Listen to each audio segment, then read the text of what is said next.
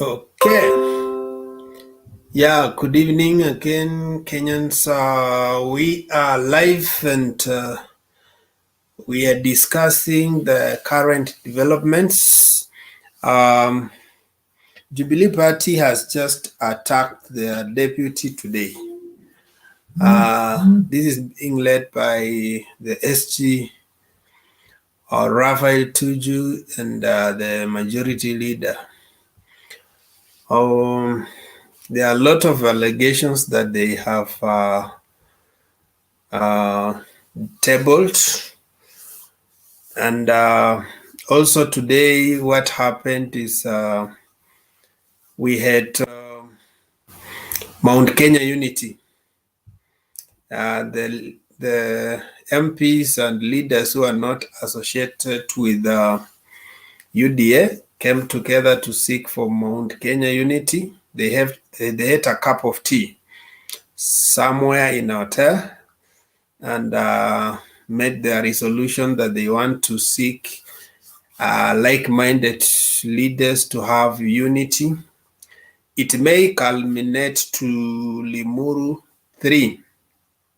They are also arguing that nobody can claim to have owned Mount Kenya or to have successfully caught the backup of Mount Kenya until Mount Kenya leaders come together and speak as one.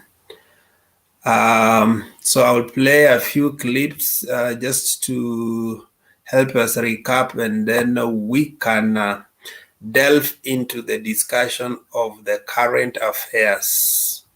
So you're welcome to the studio. I've seen my friend from the other mother, Kisido, is around. My friend Flo, and there are quite a number of people already in this comment section who have started making their comments. You are welcome, and let's participate. I know as time goes, there are emotive issues that are happening, but I always ask you that when you come to this panel, try as much as possible to reason out, give us a reasoned opinion rather than an emotional outburst, because we are not here actually to tear each other. If that be the case, then we just need to sleep. We don't have to waste our sleep cashiering here just to tear each other down. We want to build our nation despite the differences in our political opinion. We need to respect each other, and we need to wear lenses and see why are things the way they are, which way as Kenya. So you're welcome to make your contribution and feel free to participate without any prejudice, whether you support one wing of the political divide or not. You are still a Kenyan. Okay, let me just share what we have watched today. Headquarters. Now, it's here where the party leadership harshly criticized the conduct of Deputy President William Ruto, accusing the party's number 2 of sabotage and blackmail. Jubilee Secretary General Raphael Tuju said that the Deputy President had been frustrating the President, particularly during his first term, when, according to Tuju, the DP demanded to name half of the cabinet before proceeding to nominate ethnic allies only. Now, in the 4-page statement, the Deputy President's source of wealth was also questioned, with Tuju insinuating that Ruto's wealth was illegally acquired. Chemutai Goin reports. It was a lengthy bare-knuckle statement as President Uhuru Kenyatta's allies went hammer and tongs for Deputy President William Ruto. That's the longest press release I've read in a long time. Party Secretary General Raphael Tuju accused the DP of sabotage and blackmail that dates back to the first term of the Uhuru Ruto administration. From when the Deputy President took office in 2013, he demanded proposing half the cabinet. That is when the rain started beating us.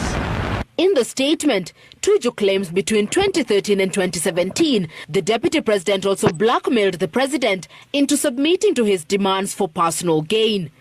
It is an open political secret that in the first term of the presidency of President Uhuru Kenyatta, the deputy president, William Ruto, possessed some quote-unquote political blackmail stock options that he used to his great personal advantage. The blackmail stock options expiry date was immediately after the 2017 elections. The battery died after the handshake because the numbers game and the blackmail of withdrawal of tribal numbers lost political potency at that time. The Jubilee party also came to the defense of President Kenyatta's family, whose land ownership was recently subject of attacks from the deputy president's allies. Most of the vitriol directed at the person and family of the founding father of our nation, Mzee Jomo Kenyatta, who is not here to defend himself. As a party, we are sending the Deputy President William Ruto a public message that we will not countenance his venturing into crossing this line of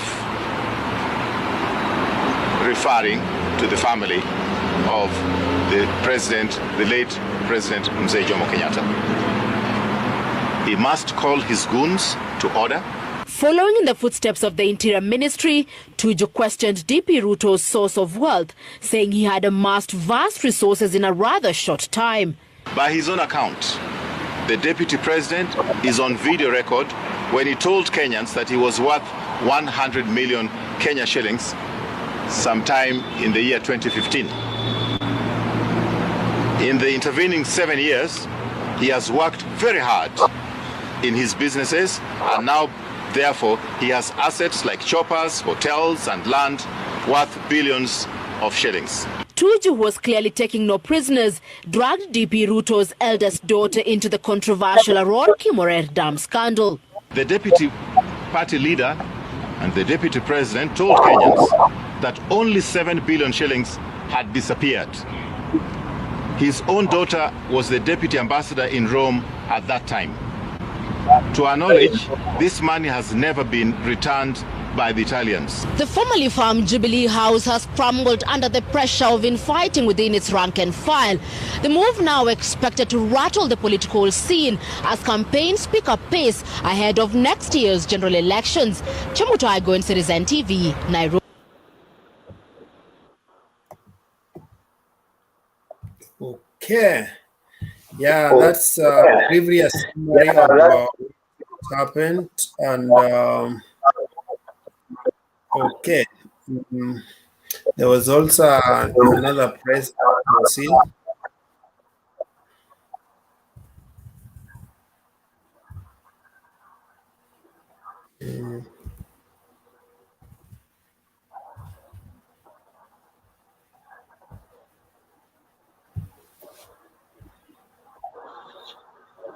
Can we want to stand here, you stand there together with the construction.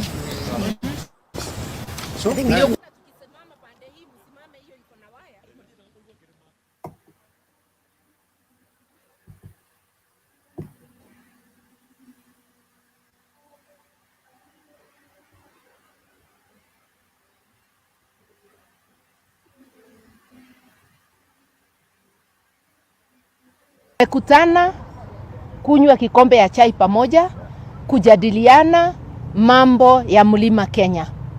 Ukiona ni sitting MPs na leaders from Mount Kenya and leaders of political parties. Some of us had met earlier, but today the commitment is the unity of purpose of the people of Mount Kenya.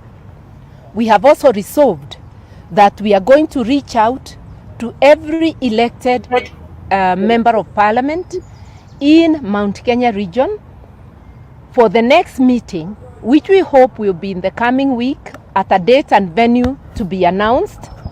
They'll all get invitation.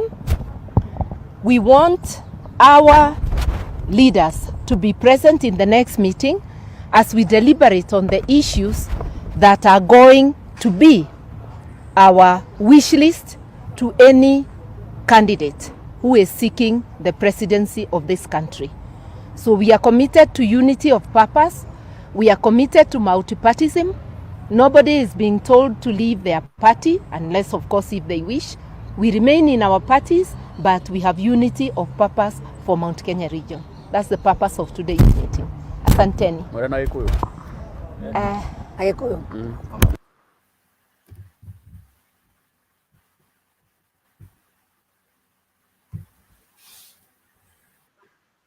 That have now scaled the mountain.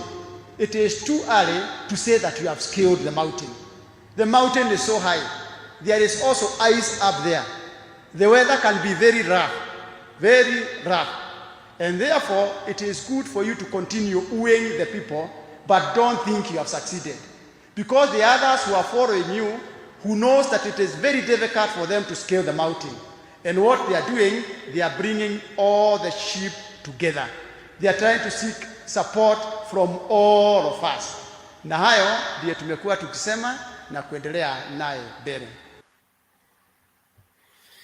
Okay, I think that's a brief introduction of today's events, and so I've given you a wide scope of what happened so that you can pick your argument from there. And so let me remove this and then we proceed. So,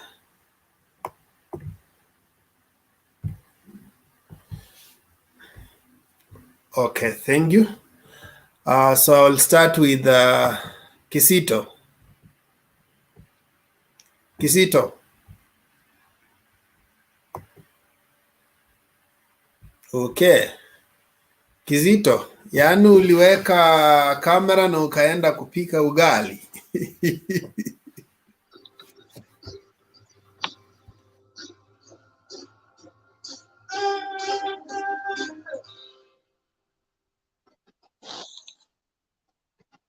You can give somebody else. We can't hear you, Kizito.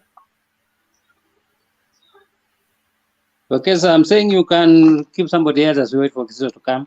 Wait first. I want to see whether... Okay, Kizito... It seems I don't think Kizito is ready. It's not ready. Let me move to Flo. Flo, are you available? She's not available. Kizito, we can't hear you, so let me move to Dennis. I'm going in that order. Kizito, just adjust your mic. We will come back to you. Okay. Okay. Thank you, Wekesa. I'm on the floor. Yes, you can start us. I believe in the opening remarks, let's just be as brief as possible so that everybody can make their opening remarks and we can delve into the details. Okay. Thank you. Thank you so much, Kizito Yani Wekesa, for inviting us to the show. We've watched today's activities and it's so interesting. It is a coincidence that it is almost similar with what we were discussing yesterday, that either the mountain will go, the UDA or the Jubilee. But from the today's events, we are trying to see the mountain trying to respond. And they are responding from the leaders. It is a clear indication that the mountain will go one way. This was a political message that the regrouping, they have started quoting, the mountain into one side. Be it as it may, the most important headline today was from the Jubilee headquarters, Pangani.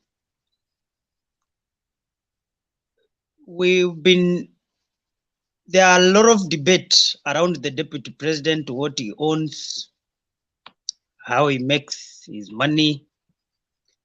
And it will be fair, I don't know whether we should discuss that information, that press, because the deputy president has not responded.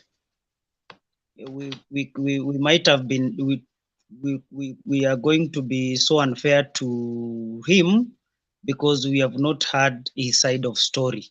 Maybe the questions that were asked today, that in 2015 you were 100 million, today you are worth 300 billion. Maybe the issue of KRA is preparing to give a substantive response to the same. But as we are waiting for that, for the first time in history, we are having a very ambitious deputy president in which all of us, we really need to emulate him. I said it when we were talking about the issue of insecurity. The government or the people who came out to respond about the issues that were surrounding insecurity, they were clearly not coming out to address that issue of security. They were coming to tell Kenyans, look here, this guy has been spearheading a narrative of those who have and those who don't have, pretending to be one of you. They were giving us, they were telling us, look here, guys, this guy is not one of you. This is somebody else. That is why you are seeing the deputy president is finding it hard to just answer and fit in, you know, to the narrative that is an hustler is a rich hustler. The conversation has really changed. So, secondly, I believe following today's events, to me, it is not the party or it is not those who fight the deputy president who are speaking. We have to be very honest that it was the president who was speaking to the deputy president, because he is the party leader. And I'm very happy Tuju, the Secretary General, was referring to the deputy president as the deputy party leader. And of course, that decision, whatever they were discussing today, the president might have had a blessing of the same. So it's really interesting, and we are going to have beautiful moments of democracy in this country going forward, especially maybe as from tomorrow, when we will be getting a response from the deputy president. I think my opening remarks will be centered on that. Lastly, Bwana Wekesa, there is something we didn't talk about yesterday. We need to address this before we begin, that it will be very fair. We have one member on the floor after the other, and we also have questions time so that we can have decorum. Yesterday, there was so much heckling and so much disruption. Let each and every member be given space to contribute. And then maybe if there are questions, you'll direct us from the chair, you'll direct us to maybe respond to a member. I think that is what I can put across as at now. Okay, and next person is Ocheng. I'm done.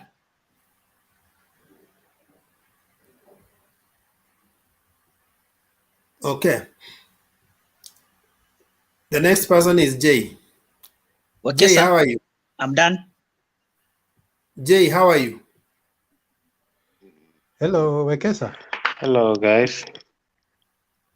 I'm doing good, Wekesa. I hope you guys too. It has been quite a long time.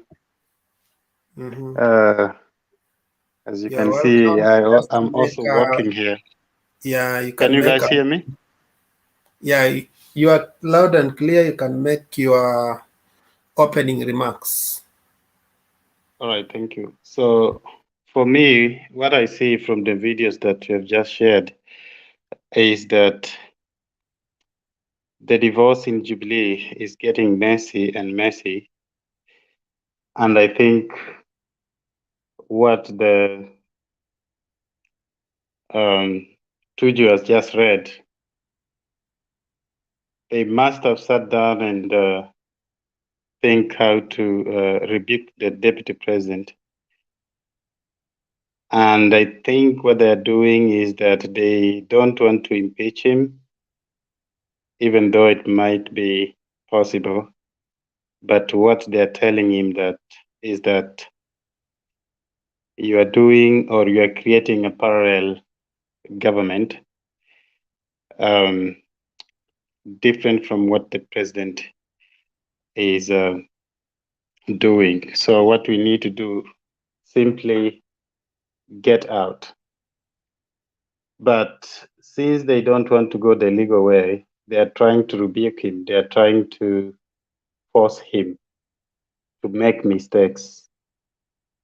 And these mistakes is what they are going to react by. Part of the statement was connected to the security issues. And I think also the security was by design to make the deputy president make a mistake. And then now they are coming to react to what he accepted actually to own some of the property. And so they are trying to defame him. That is what I see from that. Anyway, it's going to get messy and messy, and maybe we should just wait and see in the next few days or weeks, some new developments will emerge.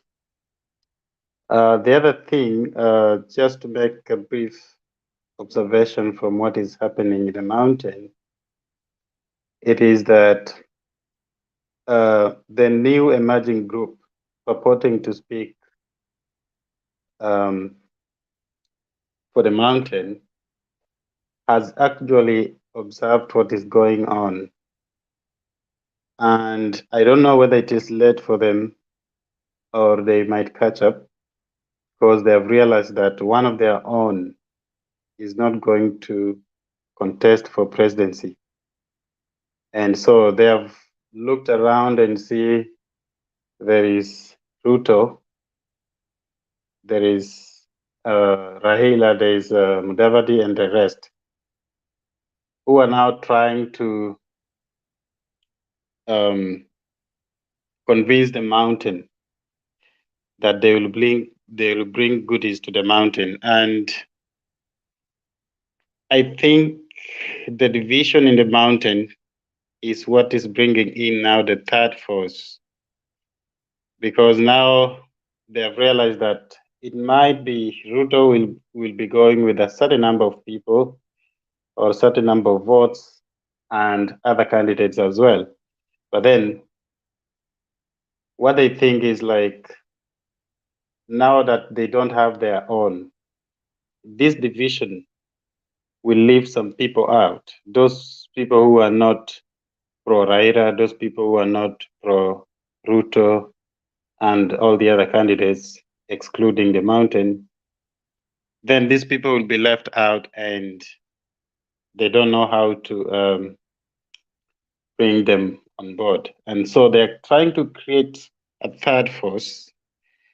And this third force might lead to something else, as I think.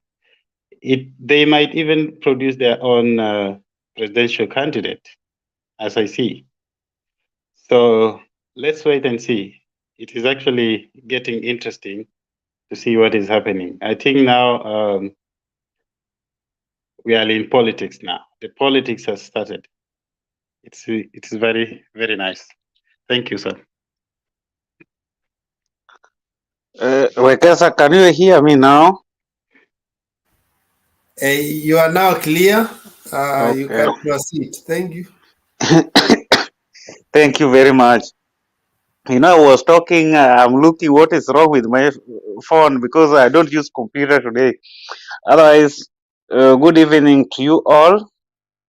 What I wanted to say, Dennis, I think is a newcomer and he's coming with a lot of fire. The fire that we started long time ago, that everybody has to wait for another person to talk, then he gets his chance so that we don't become messy. But when he's talking, he was the one who was making noise because I've never failed to be in this panel. Even if I don't log in, but I'm watching. So I saw it. It was the exact person who was making a lot of noise. Next time, what he said, let him stick to that. Don't interfere with anybody. When you have question, wait for a case and give you a chance, then you continue. Thank you. When I want to talk, I just have 1 or 2 points to make. These our leaders, they are like people who are tarmacking. You know, when you are tarmacking, you're looking for work. You go drop your papers here, you go drop your papers here, you go, then you wait for who to call you. But there's a place where you are expecting to get that work. You will continue calling, how far have you gone with my papers? How can I come? That is what they are doing. These Mount Kenya leaders, they are all Mount Kenya, everybody, these 42 million people we have in Kenya. Our leaders, they are just trying to have this cake that is on the table. Everybody is just lining up because tell me, how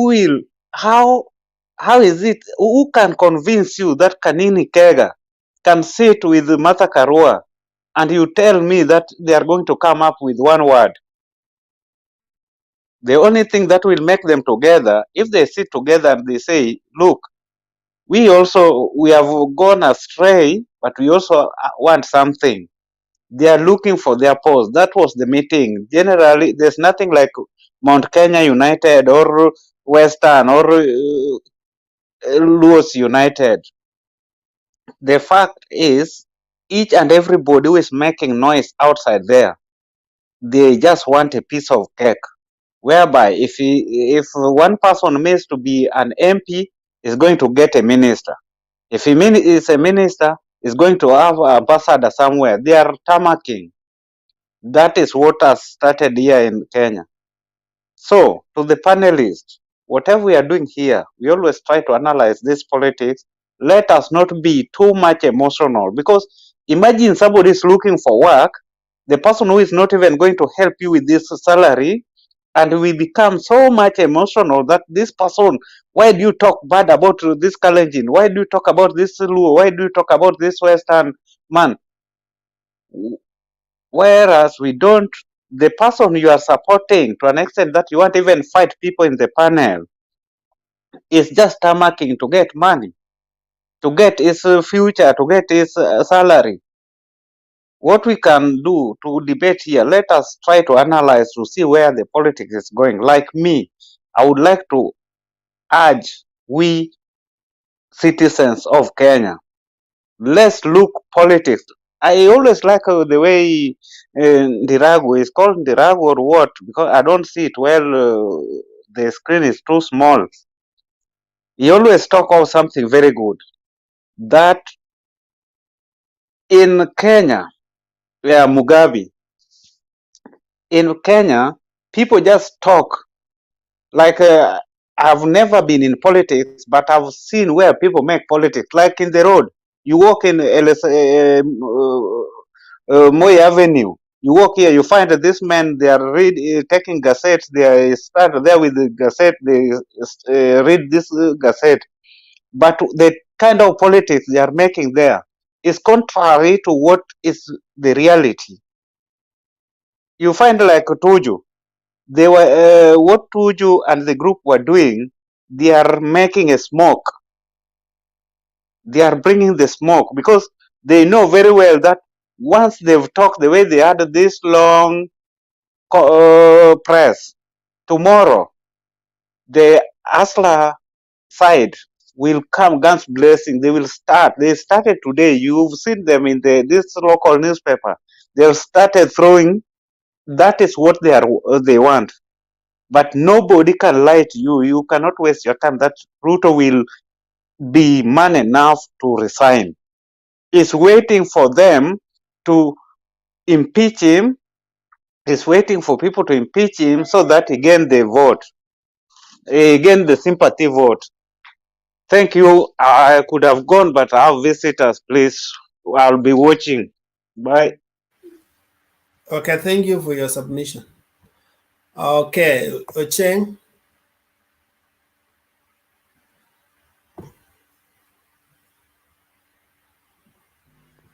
Good Ocheng, evening, then all of Bala. you. Can you hear me? Yeah, you are loud and clear. Proceed. Okay, on what happened today, I think as another panelist has said, these people are tamacking. I'm wondering where Murathe is. I never saw him today. You know, there's a trend. There's a trend more so from Mount Kenya. As in, they don't have a stand. And that is why Tuju was pushed to read that long list. Because, you know, for Tuju is campaigning. Tuju wants to be the MP for Ariada. And he can do it on either side. He can do it on the side of ODM, and he can as well do it on the side of Jubilee. You know, going to the 2022 election, for Luo Nyanza, anybody who is opposed to Dr. Ruto will automatically get a chance. So Tuju is doing his bid, and I'm happy he's doing it well. One thing which I've come to learn is that there's something I don't want to call it a mistake, but it's happening in Mount Kenya. There's nobody who has come out, even this Karua, Kiunjuri, these people having their parties. There's nobody who has come out and said that for me I want to run for presidency, or for me I want to support Raila and I will support it up to the end. There's nobody, even from Meru. There's nobody. You saw Kiraitu talking the other time that they will support Raila. Later he came and said that he never meant what he was saying that time. Governor Waiguru, the same. She did that in Nakuru, saying that sisi watu wa Mount Kenya tumegundua Raila ni mtu mzuri na tutaenda na yeye. Some few weeks later, hapana, hii mambo si kumaanisha hivyo. Ngujiri wa Mbogo, as in these people, there's something they are seeing in front of them. That is why they don't want to commit right now. You saw the MPs who are with Raphael Tuju today. None made a comment because there's something, as in behind the curtain there's something. For now, we can't say much because even the leaders, the main politicians are afraid. Let me say they are afraid because they don't want to face their own. Let me say this. You know, dealing with Ruto cannot take Uhuru Kenyatta a full month. It cannot take Uhuru Kenyatta a full month. So sending Tuju to read a list of conditions, that is neither here nor there.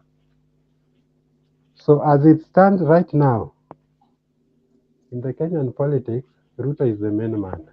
Leave alone Raila, Mudavadi, hivi hawa watu wote, hakuna mtu ako na kura. Hata Raila hana kura.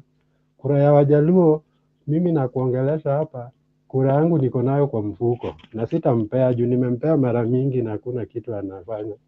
So nobody is guaranteed a win in 2022. Only Ruto. So far so good. Thank you.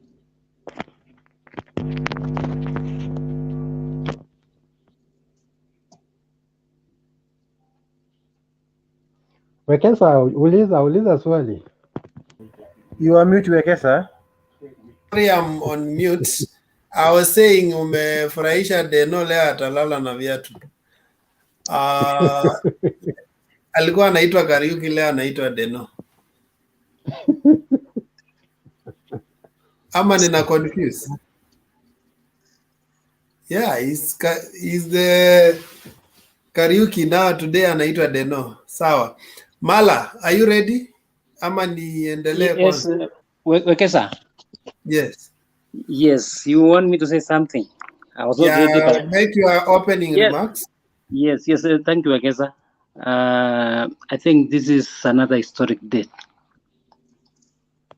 And as usual, I think now the ruling class have started panicking. I'm talking about the Uhuru and his team. And I've always said this is about 2022. Now the PPI project seems to have failed.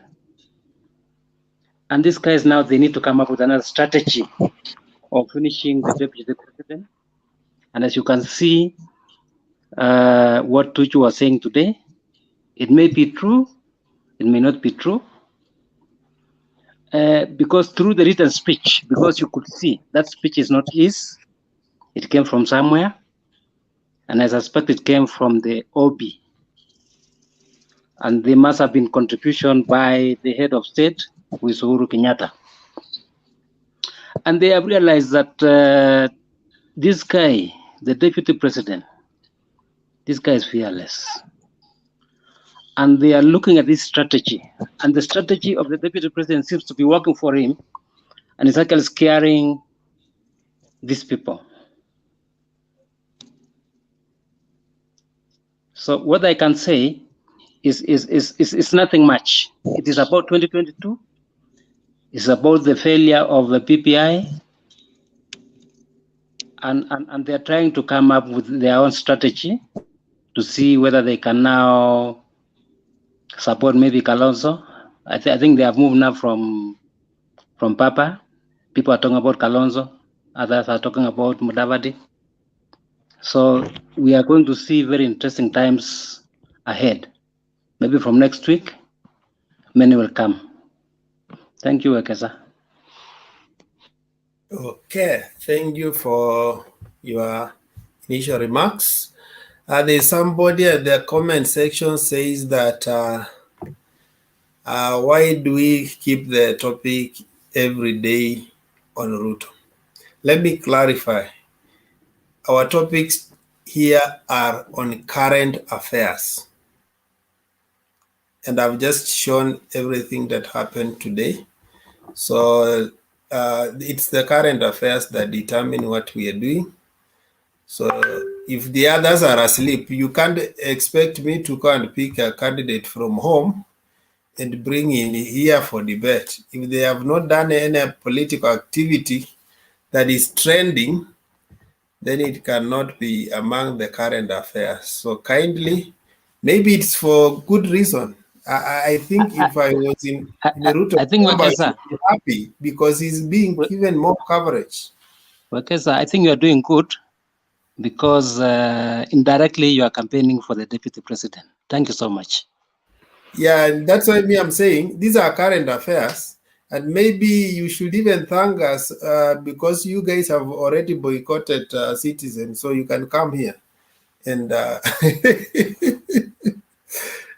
okay, we go to Deno. Okay, thank you guys. Good morning, good evening, good afternoon, good wherever.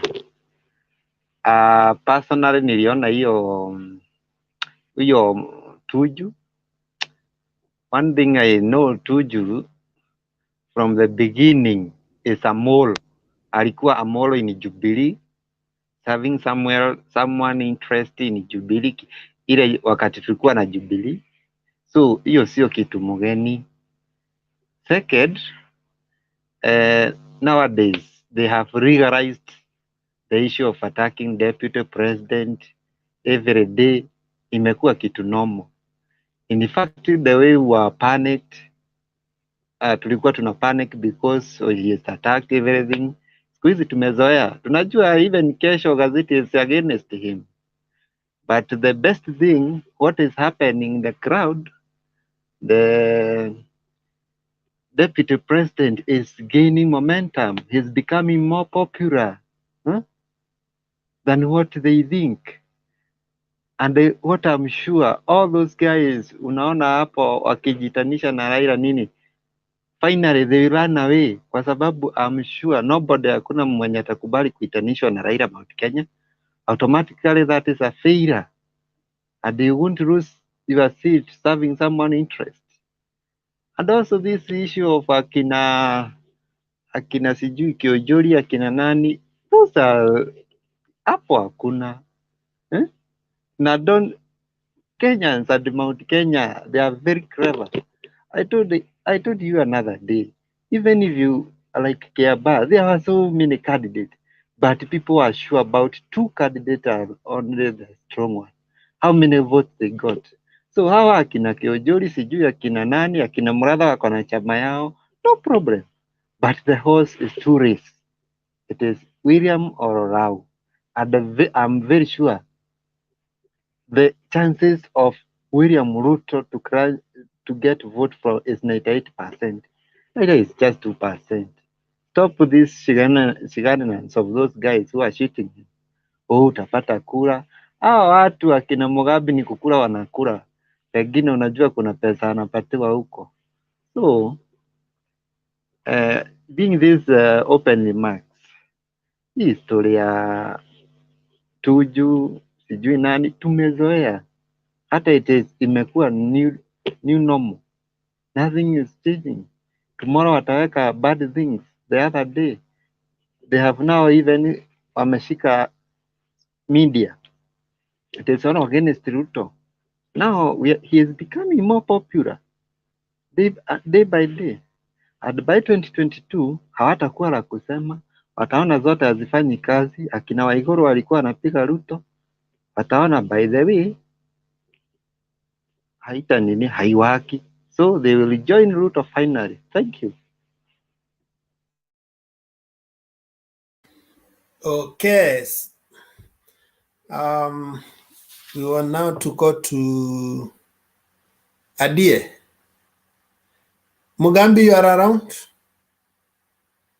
Okay, let's go to Adie and then we go to Mugambi.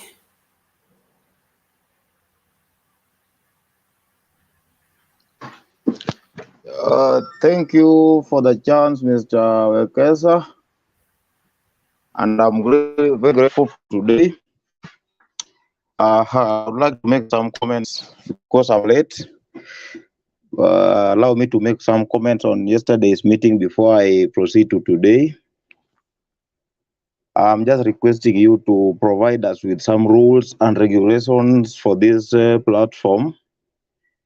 Because as yesterday you saw, we have a lot of negative response and unprofessional arguments where you don't give a fellow panelist time to complete his sentence or the statement. I think it's a negative thing and we should discourage that with the maximum force we have.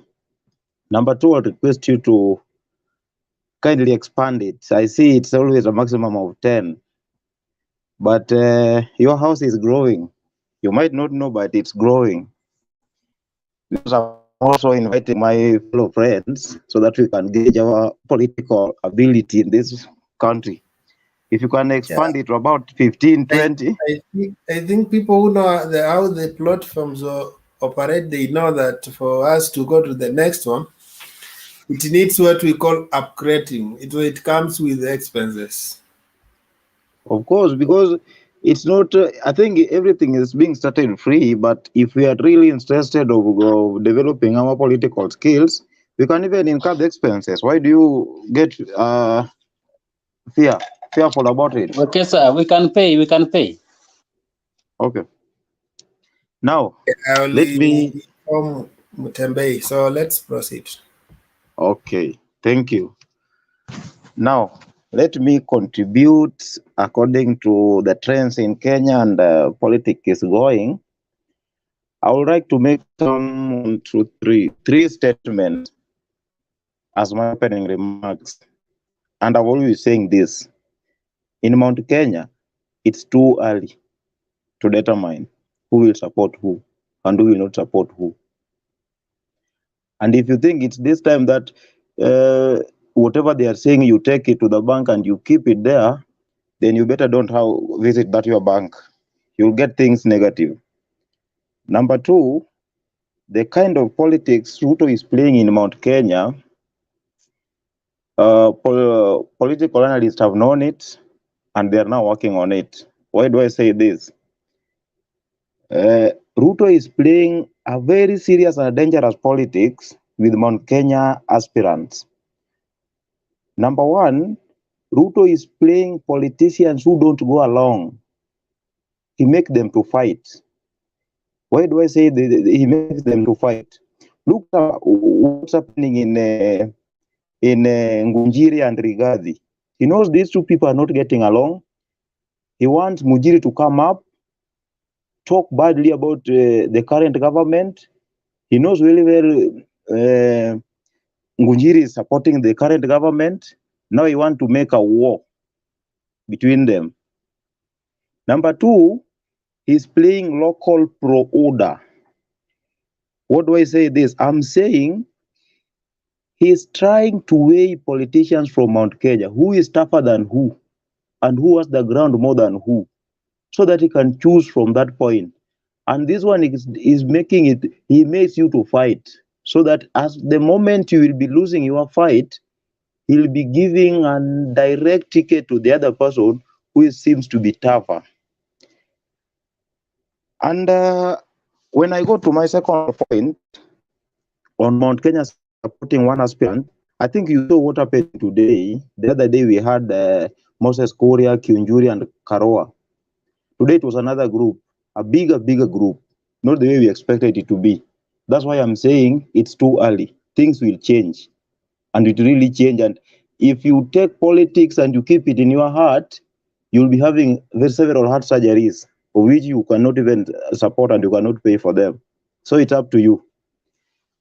When I'm now completing by what Tuju said today, I think every youth and every Kenyan who is determined to see his country proceeding, he should never say Tuju is reading whatever he was told.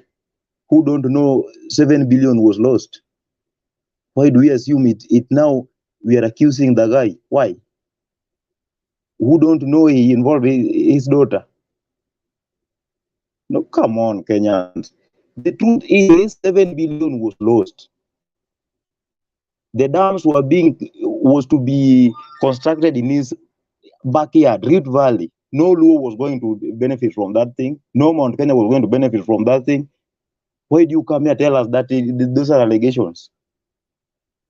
At the same time, you want the government to come and help you. If your own son cannot do that, let's just be open. It's not a matter that if we say here, there's nothing we've talked against Ruto which is not true. Everything we say they're true, and he's saying it. The other day, he said 7 billion is a small amount of money. Small amount of money. When I saw Tuju addressing us, he said because Ruto said he's making 1.5 million per day, right? Tuju said very well. In 1.5 million, for you to get 7 billion, you have 13 years. 13 years, and you have 1.5 billion, as you are saying these allegations.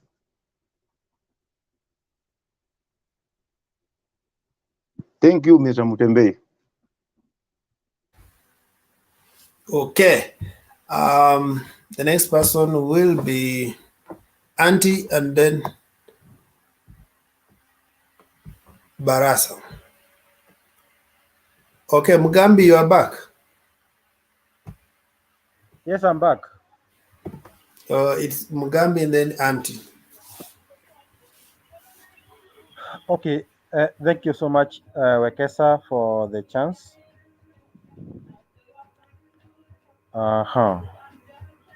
Let me begin by making some random points.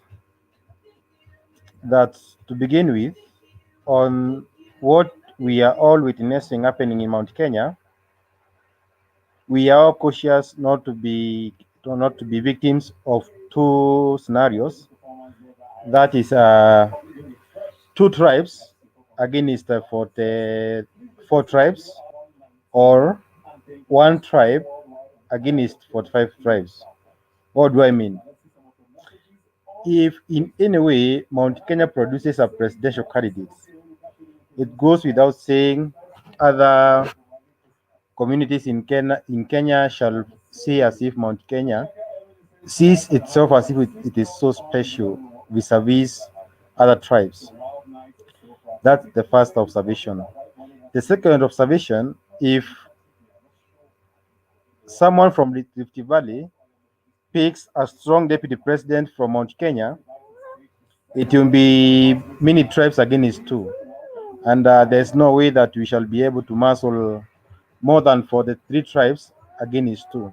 So the mathematics that you are seeing our leaders trying to do is to see which way best out, because in either of the scenarios, Mount Kenya will lose big. And another problem that we have in Mount Kenya is division. Many people want to divide Mount Kenya. Many people want to make Mount Kenya vote a swing vote, Albert, which is not beneficial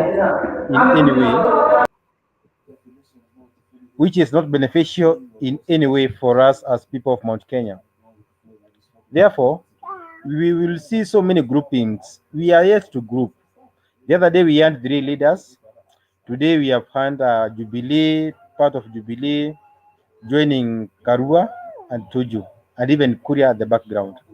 So what is happening is watu wanajipanga pole pole pole pole.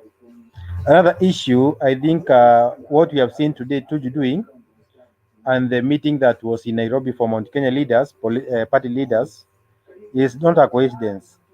That's that those meetings and the pressers were made by design to make the deputy president know that we understand your gimmicks and we know whom you are attacking. There's no way you will tell me that whatever deputy president is doing, he is attacking Mount Kenya. No, deputy president is trying to fight the Kenyatta family. And you know, when you fight the dead person, we people of Mount Kenya, we are always cautious to deal with you or to interact with you, because we fear the spirits of our forefathers may follow us. Away from that, we have seen what Tuju has said. Tuju has not given anything new. It is on record that in 2015, Deputy President, while being interviewed by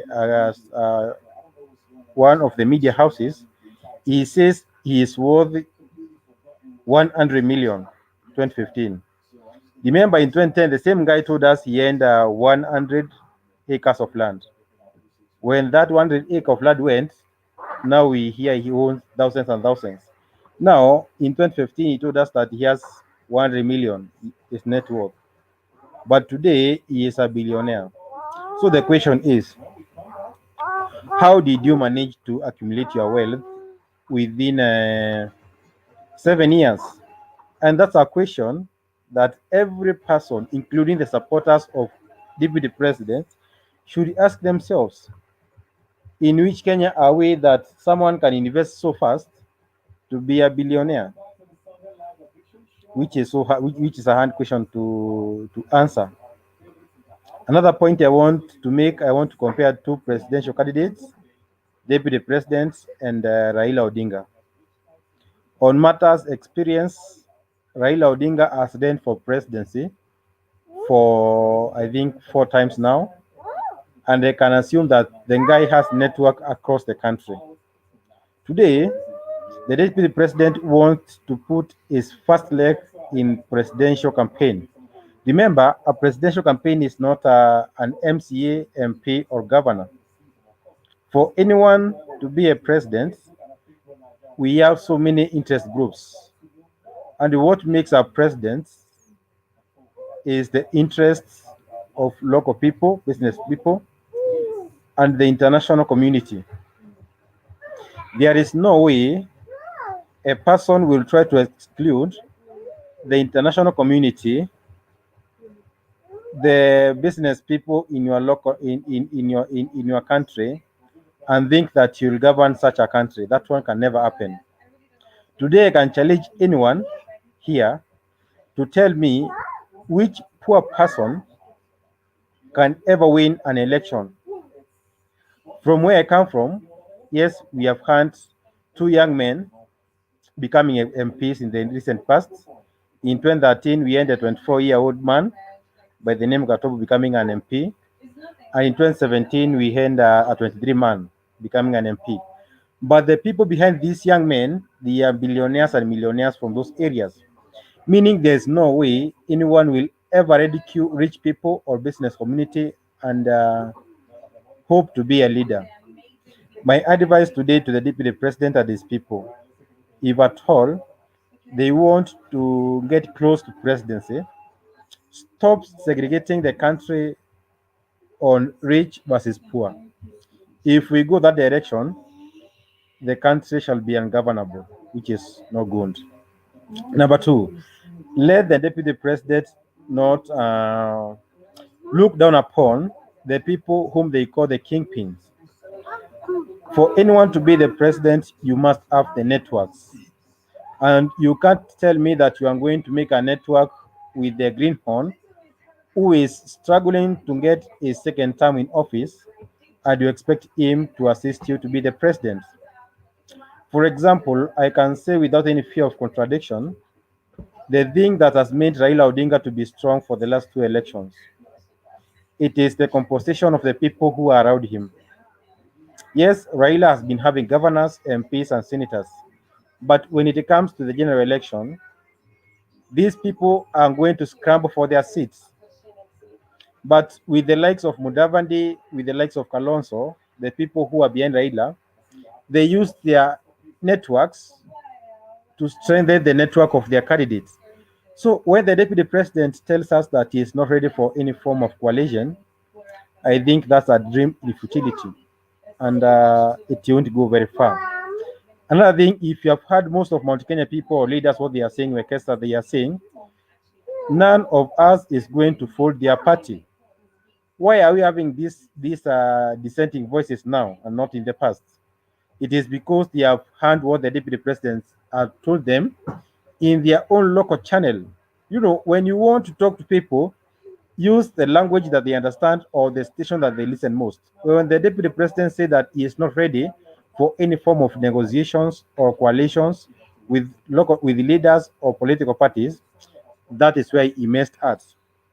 Number four, and as I end, another elephant in the room for the deputy president.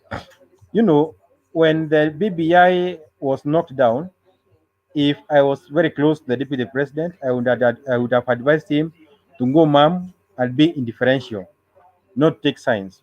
Remember, even if most people believe BBI was wrong, there were some things that were at the heart of the people of Mount Kenya.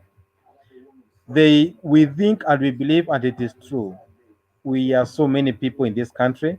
We hold the economy in terms of business in this country. So when we have a document or a proposal that gives us a belief that we were to get so much resources to the Mwananchi, who is the hustler, and then someone celebrates when such a document is swept under the carpet, I think by all standards that person should be defined as an enemy of that area, and in this case, Mount Kenya. So tell me, Wekesa, when the serious campaigns begin, and the deputy president now want to engage the Mwananchi one-on-one, how will he tell him happened of the one man, 1 shilling, 1 vote? That's the biggest question that he will have to fight with. Today, you may say that such questions are not important, but wait until when our leaders and ourselves goes to the Mwananchi that these people think they're illiterate. You may be in Nairobi for 5 years, but when you go back there, you have your own local, you have your own market niche that you go and talk to those people. And the mathematics and the matrices against the president is going to change. It's so unfortunate that whatever the DP is doing is working against him, but we have nothing to do. Look at what the ODM leader has been doing. He has been attacked by very many people for long and for many times. But has he ever reacted in the way the DP is reacting? Absolutely not. A good leader should have a means for concealing their anger or controlling their emotions. But the deputy president is always so fast to reacting to issues, and his reactions makes him to put more and more roadblocks on his way. I know many people believe that what the government is doing today, it is working for the deputy president, as we believe the elections is 10 months from now. Whatever we do, we are dismantling what we are dismantling now. When it comes to next year, February, when the serious February, March, April, when we will have serious coalitions, whatever we have done to deputy president today will be a thing of the past. And remember, he is being weakened now, not that he is being strengthened. And the weaknesses that he's getting now, the stabbings that he's getting now, the blows that he's getting now, will never heal him until we reach the elections. You see, leaders now are asking him, "We thought you are an hustler. So you are millionaire, you are billionaire and a billionaire, you are billionaire and a millionaire like us. Have you been paying the taxes, the KRA returns?" Of course, I believe in one or the other he could be maybe compliance or non-compliance. I remember when you have a debt for KRA, what they can do. One, they may freeze your offshores or local accounts for them to recover that money. So the moment you start touching at someone's money or resources or income, he is getting destabilized from the deepest point of political arithmetics. So it's so unfortunate. I wish the people support DP well, but don't take whatever that is happening in the government today as if it is propelling the DP. And if anyone here can talk to the DP, advise him to remain mum. Whatever happens, wacha tu anyamaza. Akiendelea kuongea, bado anajaribu. The other day I said, the moment he said he has 1.5 per day, KRA is going to come to him. Just a day after, we got a letter from KRA with the investigators going to investigate his account. What comes from that, we don't know. But we pray for him and we wish best for the DP. Thank you so much. I know there are so many people with different opinions and reactions. Okay, But so that is Mugambi, mine. what I wonder, Mugambi, Yes. I want the next person is Auntie and Barasa. Kindly moderate. I'm coming back. Okay, no problem. All right. So it's Andy, Barasta, and then Mwangi, David. Yeah, those are the ones who have not talked. So the others will be now to react on after that. Okay, thank you so I much. wanted the first round people just to make comments, then we can react later. Okay, thank you. So thank you, Wekesa, for the mandates. I think as Wekesa said, guys, let us give our comments. Any rebuttaling or questions shall come after we have all made our first round, and that is so clear. And we can have Junior, Adi Junior, make your contribution. Mi nishaongea tafadhali. Mi nishaongea. Okay. Sorry. Wekesa. Oh, Adi. There is an Andy katikati hapa. Andy. A-N-D-Y, the man with the vest. Yes. Kindly. Yes, can you get me? Yes, kindly. Yes, we are there. Yes, we can.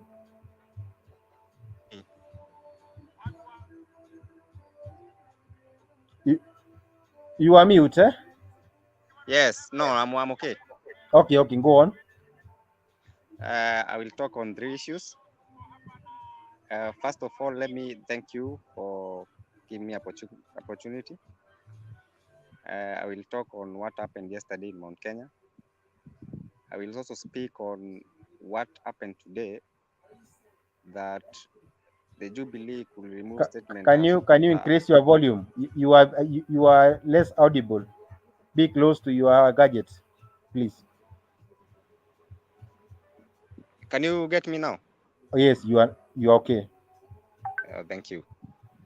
Now let me talk about what happened yesterday in Mount Kenya, when some people, paid goons, tried to block the DP from attending a church service. I think people are politicizing this issue so much. Wanajaribu kupiganisha youth. Kenya is a free nation. Everybody is supposed can you know. Can we want to stand here, you stand there. Yes, carry on, Pole. We are free to go everywhere in Kenya. Mr. Ngunjiri and the rest wanajaribu kuandamine the deputy president, which is not good. In 2013, the deputy president supported His Excellency Uhuru Kenyatta. That time, the deputy president was good. 2017, he was good. Now, this time round, because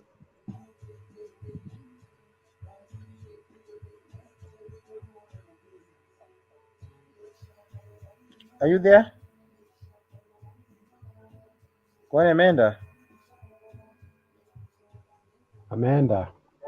Seems Amanda. Who was next, kindly? Who was next in the line? I had been mentioned that I was next. I don't know. Barasa was next. Barasa, then Mwangi. Barasa. Okay. Barasa.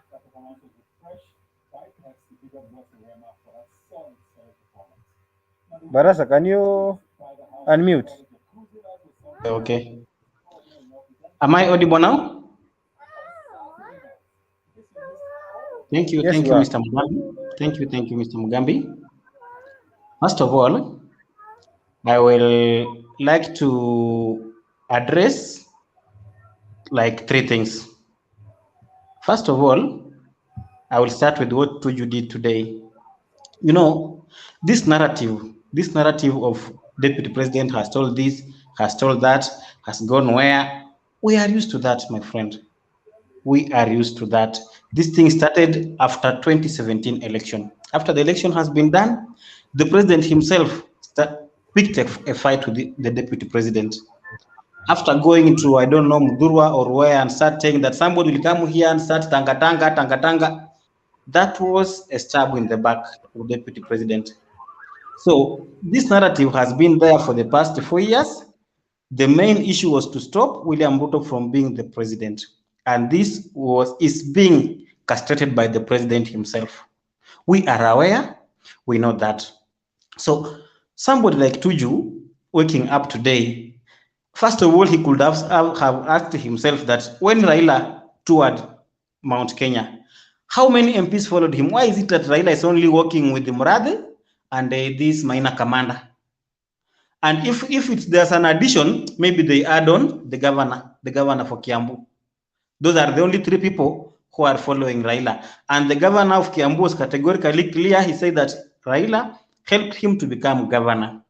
So these shenanigans of telling us that William Ruto has still this, has still that, has done this, it's something gone. Let them think of something else. You know, the politics of Kenya nowadays is just like football.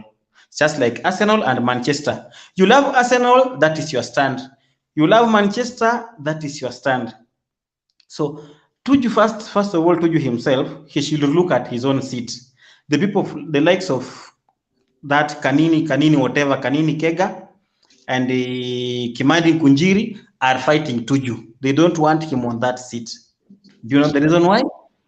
So it is the president who is paralyzing this nation. That's one I want to be clear. The president himself is very quiet. He behaves that he's not seeing anything, but he is paralyzing this nation. If you see the MPs allied to William Ruto, they are only responding after the jobs have already come. They respond now. And where are those jobs coming from? From State House, from Harambe House. So kindly let them use another narrative. This idea of telling us that I don't know William Ruto has still that, I don't know William Ruto was 100 million, I don't know when, now he's a billionaire. Somebody like Murathe in 2013, he was almost bankrupt. Now, right now, just check on Murathe, the kind of lifestyle he has, the billions he has. Where did he get that money? All these people are thieves, my friend. They are all thieves. So this issue here is just about who you like and who you don't like. And that one will stand, I can assure you that. Who you like and who you don't like. This idea of telling that we shall go to the mountain, tell people I don't know, the BBI was to bring 1 man, 1 shilling, 1 vote. Why is that? So what if the Ruto team go to the same Nyanza now and tell the people of Nyanza what were they gaining from BBI? What will they say? So BBI was only for Mount Kenya. BBI was not only for Mount Kenya. BBI was supposed to be for the whole country. You hear me? So this issue today in the morning, I heard this somebody called, I don't know, Maoka Maore on a live TV saying that the president had, I don't know, made whatever superhighway when the DP is not there. The president had done this and this and that when the DP was not there. The first thing these people did, they started eliminating the deputy president. After 2017 election, the thing that was in the mind of President Uhuru, I think the advisors told him that let William Ruto help you become president for the second term, then kick him out.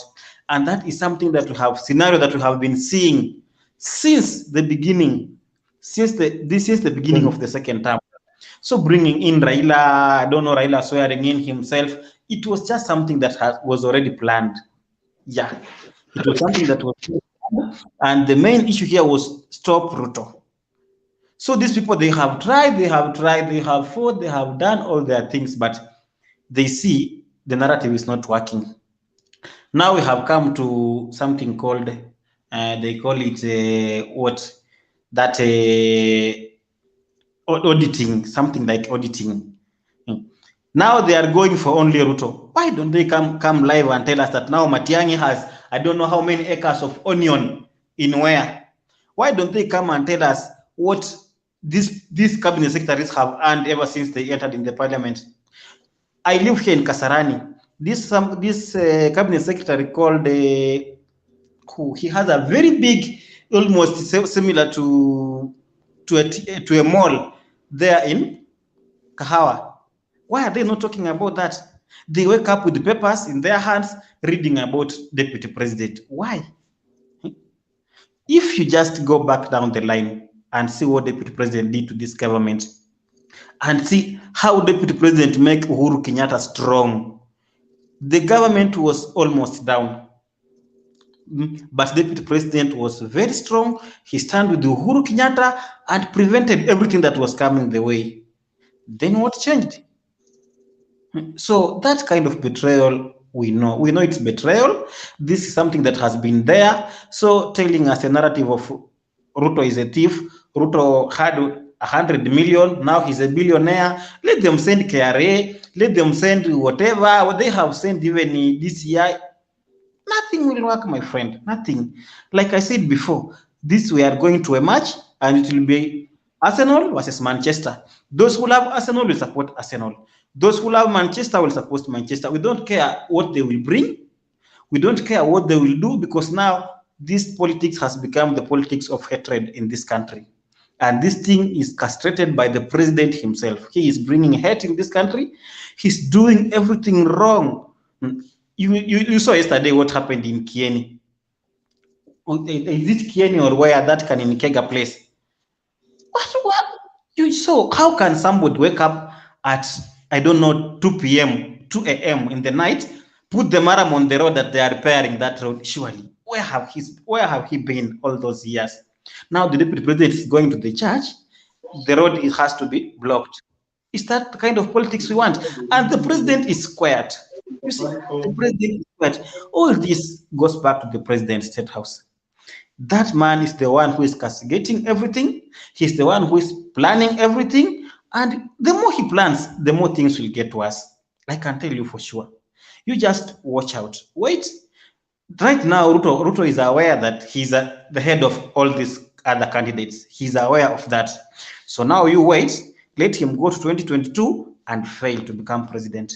And will tell me what will happen next if this country won't ban. And they were talking of BBI and whatever. Who are you threatening? Baraza. Who told you to talk like that? This is not your house, my friend. No, my brother, just give him time to finish. Eh? What are you saying? What is he saying? Who wants to ban this country? No, Mugambi, that's not the way to That go. is not a statement that somebody should make here. My friend, you are bigger than that. Not acceptable. Wait. We will not allow him to go on with that nonsense statement. We can't We cannot say such a thing. petty issues. Can you give me time to address Baraza, please? Baraza. Is this country a reserve for anybody? Okay, Baraza, Rupia, wait. Baraza, look at I'm this. listening. This I've just entered here because of the nonsense he's talking about. Rupia, wait. Baraza, whatever we say, let us establish our ones. This is a public platform. It is watched within. Who will ban this country? So please, when you make some utterances, my friend, go and revise your notes, then come back. Can you Baraza withdraw the statement of this country will go back to will be banned? You need to withdraw that very statement fast. and continue, please. Okay. Can I continue? Don't withdraw the statement. No, if you are personal, you are not even allowed to continue. Rupia, wait, Rupia. Withdraw the statement. Why would you allow him to continue? He has gone personal. Okay, Rupia, give me time. Can you withdraw Baraza? Now, Mugambi, let me ask you. We might not allow you to continue. A simple you don't question, have Mugambi. any content in use to allow you to continue. Mugambi. Yes. You know, can you give somebody else? No, Mugambi. Baraza, keep cool. Keep quiet. You will not continue. Baraza will not happen in Kiamba. Somebody is telling us a motherfucker country to ban. You never lost anything there. There are people who lost their loved ones. And you are talking here nonsense, the country will ban. Junior. Is this what we are supporting here? Mugambi, we cannot allow this guy to continue. I will not allow you. These are the things Ruto is saying on the Which country are you going to ban? Say them there. Yes. Okay, yes, let him go. I have removed it from the live, but let everyone know that we are not part of such sentiments. Yes. We are supporting different candidates, and we love peace. Such statements shall not be tolerated in this life, not now, not in future. So we can give the next one, who was Mwangi. Mwangi M. Have your chance. Thank you. I think we should be very, very, very sensitive on what we are saying. There are so many people following here. So, however, you could have given Baraza a time to explain that statement. Some things we put them. Baraza is at the back of the curtain. When everything cools, I'll bring him on. Yeah. I think you are too harsh to. No, we are not allowing him. If you want him, you want us to allow him. We will not allow you. Just make sensible statements. You got a right like any other person. You're not superior here, Bana. Shut up. I'm not superior, but you cannot make nonsense statements. Guys. When I began this show, I said that can we go on? We don't need people who are emotional on this. We come here to debate issues. If you find you are overwhelmed with emotions, tutakutoa hapa. Isio lazima ukue hapa. Because we want information and exchange of ideas, not to express our emotions here.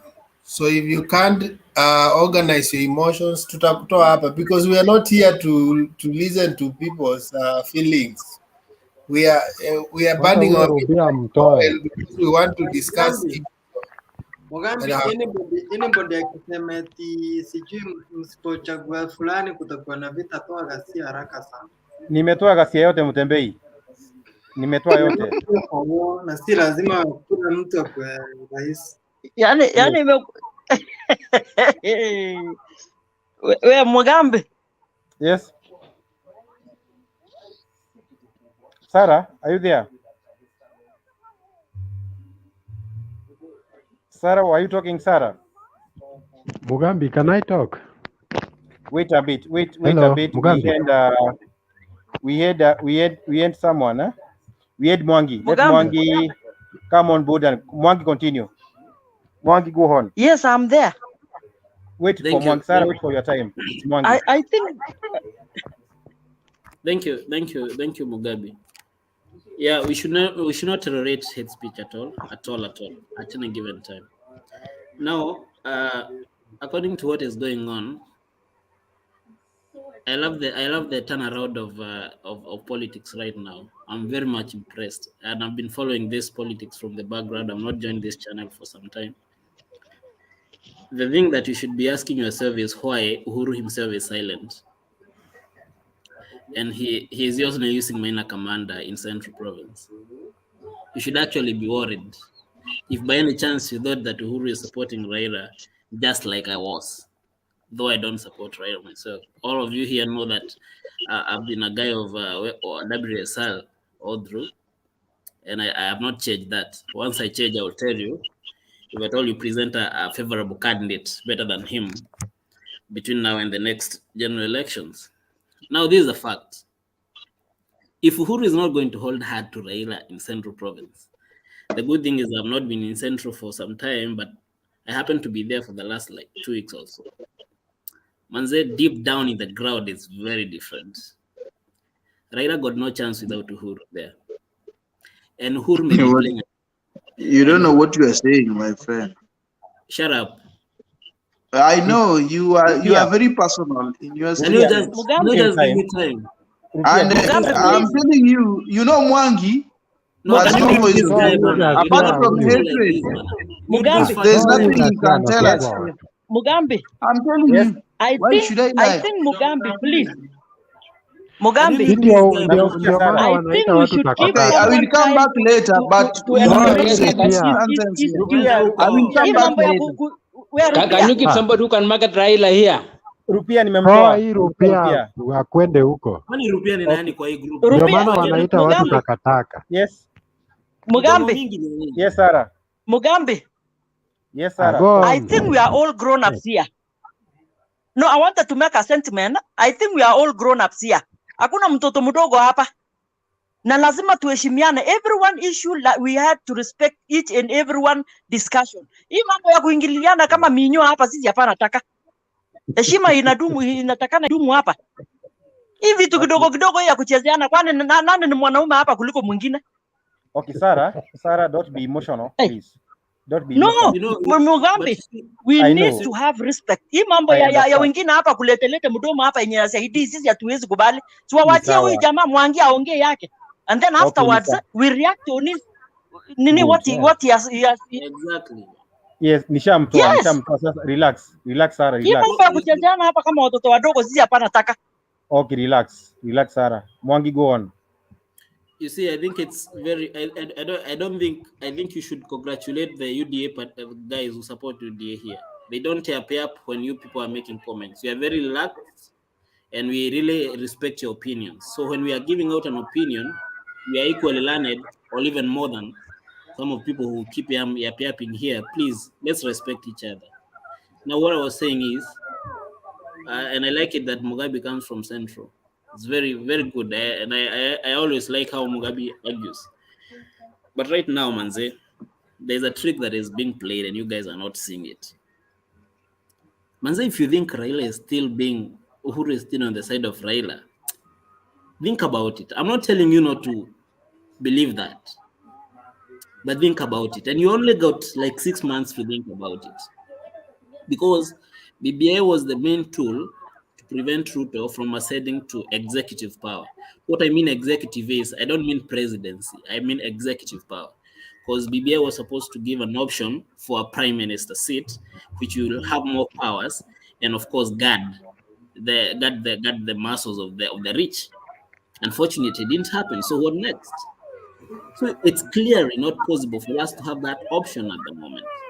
So will Uhuru continue on knowing clearly that the favorite candidate right now is Ruto? Will Uhuru go on that route still, knowing that it's most likely that Raila may Okay, lose? Mwangi, just stick to the topic which is running down the screen, please. Let us not put this thing as Raila, Okay. Uhuru, and kindly. Okay, I think I was headed there. What I was saying is, but I think you've gotten my Yes, I have. Yes. These attacks of William Ruto, by the way, getafuta mtu angalau ako na akili kidogo extra za ku make statements, manze. That guy is so weak to make allegations against Ruto bana. Even if you guys support whatever side you support, you can see the allegations made today bana. They were embarrassing, to say the least. At least we needed a speech. It was a written speech. A written, which even the reader, you know, even when you're a poet, when you're reading a poem, you become creative bana. You become at least that on like punctuations penye zinafa. The guy was not creative. It was so copied. Yani ni plagiarism ile high. It was just, and I was so embarrassed to see my MP on his left hand. This arm was thing. I was so embarrassed. Please, can we stop this attacking kidogo? What we saw yesterday in Kenya was so embarrassing. 20 guys yapping, and the next 2 kilometers, people celebrating.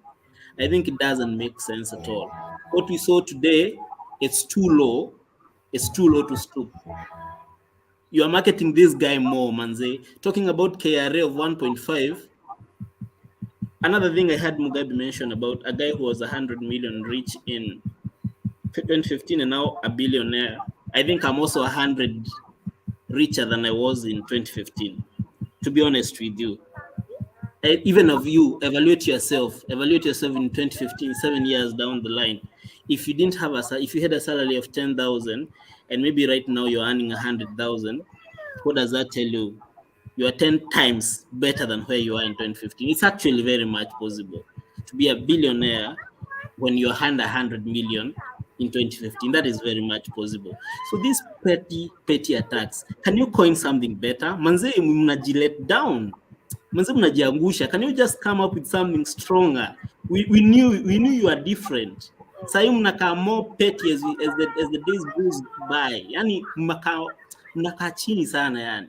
Mnaweza up game yenu kidogo, because as things start right now, man, hamtaweza huyu jamaa. Tuongee tu kweli. As things start right now, you guys are losing it. Okay, And Mwangi, you I have want something greater to attack this guy, because these attacks are so petty. Okay, Jubilee is dead. Jubilee is dead. What do you say about the meeting that was happening today between the 3 Mount Kenya leaders, the 4, I think? What's your opinion about the Mother Karua, TSP, and we saw the Muranga women rep there? Say something about it. The bad parties, well, they're negotiating good, and I like how they're articulating their issues. By the way, I like it. However, what's the support base? You know, you look at the behind the curtain. What's the support base of? How much Mother Karua can drive? How much Moses Kuria can drive? How much the Kiunjuri guy can drive? How much are these guys driving in? Manze, small. I like how they're articulating the issues. I support them. And I also don't support the fact that Ruto is saying that we cannot go into a coalition. That is a weak part. I hope he'll change that in the next few months, because he really needs those coalitions. But for now, I support this. I support UDA, but I also support what these Mount Kenya leaders are doing. Those meetings are okay, and they need to feel represented in the national share of any coalition. Definitely, yes, I support Mount Kenya, but as much as I support Ruto, I support what these leaders are doing as well. So, if I may ask Mwangi, you, Mwangi, Mwangi, do you think it's Mugambi, good for we? Yes, sorry. Mugambi, Yes, Wekesa. can I comment one thing? Kindly do. Yeah, okay.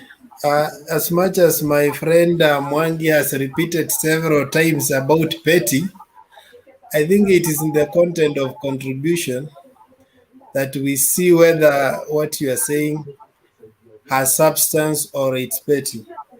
I think Tuju's contributions was very substantive and very well organized in terms of presentation. Unlike what Mwangi is Why saying, don't you allow the team to complete their contribution and then you can ask questions? I have asked for permission kindly, and they are No, but quiet. you're I don't know interfering. why you have a problem. I asked for permission from the moderator. I thought you were the moderator. He is the moderator. I gave him time. I am coming from the background. Wekesa, go on. You see, Mala always behaves like the only the moderator from Continue. And especially people he doesn't agree with, he doesn't want them to make views. Today, the reason why we give out other people to moderate is because we can also contribute. We can moderate, yes, but we can also make contribution. So I didn't know that.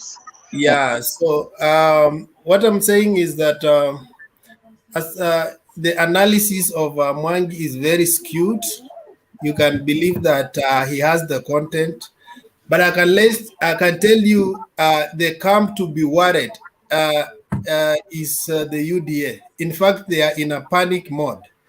When you see on Sunday they had 7 meetings, and you wonder why all those meetings in one day.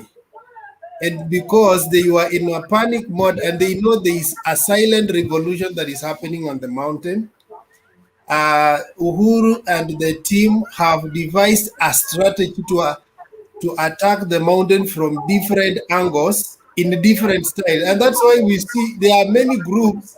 They seem like they are different, but they are well coordinated. The meeting that is happening with Karua is well coordinated. There's somebody who has a very noisy background. Kindly mute. Please. Yes, thank you. Yeah, so I'm saying it's a well-coordinated events that are happening. And I want to tell them by December, you will understand where the whole team handshake is going. It's not that some of us is not that just we support it blindly, but we understand what is happening. And when you look at team when Karua came together with huyu mwingine anaitwa Kitui and huyu mwingine anaitwa, they were 3. That team, they are launching different teams, but they are building one mega team. That's why they say that we will come up with a super alliance. So the strategy that has been hatched for Mount Kenya is first to bring the whole mountain together. And that's why they are saying after they come together, let them tell us what is Raila giving us and what is Ruto giving us. So whoever will buy into our vision, we will go with them. And the challenge we are having with the deputy president, he's even already playing a defensive game. He's saying that for him, he doesn't want tribal parties. And everybody has their own parties. You see, in Mount Kenya, they know it's a challenge to be lumped into one party when there is a transition. And so they are allowing different parties because people may not agree in a transition. They may not even agree right now who can be a running mate, either to Ruto or to Raila. And that's why you have seen even Moses Kuria crow cold feet, because they have seen like already UDA has favored one person to be the running mate. But now what Raila is playing, he has opened, is not preferring one person as a running mate or close to him. He has allowed the mountain themselves to have a conversation within themselves, come together and build a strong team.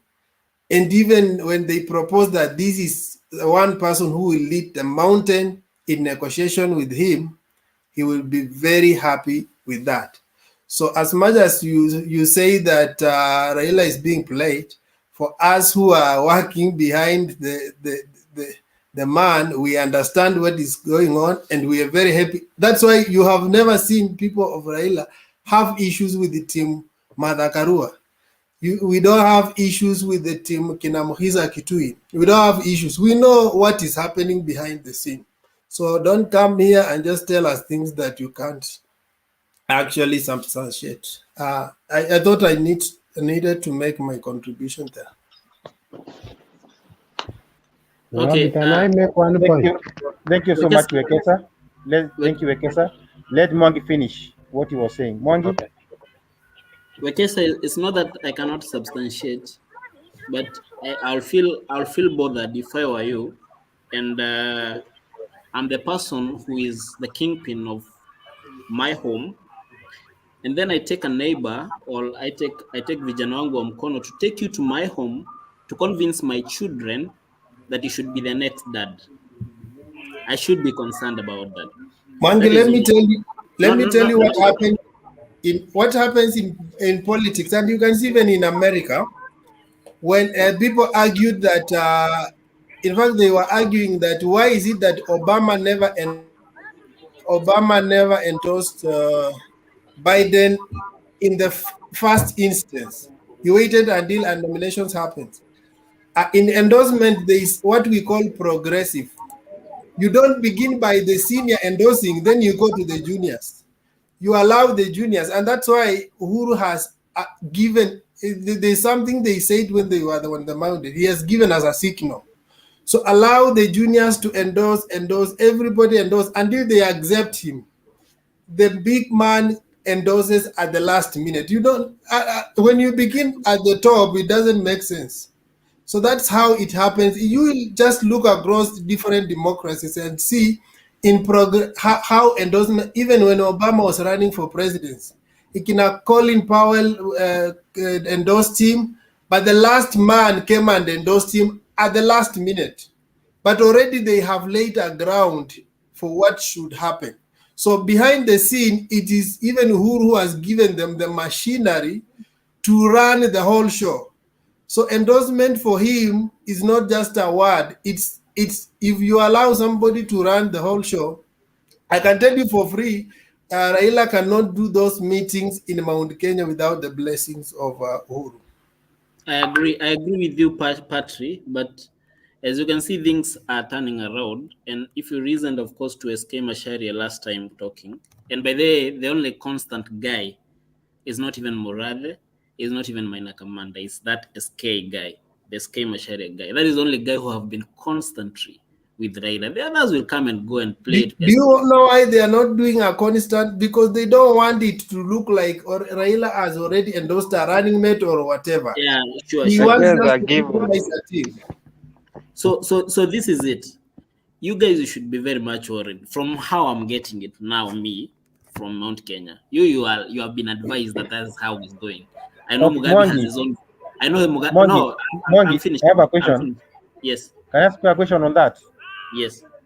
Did you hear what Kreito said? Kreito said that whatever they were saying about Raila, it is to paint him black so that one of their son can get to presidency. But now that they have no interest in presidency, they are looking of a way of cleaning that man. So when you tell us that Uhuru has not, if Uhuru does not endorse Raila, Mount Kenya won't face the lake. So what do you take of such ones from Kreito, who is a seasoned politician, from the second liberation to the third and now? And he's I'll give you the only people I can trust right now is not Kiunjuri and Kuria. These are guys doing business. But then you have your own party and getting into a coalition. I mean Kiraito, not Kiunjuri. Kiraito Murugi just changed shows the other day. We saw him in an interview before Raila went to Meru. He just changed that day. I was even shocked myself. So that is not a guy who is consistent. Can you find sentiments from guys who are actually consistent? Imagine Nani Kiraito talking about Mera, whereas the sitting president right now is from Mount Kenya, the cabinet secretary for agriculture is from Mount Kenya, and then thinking that Raila is coming to solve the problem of Mera. How ridiculous is this? It's just a guy who is unachotwa kitu, find sentiments from the already consistent politician, consistent leaders. You'll get the route which the politics is facing. What about Munya's sentiment today about supporting Raila? Munya has been consistently with Raila. So what about him, because he has already saw his allegiance to Raila? How do you say about him? But now because you want for the lead, you want leaders who have been consistent. We saw what happened when he pulled the crowds during the BBI show at Meru. We saw what happened. Then Kuria came and pulled the guys out. So let me just make my submission and I edit here. Okay. You guys, there are things that are going on in Central that you people aren't to understand. I was here last time and I was not seeing it until now. There is a change, there is a shift of support base from the highmost, and that is the kingpin of Central. Believe it or not, you'll get it so soon. And sooner, I'll get back once all of you realize, or most of you realize that it's happening, that someone got played. And I was here last time telling you that if BBI fails, you realize that the rich may change the political shift from Raila. I told you here, I was here on this platform, I told you that. But Mwangi, yourself, you have changed your script 3 times. The first time you were talking... No. The last time you were here before you left, you were talking about how they will support Raila, but you will not finish the term. Yes. Now, after BBI, you have changed the script. It's a point. Yes, it was a point because they wanted to get the power soonest possible. Because Raila, they definitely not go 2 terms. That was their chance. But now, let me tell you, unfortunately, Mwangi, politics is interpreted with a big picture. I think the problem with you are interpreting every event. Some of us, you look several, you can see beyond even 20 events. If you interpret each and every event, my friend, you get lost. No, the problem is there are events that you don't see. And that's why you find yourself, you are shifting in every, when there are new events, you shift because you are interpreting individual events. Okay, my submission is, just to conclude, my submission is, you guys find a strategy because it seems that all your strategies are failing against Ruto. Can you find a basic, standard, good strategy that you guys are going to use against this person? Because he is outshining you in all your attacks. Thank you, Mwangi. Have a good night. No, don't leave. I think people have questions for you. Ochieng, what are you saying, Ochieng? I'll allow other people to contribute. Then we can ask questions. Okay. Can I go on? Ochieng untalked, I think. I think Ochieng untalked. Oh, okay. You know, there's something Wekesa is insisting on. Oh, yes, wait for the rebuttal. Wait for the rebuttal. Mala, have you talked, Mala? No, I was saying, can you allow the rest to contribute and then we can ask questions? Have you contributed yourself? Okay. Yes, I have. Can we go, Sam? Hi. Kenya ningetaka ni kuhusu formation ambayo inafanyika hapa Kenya. That's ni hiyo ya Kiunjuri, ambayo Karua, maybe what's Kuria, ambaye hajakuwa kuonekana kama DP, sometimes inaonekana sometimes analog. Hiyo ni kuonyesha kwamba kama wenyewe wana support DP Ruto, ama mtu mwingine, they don't want the party to sink. So they know they don't trust in any bigger party, and for that reason they want to put down so that kama wewe ukienda kama unaenda kuchukua tiketi ukose, you come in, you cheap, you get your ticket, and then we move on. So the main reason that's why they don't want to lose their own country. Then second point, they want to know why. What are we gaining from Kenya? Hmm? Yeah, we can continue to be the president, lakini ya Kenya unatuletea nini? Yeah, unatuletea nini? Unaona? So they want to abide agreement. Hmm? I think that means what I think you have a problem with your mic here, Sam. I think you have a problem with your mic. Check your mic. People are complaining that you are not audible enough. Yeah, allow the lady to contribute. As you check on your mic, I think Sarah stayed here for some time. Sarah?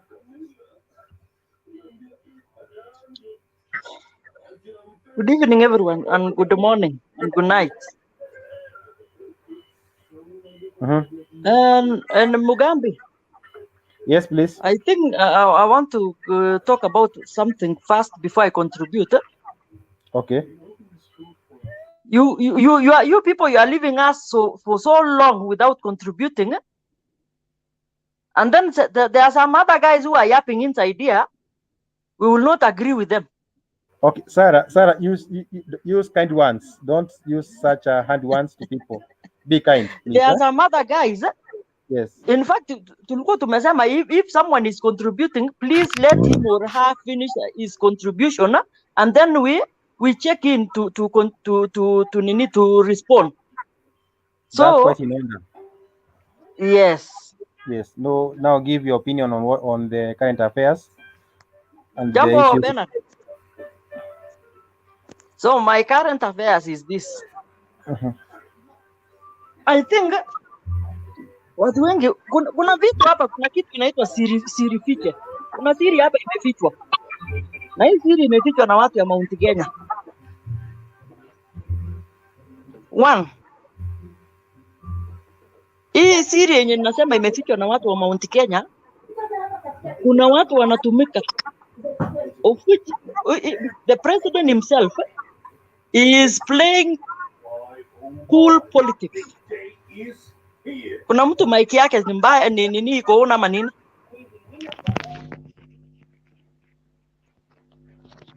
There's someone who has not muted his mic. I think let me continue as I mute them. Continue. I think it is Andy. Andy, mute your mic. Yes.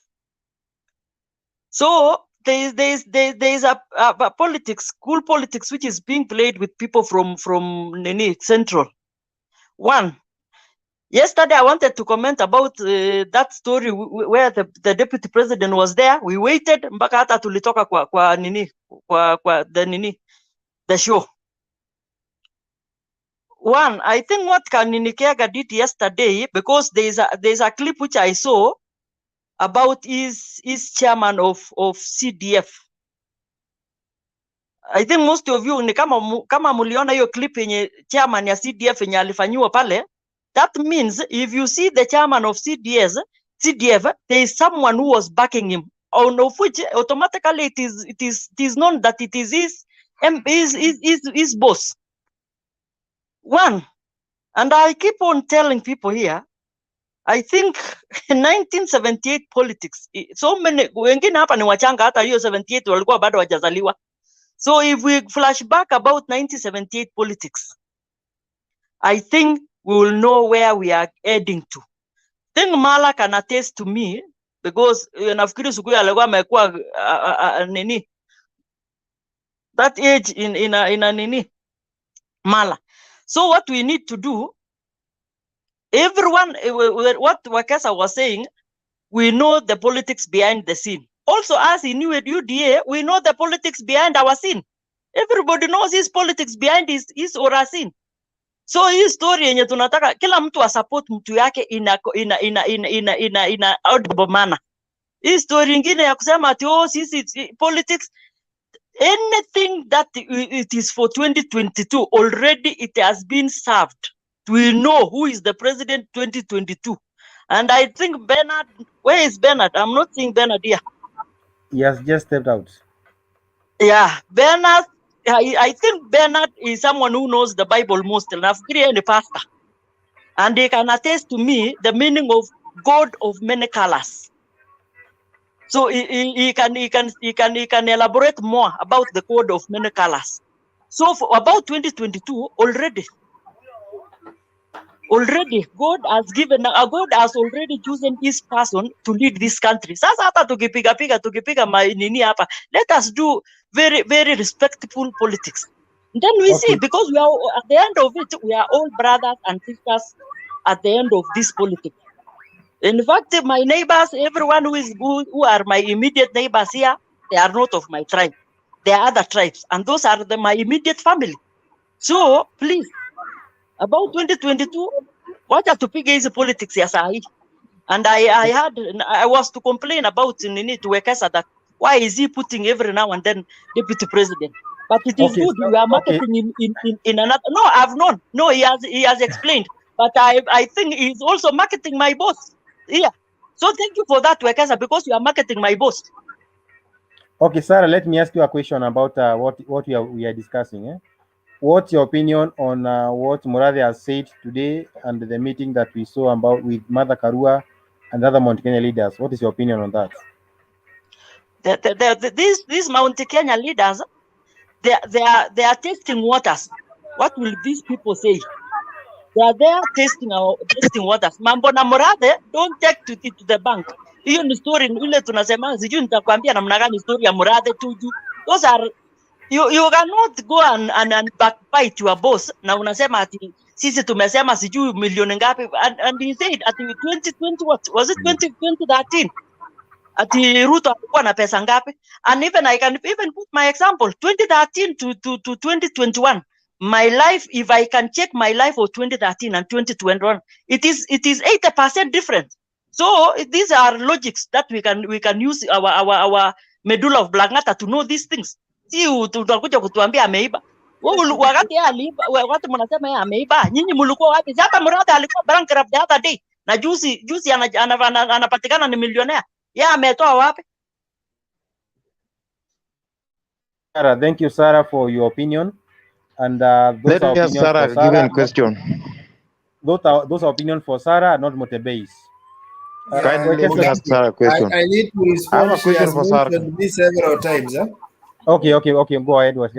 She has mentioned me several times. One, about the debate, I said we do current affairs. And the issue is, even when I change the topic, I have never failed to see people going back to, in fact, let me just say yesterday, but one, I put the 10 vice presidents and 1 deputy president. Nobody comments on the 10. They focus on 1. So don't even think that the topic here controls. In fact, people only want to get into the platform. The moment they are here. No, but Wekesa, I have understood you've given out some your answers, but I was also congratulating you. Thank you for advertising my incoming president. Thank you for that. Yeah, and I said if he's the one who is in the current affairs, let people discuss. There are people who have occupied the newspapers for the last 20 years. I think you know it. So maybe this is his time for him to occupy the channels, and there's nothing problem with that. He's the man of the moment. Yeah. Okay. Now the next thing about when I said that we know, I was only rebattling what Mwangi was saying, because he was talking from the other camp but talking on behalf of our camp. And I was saying I did not talk about their camp, what they are planning. I also said in our camp we also know what we are doing. So don't behave like you know what is happening in UDA and you also know what is happening in Handshake. I was the issue is, Wekesa, from our side. Wekesa, yes, I think you know what is happening in your side, and also us, we know what is happening in our side. Yeah, and that's why I did not cross and I talk on behalf of Hustler Nation. I didn't do that. It's okay, no problem. That is okay, no problem.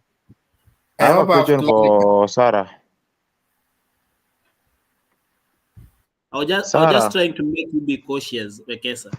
I was just What? trying to show you that there is something that you don't know Let's in have Mount order. Kenya that Let's is have happening. order. Let's have order. But Mwangi, I'm here and I come from Mount Kenya, so the debate is balanced. So I have a question for Sarah. What question do you have for Sarah? Sarah. Mugabe, who is having a question for me? Adie Junior. Can you bring your face? You cannot ask me question when I'm not seeing your face. He is just next to you. He is there. No, Then let me bring it's his like face. Actually, he has brought his I will body. not answer when you How don't can put I your bring face. my face to you? He has brought his body. Ask your question, Adi Junior. Sarah, as you've said, we have God of different colors, and you've said the next president is known, and it's like you people from UDA, you are sure and you know him. My question is this why you are threatening other group that the Kenya will ban in case it does not go according to your choice? Do you know, I had said, Okay, I Adi wish Junior. Bernard No. would be here. Sarah, wait. Monsieur. Sarah, wait. Don't answer that question about Adi Junior because he is taking us back to the guy who once said the country will ban. We won't allow No, that question Mugabe. to be asked. They're And from the if you are same going group. if you are They're going from to the ask same No, I'm not group. from Sarah, the same group. Mark She your was words. not the one. She was not Sarah, the if you one. are Mark going to your answer that words. question, if you are going to answer that question, don't Sarah, mention No, anything that about this guy that has discussion please. is dismissed. That discussion is dismissed. Yes, That's she was not another the one. question. Okay, can we have the Okay, next Sarah. person? Gambi, Yes. failure to say what has been said. Will that have addressed what is underlying? If politics is built on threats and we know who are the people out to threaten others, we are either accepting to be scared and do nothing or rise up to the occasion and set the record clear. And from where I sit, nobody has to be the president of Kenya. The presidency of Kenya is not hereditary. It's not transferred from the president to the deputy and to the children. It doesn't work that way. That is why that seat is subject to election after every 5 years. And so everybody should go for that seat with that open mind, with an understanding. It can go anywhere. It doesn't have to end up in somebody's house. Thank you, Bernard, for your guidance, and I think it has sunk to each and everyone's mind. What I was trying to interject is the question that Adi Junior wanted to open a can of worm, and we are not ready for that. So I think the next person was either Sir what? No, Adi. Adi, have you talked? Andy. No. Okay, carry on. Then Sir Millingon or something. Thank you very Carry much, on, Adi. Mutembei. Thank you very much. So I would like to first say that we should let's stop this politics of hate. Let's promote peace, love, and unity. We are one country. This politics, we cannot hate each other because of politics. Kenya is a democratic country. We are you can choose a leader of your choice, which is right. Number two, let me talk about what happened yesterday in Mount Kenya. It was very embarrassing for some people to block the deputy president's to block the deputy president from attending a church service. All these people trying to demean the deputy president and his office, I think they are not getting it right. The likes of Kina Morathe and Tuju, all these are the president and deputy president appointees. The deputy president is their boss. They should respect the deputy president because the deputy president was elected by Kenyans, by all Kenyans. In fact, is not the deputy president of Sugoi, ni deputy president wa Kenya mzima. Kwa hivyo Tuju, the likes of Kina Tuju and Morathe, they should respect the deputy president. And what is happening now, they are trying to kupiga deputy president na kumwekea lawama kila wakati, kwa sababu they are seeing what is happening. Wakenya wamependa deputy president. He has a huge support in Kenya.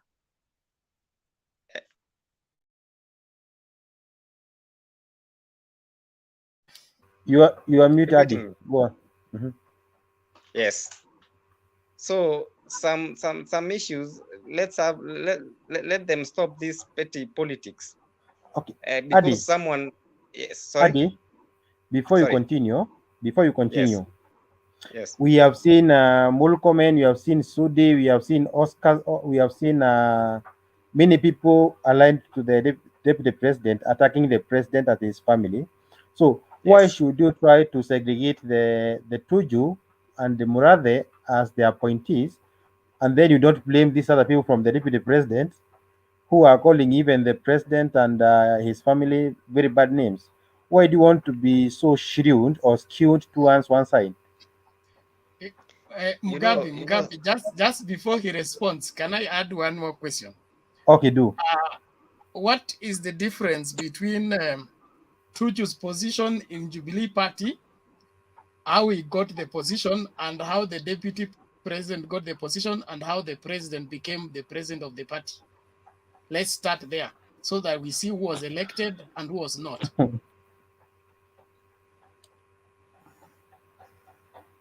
I will first answer Mutembei. You're saying that the likes of Kina Murkomen and the Sudi, Oscar Sudi, they are Wanatusi president. You know, so these things, they are trying to show, to act like the deputy president is not respecting his boss. I've not seen anywhere where the deputy president has not respected his boss. In fact, the deputy president has a track record. Sijawahi sikia deputy president akiongelea vibaya kuhusu president wake. Inafika mpaka mahali deputy president anasema boss wangu. Yeah, for the past 4 years, the deputy president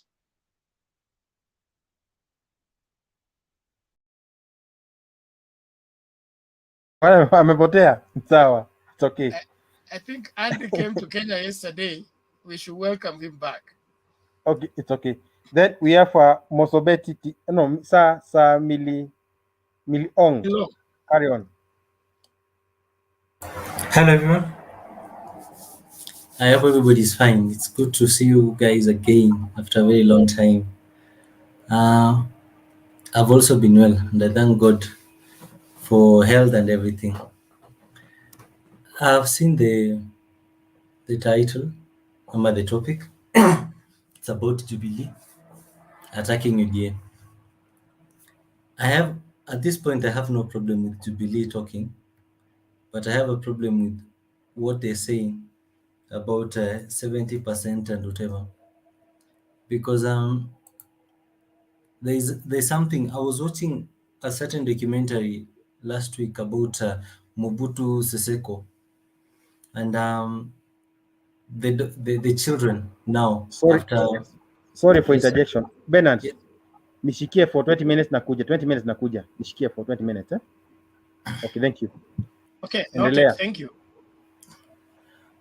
I was saying, I was watching a certain documentary about Mobutu Sese Seko, and the children were lamenting, and they were saying that after their father was exiled, all their property were destroyed by citizens by the mere fact of thinking that every single thing that is claimed or perceived to be of Mobutu was grabbed from the country. The only thing that the family were left with was actually the money that was in the bank, but all the properties hizo zingine zote, including his own private house yenye ilikuwa in the village, was destroyed completely. Mpaka saizi it's people go there for, it's like a museum while it's destroyed.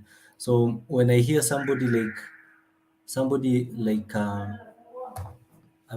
Excuse me kidogo tu.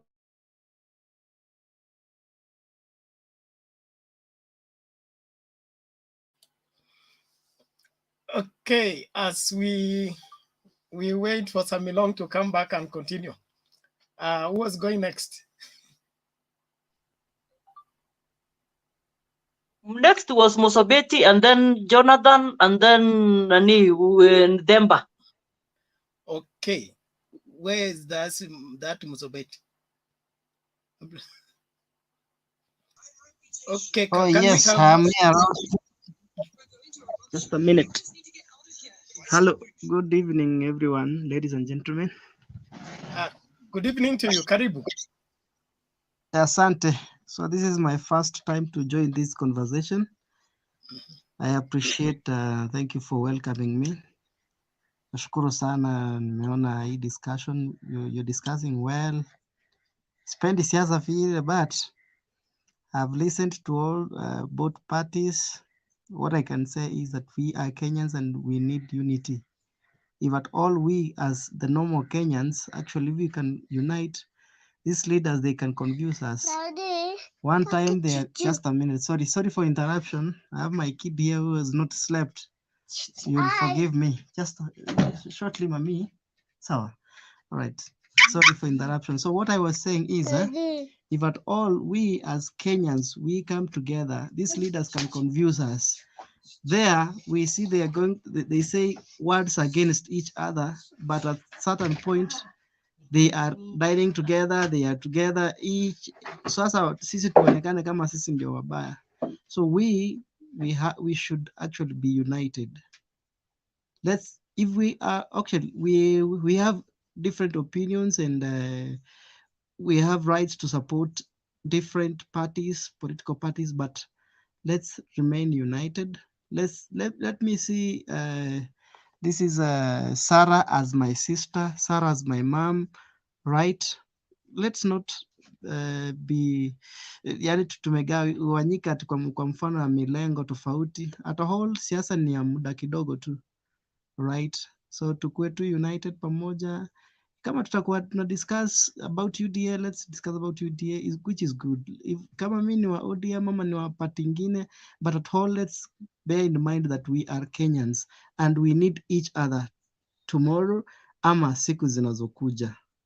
That's all my point for today. Thank you for nafasi. Wacha nikae backstage kidogo. Sawa, karibu sana. Thank you very much. I appreciate. Samilong, are you back now? Or you can unmute and carry on from where you left. I apologize about that. I'm at work, so when something comes up, I apologize and I hope you'll understand. So what I was saying was that the family of Mobutu currently, the state at which they are, most of the properties that they were left with was the ones that were abroad, outside their country, and the money in the bank. So these kind of sentiments from somebody like Raphael Tuju, it is very dangerous, because it's not somewhere that excuse me, it's not somewhere that we want this country to head to, because it was a very bad precedent for somebody like Matiang'i to come and to disclose deputy president's properties. He would have summed up whatever he was saying, or he would have requested to give the report in camera. That is security terminology, to say that you give the report in private, such that only the privileged people, like the security committee, those that can read highly confidential documents from the government, that one would have been understandable. But to read something or to put something like that at somebody like prominent, or somebody like the deputy president, to put where he usually goes to or where he usually spends his time, you put that such information out there, it's very bad and it's very dangerous, even for the family. The other thing is that So, Samlong, are yes. you for the fact that it is better for Kenyans to be ignorant about their public leaders, and then that cultivating a narrative that they are being victimized, their security is being cut, so the minister should look bad, and the ignorance of the Kenyans should not know anything for the things to work? You know, Bernard, the good thing is this country is very old. It's a country that has been there for 50 plus. And before that, the people that colonized us are people who pride themselves in terms of procedures, right? Because you could see even before, when they were still colonizing us, they were demarcating and doing everything procedurally. There is a procedure to do things. Something like that, when you know that the information that you're going to share is sensitive, because that information was sensitive. Saying where the deputy president usually hangs out, where the deputy president goes with his family, all those things, they would have done that. He would have submitted that report in camera, such that for the privilege, not on public like that.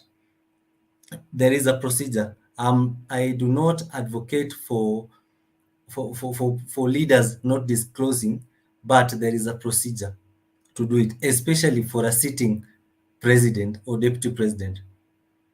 Because you see, why then do we go to this extent of protecting them and using so much money in protecting them, if at all we're just going to lay everything out there, so that even anybody, even ule mtu mwenye pengine deputy president akona dini yake, anaweza enda kwenye uwaga, anaenda on Thursday, aenda itishe pesa huko. Why?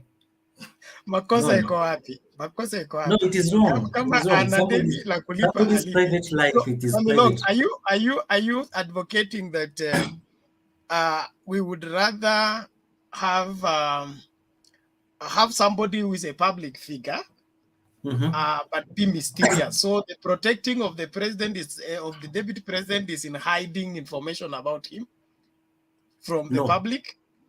No. You see, the thing is, I think there is a clause in the constitution that gives us a right to information, especially when that information is asked for. yes, Especially but by there is that parliament, information not that we call just by privilege. street people. Asked for in parliament, not on the street. There is that information that is called privileged information. It is not for everyone. It is not for public consumption. It is for specific people who are in the right places to know. That is what I'm advocating for. You see, a very good example is saying that the president, the deputy president, usually spend his time on this ranch, a certain ranch in a certain county. That one is wrong. He should have requested, because I understand he was advised, but this guy is just ignorant and full of himself. That he thinks that he's now the deputy president, that he can do whatever he wants. And the good thing is, it's only a matter of time. It's less than a year, and then we'll see where he will go. He will disappear here. He'll just disappear here. David, hiyo kitu nasema iko under which law? Make progress, eh? Because you are digging yourself in. Anyway, leaving that, I think about Mount Kenya. Mount Kenya people, this is the first time that Mount Kenya people are actually very confused. For the first since independence, because we have so many people who want something for themselves, and nobody is there for the Mount Kenya people. Let's say the truth, because even in our team, the Hustler Nation, you get that people like Moses Kuria wants a share, a seat on the table by the name of Mount Kenya, but it's actually for himself. The other people also are doing the same. So everybody is just moving up and down, up and down. But the good thing is we still have time for them to actually settle down. I think it is the Luya land, and I'm sorry to say this, kindly, I'm sorry to say this, the Luyaland syndrome is actually settling in Mount Kenya. The disunity and confusion that we used to witness on the other end, and is actually settling in Mount Kenya, and it is very worrying. But the good thing, Samilong, don't attack democracy. We are a democratic state. Yeah? it is not democracy. Luyaland is a picture of democracy, where a wife and husband can vote differently and end up eating on the same plate. That's proper. But what I'd actually request, and what I'd urge every single person that is on this platform and every other person that is watching, let us shun from what happened to Deputy President yesterday. It is not something that is good, because it is this kind of steps that build up to something else that is where we don't want to go to. We don't want to get back to that place, because you see, right now we have something to remind us. 2007, we did not know where those steps would have led us, but now we know, because 2007 happened. So we know these things. When you start like atumtaki kwetu, and then the other people are saying, oh, kwa sababu mlimkataa kwenu, hata si hatutaki huyu kwetu. Now, that one is what we don't want in this country. We want democracy. We want every single person to go anywhere in this country. Anywhere. Go to any place, talk to people, sell your manifesto, and let people listen and vote freely. Thank you. Okay, thank you, Samilong. Now, before I let you go, Yes. if you are free to share that, you can share. There's a question I'm going to ask you that is personal. In your family, are you the firstborn, the thirdborn, or the sixth? I am the eighth-born. I'm the fifth. You are the fifth. Eh? Yes. So if I want to come and let's say do something for the family, or engage the family into a serious business deal, and then I come and talk to you, okay? I ignore your big brothers, I ignore your father and your mother. How will I be perceived in your community? Well, you see, yes, there is what we call the spider routine. You see, when the spider is moving, with not all the legs do not move at the same time. Sawa. But at the end of the day, the body inaenda kwenye ilikuwa inakusudia kwenda. So you might come and talk to me, but at the end of the day, whatever we talk or whatever we discuss with you, lazima itafikia yule the decision maker. That is the head of the family, my father, right? So regardless of the formula, the main thing is, what is the will? Were you coming to me out of goodwill? That is what matters. And the other thing is, what good are you bringing? What if I come and claim headship of the family? Will I still be tolerated? That one cannot happen. I just come as I'm the newest boy on the block. I have all the money. I've come to rescue this family, and I'm the head of this family starting today forward. Will I be allowed? Actually, Bernard, let's talk the truth here. So, yes. We all know in African setup, when you go to family get-togethers, even if it is the last born with the most money, is the one who says the most, and is the one mwenye anasikizwa na mzee sana.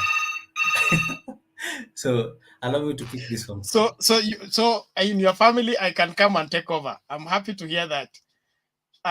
Can we? I think it's time for Themba or something. And they are okay. Wekesa, you are behind the curtain. It is Jonathan. Are you the original, or there is another one? Bernard. Yes. I think it is Jonathan and then Themba. Okay. Jonathan. VP. Yes. How are you? Good evening, all. We are fine, thank you. Karibu sana. You know, we are getting now tired of these people from Jubilee now. They always say that Ruto is corrupt, Ruto is like this. But why are they not? Is there something that they know we don't know? Why are they not taking him to court so that we know that he's corrupt or he's a thief? Because they are always saying this thing, come daytime and come nighttime. They're always saying this one thing. Why are they saying it now? Why are they not taking him to court? Like always the same thing. I don't understand. Every day is the same thing. Every day is the same thing. When they wake up, they say the same thing. We are getting tired also. And talking of like Martha Karua, Kiunjuri, and Korea, you know, Kiku people. Let someone not lie to you. Kiku people, they will not allow.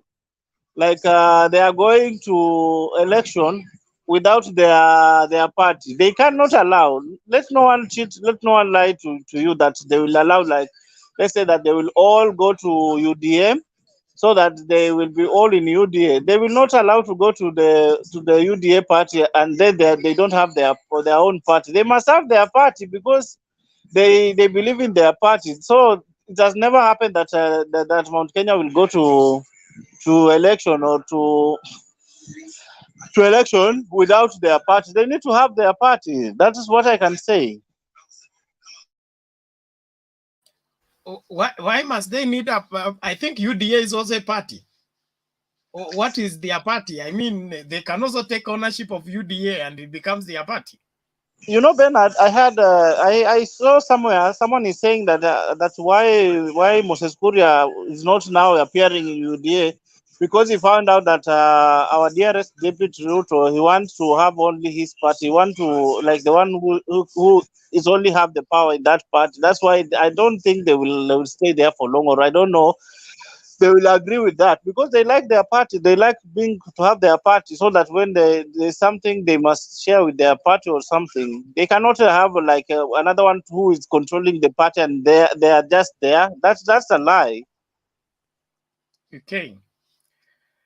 Haya, hiyo ndio kwako, but I think they are suffering from the failures of Jubilee.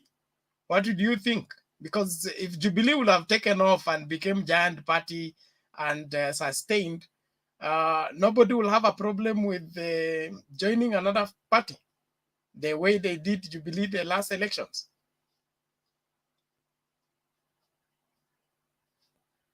Oh, Jonathan, you went to sleep. Okay. Demba, go ahead. Oh, thank you so much. Good evening, good morning, good afternoon, good night from wherever you are. I listened to many of our contributions, and I just wish to highlight what Bernard said. I would want to have an emphasis on that we cannot have politics of threats and you know, trying to coerce people to follow or to follow what we believe in. Now we need to remember, nobody has monopoly over violence. So you cannot wake up and imagine that you are more violent than the other person. And it is something even when we come and tell people you don't know what will happen, you don't have monopoly over violence. And someone wrote and says that wars are started by old men and they are fought by young people. So it is not those old people who are pushing you to start the war that are going to fight. It is you that is going to fight. And there's no monopoly of violence. You remember those days when you tell someone, utaniona, when you go fighting, you end up being beaten. So I think it's important for us to really think twice before we start telling people that they see what is going to happen. It will happen to everyone. And when violence erupts, you don't know who is going to be hurt. The second thing I want to say, as per what I think was it Mwangi that talked a while ago, I would want to tell Mwangi that it is in their interest that the other side becomes as confused as they are. So attempting to advise the other party on what they need to do to make things right, then it works against your interest. So I think it is important that he even celebrates that maybe the ODM side or Baba Sapora seems to be clueless. You know, it is in his own interest. I think it is Napoleon Bonaparte who says that when your enemy is busy making mistakes, you don't disturb them. So let them keep making the mistakes. You don't struggle to tell them to come to the right direction. I had him struggle to tell the people of, you know, supporting Baba that you guys need to come up with a better strategy. Who advises the enemy on what they need to do? That has never happened. You defend your position. Talk strongly. If your strategy is actually working, then that's good enough. Keep doing it. I mean, if it is what you think it's appropriate, it's good. Maybe, and then another comment. I'd want to say the perception having created up to this moment, in my view, is that there's a betrayal that the president has shown to his deputy. That is the perception so far. I don't think it is in the interest, even if, say, the president's team are interested in having a deputy, I don't think it's in their own interest for them to have the same perception on having either betrayed Baba at the moment. So they would be having an interesting strategic approach, in my view, if they would want to the same perception to come out up to this moment, unless there's another card that is on the table. So I don't think it's their best interest. So even where they're saying that you know, the Uhuru is playing Baba, I think, in my view, that may not stand a lot of water. I know every politician is in it to win. So I do agree with what Sarah is saying. They know what they are doing. Same to all the other players in the field. I would also want to respond to what Tuju and the brigade came today. I honestly think that was, in my view, not necessary. I mean, you know, calling the media to give some. I listened to the speech. It was rather looking like a reaction and somehow a rashly written speech to come and try to do certain things. I think Jubilee can do better. I must submit that the party that has thrown us into problems up to this point is the Jubilee party. Their confusion has played into the public arena, and they are now sorting their issues within the public, because now the people abusing the president are Jubilee members. The people abusing the deputy are Jubilee members. And so this comes and plays out into our full view. So I want to agree with Jonathan that I think if Jubilee wants to deal with their deputy party leader, who is also the deputy president, they need to find a better way without necessarily resulting to involving everybody else to come and deal with that. They should be having their party constitution. They should be having their method of dealing with their errant members. I don't think it's appropriate for them to have given us that. What they're doing, they're just you know, stirring up emotions. And definitely tomorrow and many days to come, the other side will also respond.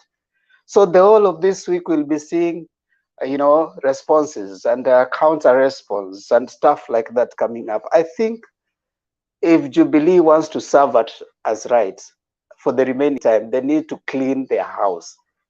They need to find a way of dealing with it. If they don't think that they have any more confidence in their deputy party leader, let them call a party members, whatever, meeting according to their constitution. Handle that as Jubilee party, you know, and decide, I mean, they called senators to their meetings. They called them for disciplinary actions. They called the other MPs. I don't think it is something that we want. If there is any case, like I think Jonathan has said, if they do believe that there's something that needs to be dealt with, they should take it to court. You know, they should be the first ones to wake up, take their deputy party leader to court. If they think there is taxes that need to be paid, they should do that. They should leave the other people. Now, what are we gonna say, those of us who are not in Jubilee, if we want to attack him, if he's already being attacked by his own members? You know, we need to find some ammunition. And why give us the ammunitions anyway? So I think for as far as that was concerned, I don't think it was necessary. And rather than making things better, it's just gonna make things worse. And then, of course, I want to finally comment on what Wekesa was bringing about, and someone else was bringing about the formations that are taking place within the Mount Kenya. Yeah, we have said that before, and I agree with Bernard. Kenya is a multi-party democracy, and interests will be followed where they are served best. But I still keep saying here again that the politicians who own the parties, their interest is not necessarily mwananchi. You know, their interests as personal as the many parties they form. We are yet to arrive at a point where our parties have the interest of the mwananchi. Each person is actually having a bargaining point with their party. So yes, it's a good thing. It is a sign of development in democracy. The more parties you have, the better. But again, it's also an indication of how many interests are going to be served when we come to that point, because everybody's about bargaining for their best interest. That will be my submission for now. Okay, thank you, Themba. Mugambi, you're back. Yes, I am. I think you can take your chance now and give your contribution. Ben. Mugambi, so you give me chance also. I talk. Sorry, who is that? Who is that? Jonathan. You also give me chance to talk. Oh, Ochieng. Ochieng, somebody, yes. Okay, carry on, Ochieng, please. Okay, thank you, Mugambi. For me, I think Mount Kenya leaders are very disorganized, for lack of a better word, because however much the number of parties they will form, I think they'll not come to the unity they desire. Because you can't desire to be united, and each and every one of you are coming with different parties. First, Karua should dissolve NAK Kenya, Kiunjuri to dissolve ile chama yake ya sijui service sijui nini. Then they form one party. And again, you know, our politics is local. You cannot tell me that Karua is coming with NAK Kenya na ana mtu hata moja nyuma yake. Karua ana backyard. We know that in Kenya, Ford Kenya is major in Bungoma County. Ile chama ya Mudavadi, most of its members come from Vihiga County. Karua, Ngunjiri, sijui na nani, as in what is Moses Kuria, ni briefcase parties. Whose interest is to negotiate with DP in 2022. I think it's coming out very clear, because in Mount Kenya there's nobody who has backed up Baba. Sorry for calling him Baba because he's not my father. There's nobody who has come up strongly to support Raila. Nobody. Talk of Waiguru, talk of Meru governor. There's nobody, completely nobody. And right now, as it played out today with the Jubilee party, even at the party headquarters, you realize that those leaders, the leaders from parliament, they were just there. as in they don't want anything dirtifying their hands. Yaani Jubilee imekufa na hakuna mtu anataka kuipeleka kwa kaburi. Juu kuishika utachafua mkono, hakuna mtu anataka kuchafua mkono, so imetupwa kwa wakina Tuju. Juu you know Tuju can bargain on both sides. Tuju akiwa hii side anaweza angalia huko Rarieda, juu akipigania hii side, akipiga hao watu wa hii side vizuri, akienda ile side ya Rarieda watamwambia wewe ulitusaidia ukiwa pande ule, so chukua hii. So that is why everything was left to him. And finally, I hope that hii politics ya emotion, Wekesa, you're old enough to put us together. You know, right now we are in this platform of Mutembei, and we come from different parts of Kenya. You realize that there are some of us who come to this platform with all that bargain, as in all those emotions of kurusha mawe, as in we come with a lot of bargain to discuss a national issue. So it doesn't play out well. I'm happy that most of us supporting Dr. William Ruto, we are very calm, because we've realized that politics of emotion, politics of maandamano has never given anybody presidential seat in this country. So however much you want to fight one another, however much let us play politics of issues. You say yours, I say mine. If you don't agree, well and good. We part ways, we say thank you. Ocheng, Yes. I have a question for you. So you mean that for now, the party which is all over Kenya, it's UDA. That's what you mean. Or that's what I heard. Or No, I've not said that, unless you want to say it, of which it's also good, because it, according to your analysis, that is what you've gathered. But no, for me, I've not said UDA is the national, the party which is all over. Jonathan, give Ochieng his time. Jonathan, give Ochieng his time. Ochieng, finalize what you are saying. Wekesa, I was almost concluding. You cannot force me to say what you want. I've never said UDA is all. In fact, I've not talked about UDA. So you can't force that on It's me. not Wekesa, But it's generally, hello. Yes, are you there? Okay, let me say thank you. Jonathan can ask this question. No, let me just put you to perspective, Ochenga. Yes.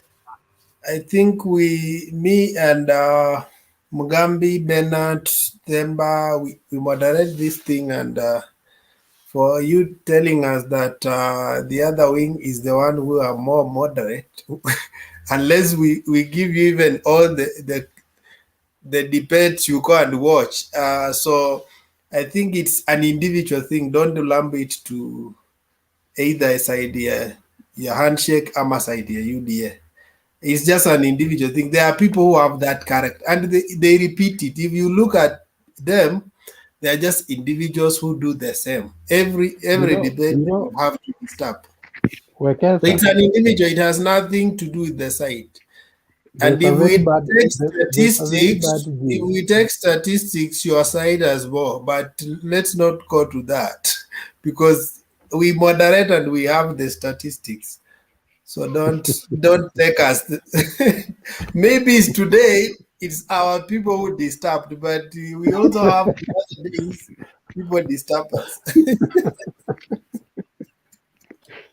Were they not justified to? When you threaten a lion from its cage, you don't expect it to tell you thank you. And one thing I realized, you people only start fighting when we mention Raila. Sorry for saying that.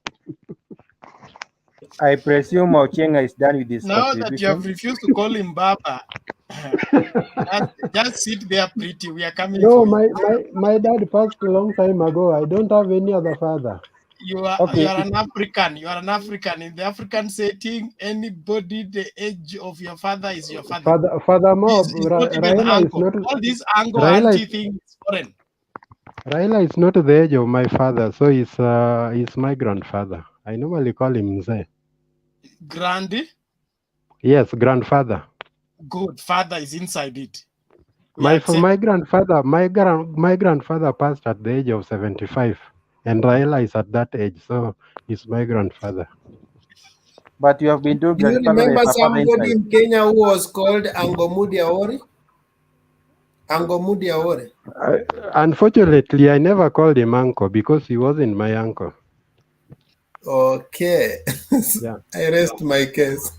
Thank you. I presume Ochieng is done with his debates.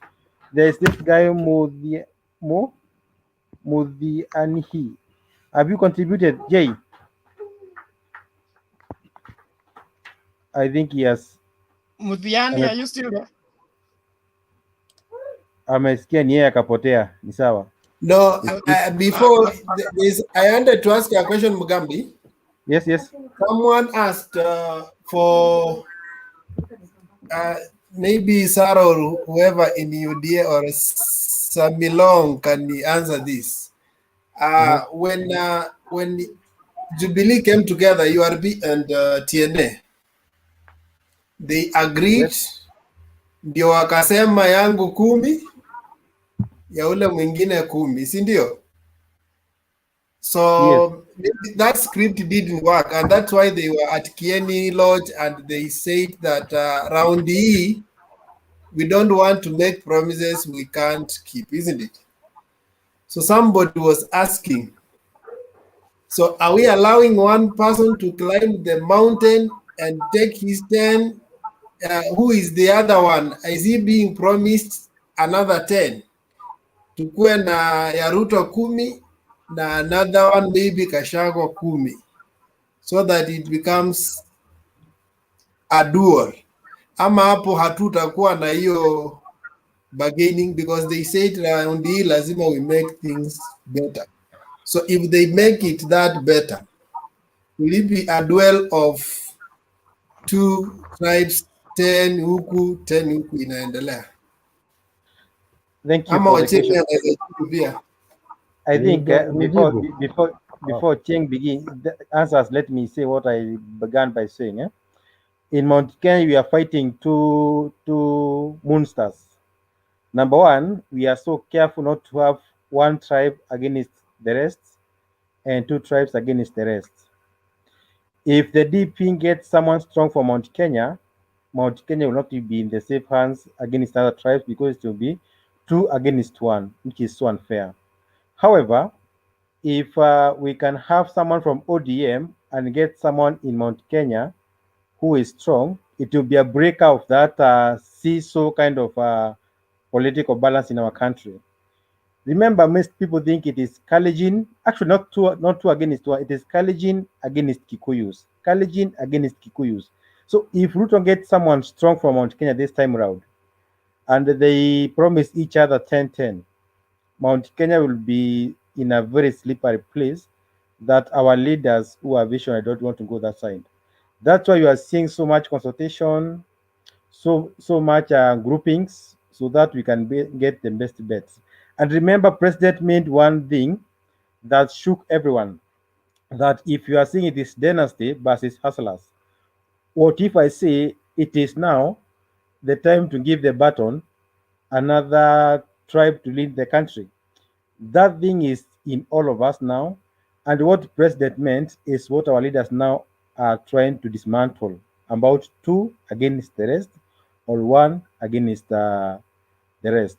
So your question, Wekesa, what I can say, it's a very delicate balancing, but we pray and hope we all have the wisdom to get someone outside the 2 tribes to lead our country, and then these 2 tribes that have been having CISO, they can have their interests taken care of immediately after the presidency, not if we can have someone else to earn something on that.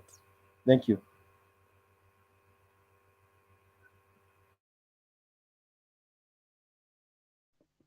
answering Wekesa, I think democracy demands that. Okay, we can have Ochieng and then Samilong in that order. Okay, the democracy demands that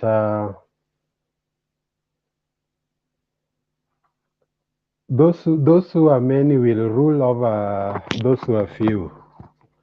That is why Kibaki ruled when we knew very well that already we had a Kikuyu who has ruled. Uhuru ruled when we already knew that we had two Kikuyus who have ruled. So I think that issue of another Kikuyu being promised Kumi should not arise. Politics is about numbers. Wenye wako na numbers watashinda, wenye hawana na wajui ku strategize vizuri. I think it's high time we must. There are some things we must accept. Hata Uhuru mwenyewe alisema akijua that it's not about him saying, it's about the numbers. You can't talk of tutaongoza na hauna mtu nyuma yako. That is why the people like Kalonzo, whose backyard has few people, the people like Joe, whose backyard has few people, they had to be behind somebody, and that somebody. Okay, let me this ask time you. round, Let me ask you, yes. Change this way. Yeah? Yes. You know, numbers. It depends on how you decode them.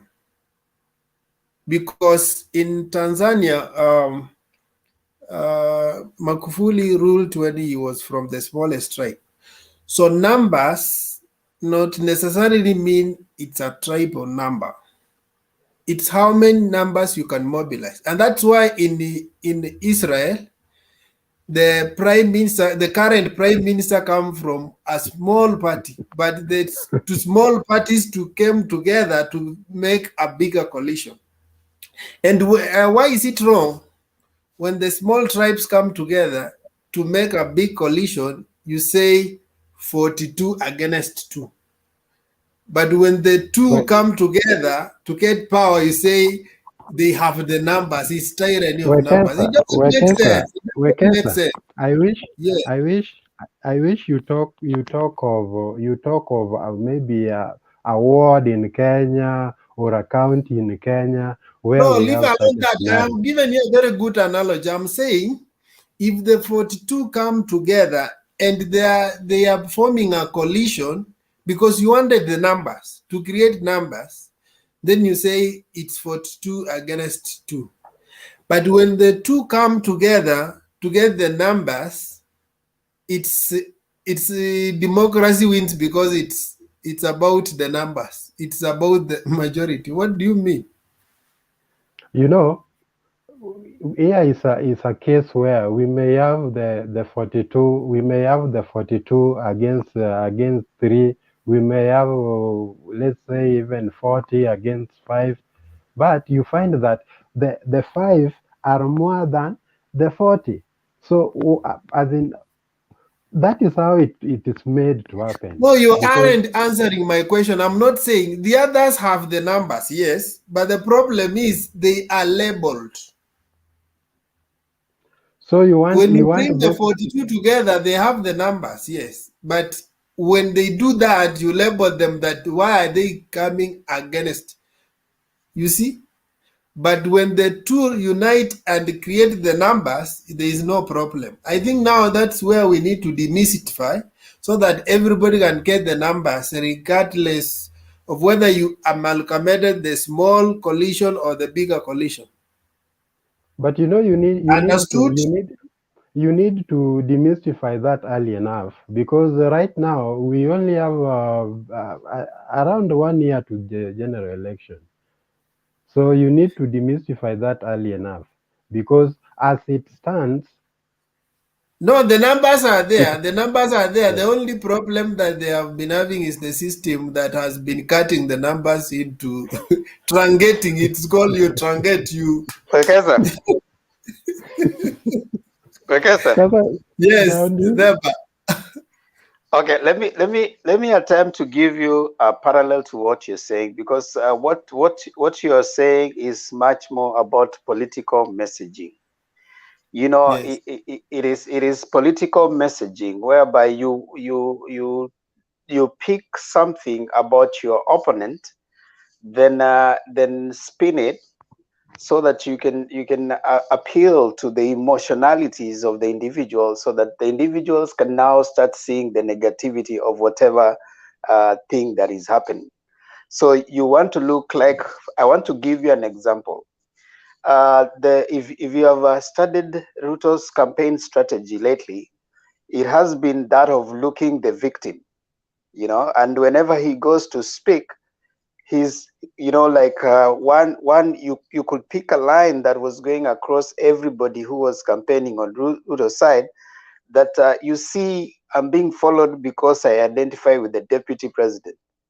You see, I'm doing this because I identify with the deputy president. What was the objective? The objective is to look the victim. So even Gashagwa, who had already had a lot of issues in court coming even before this time, he still wakes up and says that, you see, I'm being sent for ESCC because I am with the deputy president. So messaging, it's about political messaging that happens every time. You may want to pick at anything and, you know, spin it. And if it appeals to your populace, then that be it. I want to give you an example, like in the US. When Obama was just about to come in, they're saying that US is going to be a socialist country, you know, and it was repeated many times. To date, we have Trump supporters who have never accepted that Trump won. You know, they believe it was stolen. So the messaging, whom are you targeting with the messaging? While it is not wrong for the other, even 42 tribes to unite, I mean, within their political parties, messaging will be put to try and counter, so that you can win, you know, certain level of you can change people's perception. I agree with you. They will spin it. Well, there is nothing wrong 42 uniting, and as long as, like, you realize right now, another thing, maybe just to finish, Ruto has put himself to the extent that every other person is meeting to fight him. You know what he has succeeded to do? As if he's the only presidential candidate, and all the other people should not even be meeting. What is he telling us? That you guys should not even meet, should not even go anywhere. You should just sit easy and wait, you know, because I'm here. But when you meet, he says, you see, they're all meeting to defeat me. You know, messaging, trying to make it look like. And the issue is this, the issue is this, because I think I am picking one issue which was in a caucus president was even addressing. And some of the members argued that if the other side people are giving out money and us we go empty-handed, you know, we look disadvantaged. And the president said that you don't answer handout with handout. And now that is where the problem is. When you stand on the righteous side, you always look disadvantaged. Because when you are on the other side, you can do anything you want. And that's why they can spin anything they want. But now for the president, he wants to put up a record. And that's why his side looks disadvantaged. If you look even in Tuju's speech, there's one thing he said, that we will emphasize the truth until the truth comes out. But we know when you stand on the side of the truth, you will always look disadvantaged. Because me, I can create 1,000, like they say that there is always only the right one, the right answer is always one, but there are many wrong answers. So if I'm on the propaganda side, I can spin even 20 narratives.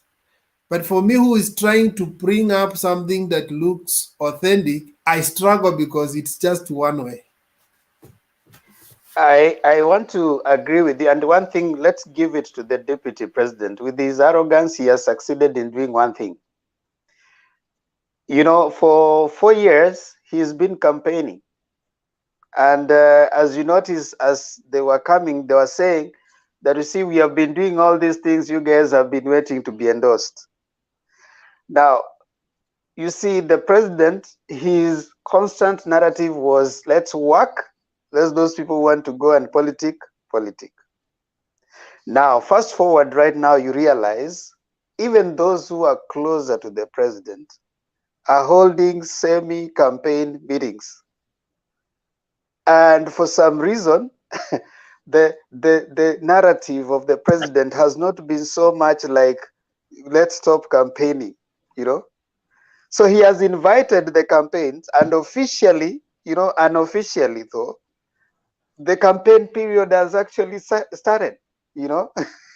So he's weaved himself to the point that now everybody is in a campaign. The country is generally right now in a campaign period, you know. The parliament is yet to be disbanded. I mean, things like that, but we're already in it. So you realize that what you're saying is true. When the other side is able to spin, they have been doing it for 4 years. They have had a field day. Right now, there's that bit of people trying to recover the ground that has been you know, there's a lot of catching up being done. So there's a catching up being done. There's a shake up on these other guys who have enjoyed a rather free for it by themselves for 4 years. So there's a lot of stuff going on right now, and of course, I agree with you. The spinning is gonna happen, and guys are going to be hearing a lot more than what we have heard so far.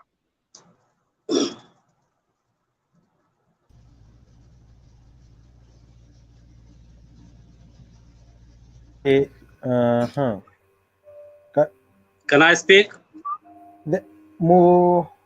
Modiani, did you talk? Can you make your contribution? Okay, is that me? Tony. Yes, yeah. Let me say good evening to everybody again today here.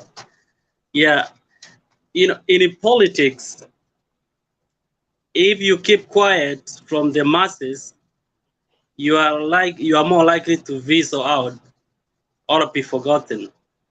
So keeping the message relevant,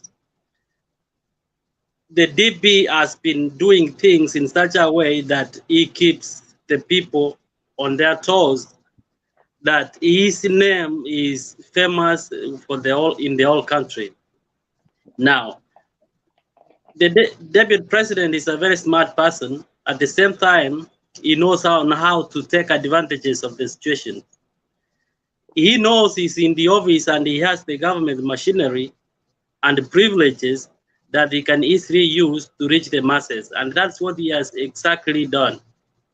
He has done very well in, of course, trying to rob away the president himself, friends, even some of those who were close allies to the president, and who used the president's name to be elected, right now are with him. So he knows on how to take the girl away out of the boyfriend. And I think that's what he has done. But another thing is that you can only be critical and say, do all these supporters really go to him because they love him or they know he's the best bet for the presidency, or it's because they want to be elected through him? Or is it because of the financial advantages probably they get through him? Now, one of the things that the masses, we as citizens are losing, or even the Wanjiku, the Moras of the villages are losing, is that this national politics, what Tuju today was saying, and what, of course, you're gonna hear the response the next one day, It's not helping the people to advance their lives.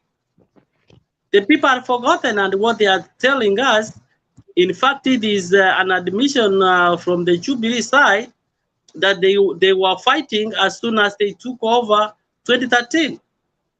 And if they were fighting, they knew that they were not the right people, but they kept the relations going.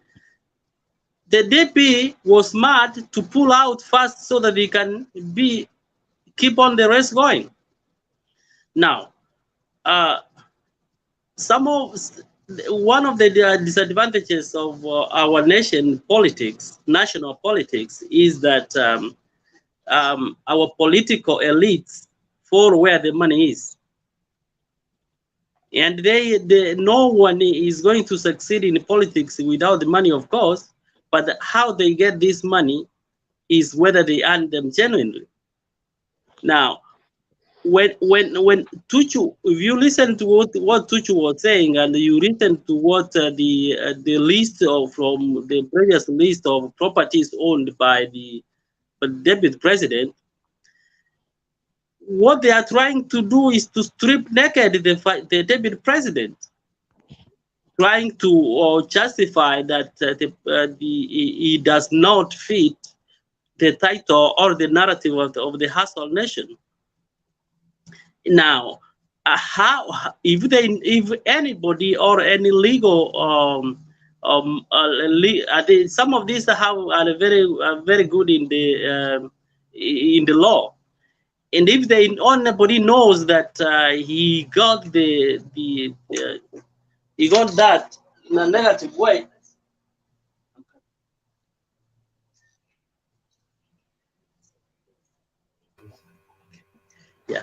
yeah, I'm sorry. Yeah, so the why he has not been taken to court, that is a problem, and I think it is not right for them to keep on saying that he may have not gotten the wealth he got in a legal way. Why I mentioned his daughter, she was working in the Italian embassy as a deputy ambassador in Italy during the Arol and Kimorel saga. The connection is that necessary, probably that she's the one who carried the money away, the 7 billion for him, that has not been brought. That is unfair because the daughter cannot defend herself. I mean, one of the things you don't want to do in politics, keep people's children away from politics, people's families. It's not fair because the daughter is living her life, the father is a politician, and the father is capable of answering that as a politician. So this is where politics becomes dirty right now. And everybody who is playing, they play politics with their stomachs, not with their heads or brains. Everybody gears to see how it's going to benefit. And my prediction and my opinion is that the deputy president because he was the architect of the fallen Jubilee, and he became the reason why Jubilee has fallen. And now he has he's also the principal of the UDA. Come elections, nominations, fireworks is gonna come up again. People are going to decamp, and people are going to start seeing the deputy president in another way.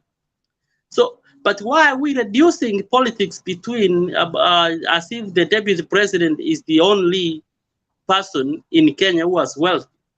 Of course, the first family is wealthy. The Odinga family is wealthy. So be it to the deputy president. We must be able to interrogate our leaders, the kind of leaders we put to the offices, even our country has to develop. So when we come here as elites and the panelists to discuss this, let's try to see how good promises these people made when they entered the office before they make others. with no excuse. Absolutely. Thank you. Okay, thank you, Mr. Tony. But okay, ask the question, Wekesa, before I come in. Go ahead, Wekesa. Yeah, I've seen Tony. Okay, first amesema we don't need to involve families to political affairs. Now, this is not children who have been taken from home and introduced into issues of politics. The person mentioned was not mentioned because he was a child of the deputy president. He was a deputy ambassador. So those are issues of government. If at all today we talk about the son of Kalonzo, Kalonzo's son is a minister in East Africa. So we have the right to question him because he's a public figure. So if we would have brought maybe the sons of or daughters of deputy who are just at home and bring them into those issues, we could understand. Remember when they were handling the case of Waititu, you remember that the issues of corruption happened even to the daughter and the wife. So they were to be brought in. You cannot say you don't bring the family in. If the network happened within the family, it has to be unearthed. So you cannot say separate the family. They exist as individual human beings. If they participated in the process, they are answerable. If they the deputy ambassador is a public servant who is subjected to the law.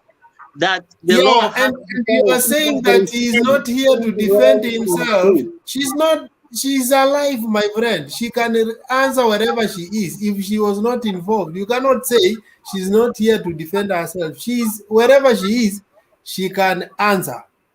The only person you can say cannot defend himself is a person who passed on. So that person cannot rise up to defend himself when you accuse them. But anybody else who is alive can answer whether you are in Australia or wherever. You can still answer that issue. The public servant. And finally, my comment before you answer all of them. Finally, I wanted to say that these issues, it is not the Jubilee which began to attack the debut. It is him who brought up the hustler nation. Now, when the things are becoming dirty, he began the hustlers versus dynasty. He has brought up an issue. Now, towards the end, they cannot handle it. You don't begin a war, you cannot fight to the end. And they used to tell him when it was beginning, listen, they told him that when you begin this class war, it's very dangerous. But they spinned it. Now that people have decided, now let's see where it can reach. The same guys who are coming up now, we need to sympathize with him. Have you ever seen anybody in a history of this nation brought to such issues? No, but it's because they brought an economic class war. And so if you begin a class war, people will censure you and say, by the way, what do you own? And that's why it has taken to that angle. What do you own? You have what? So don't tell us about hustler. What do you own? Okay, so they become something they and defend. Thank you, Wekesa. Hello. And before Ochieng, before you talk, let me reply.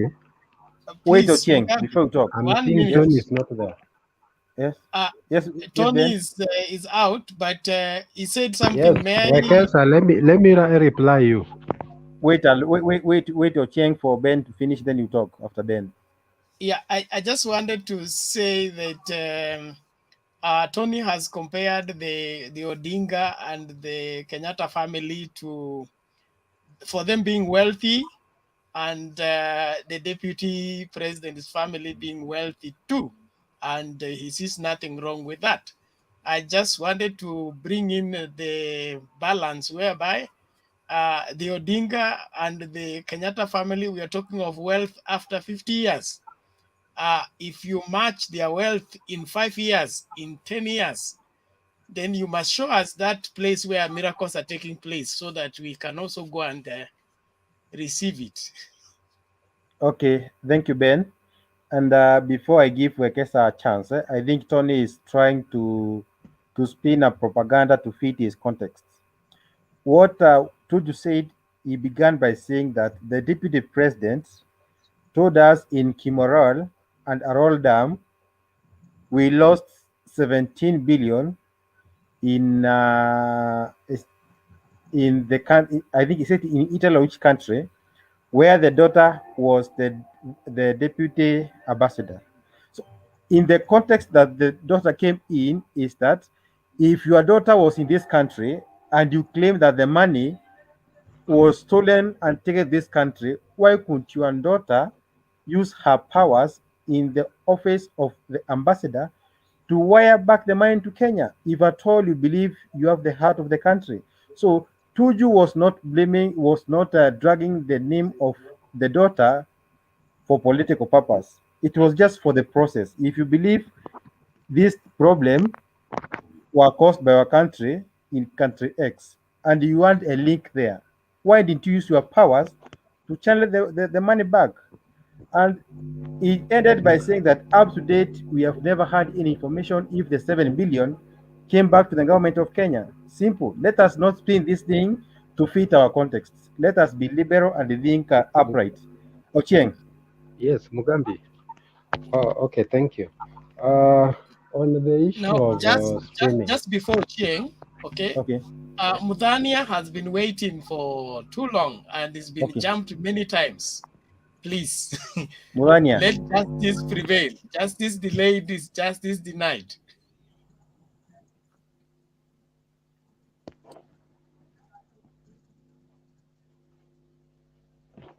You are muted. Yeah, I have no contribution about the same. So, you're okay. Can I go on? Okay.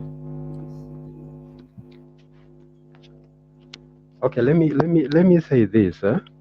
You know, you have been preaching, Mugambi. You've been preaching about Mugambi and Wekesa.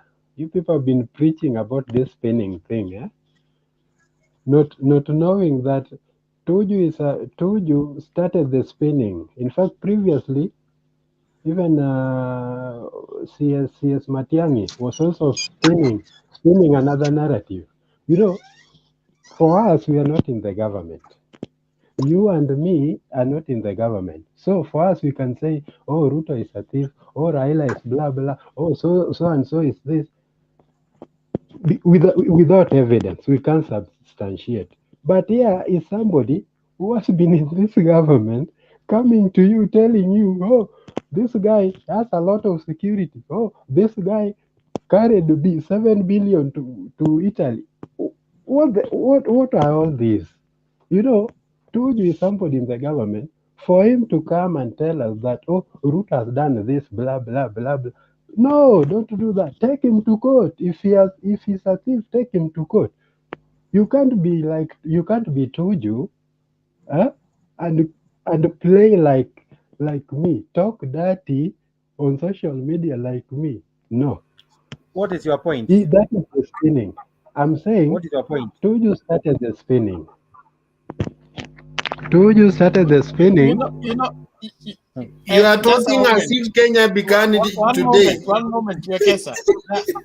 Just as UDA is asking for people to go to court, the day that case lands in court, you will see how they will turn 180 degrees and say it is now victimization, it is witch hunting, it is this and that. The same way they are vehemently asking to be taken to court.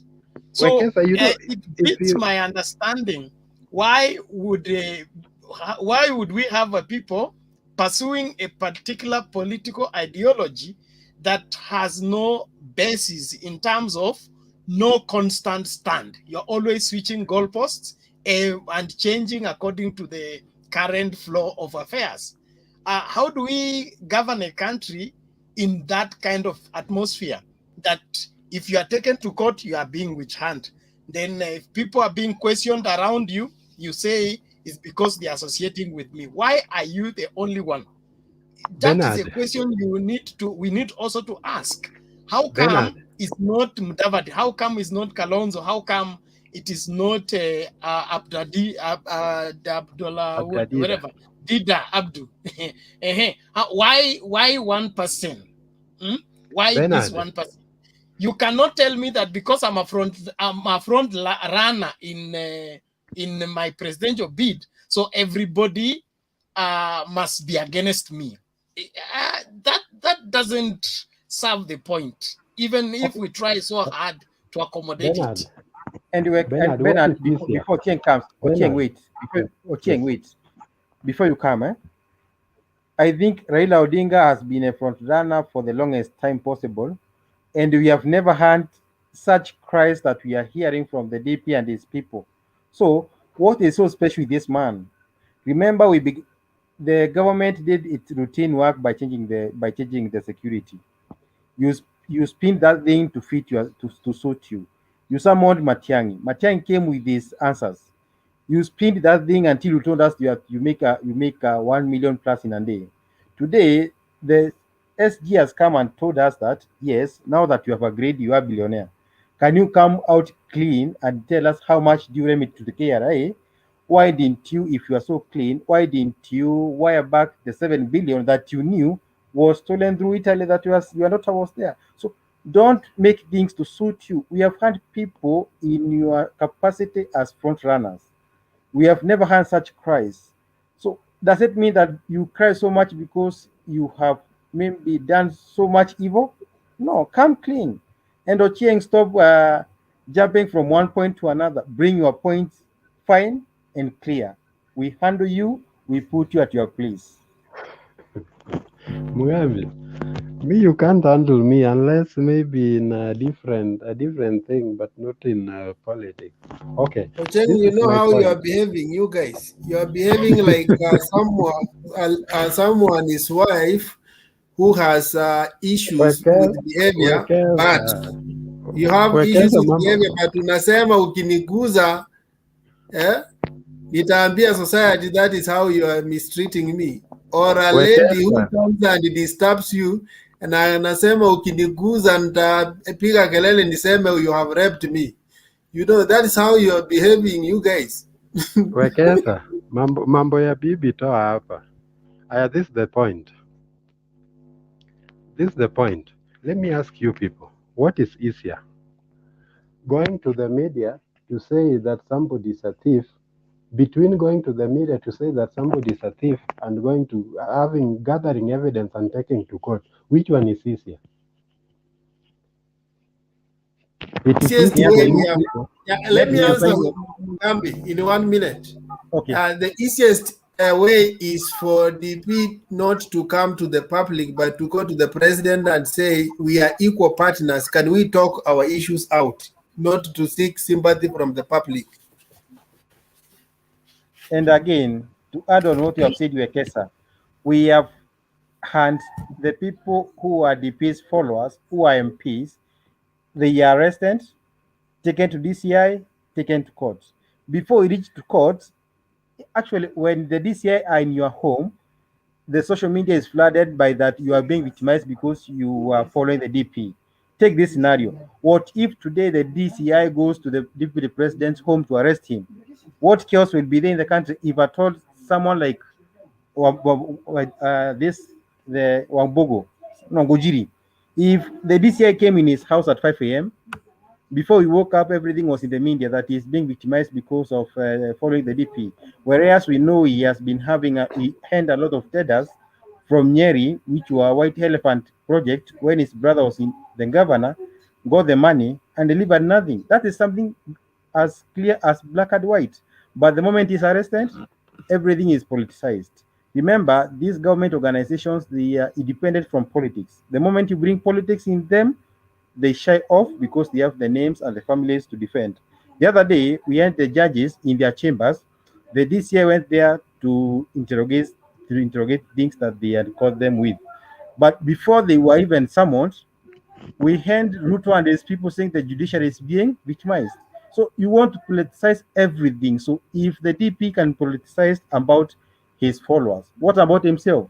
So if they began coming to the public court and the public opinion, so let it be. We put everything in public. Mugambi, it's good you said that. It's good that you said that. Ochieng, let me add good for you you also said. another one as you respond. Ochieng, you're being insincere. When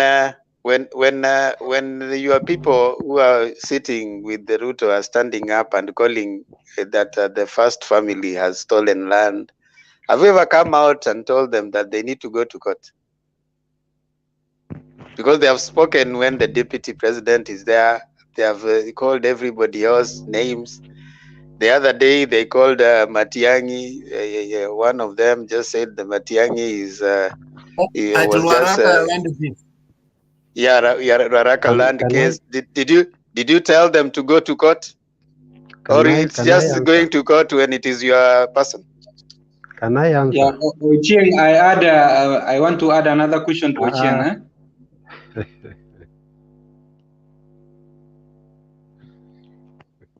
Ask the question. Please let Ochieng respond to one thing. Why are you bombarding him from every side? Ochieng, Let me answer. Answer the question. Let me answer. I'll generalize your questions to this. You know, you are talking like all these prosecutions have yielded something. Yes. Once DCI has taken up a case, we normally say we are being victimized. But is there any of those cases? Is there any of those cases which has led to prosecution? Is there any? There's none, because most of them are on hearsay. Before you say is there any, remember the Wakungu and the Washeli case, there was no much politics in it, and we had some fruits. This thing about 7 billion was being handled by the DCI, and it was concluded that Ruto is clean. Right now, Tuju has brought it up again. What do you want us to say? It is witch hunt, my friend. Something. Ochieng, wait. If the court declares you clean, yes, and you have stolen, it has not necessarily declared you clean because you are clean. Yes. You could be having a good lawyer. There could have been the evidence could have not have been collected. So you cannot say someone has been clean because the court has said so. That is a court of public opinion. Wait, George. Listen.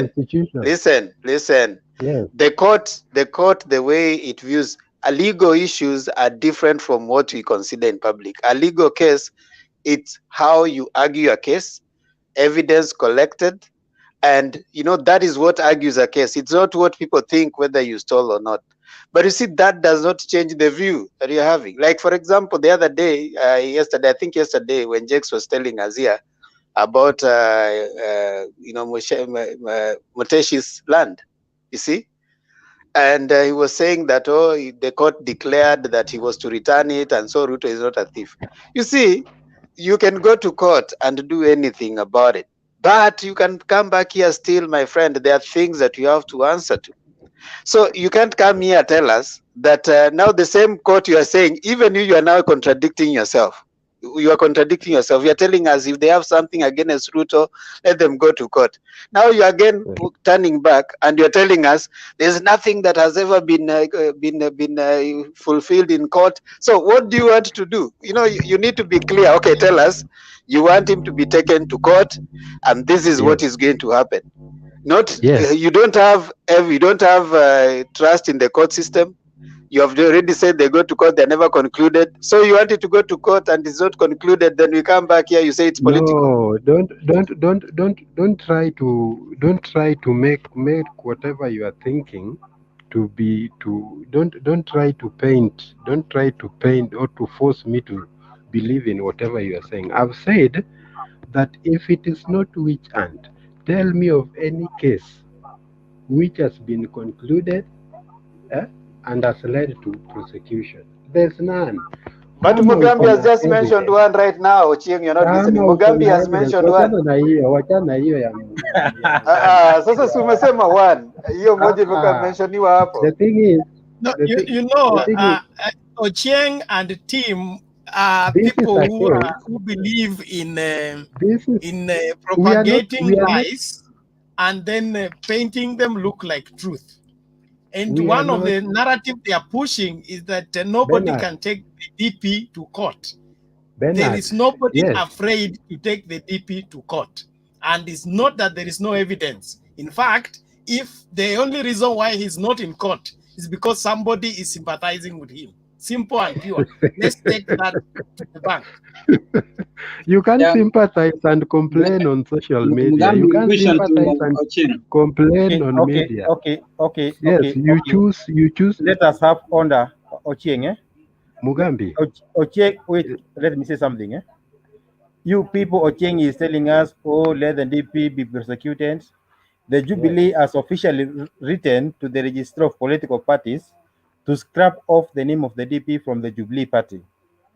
Wait for the Register of Political Party to end that process. Whatever you are crying for, my friend, utajua ujui. Okay, community, endelea.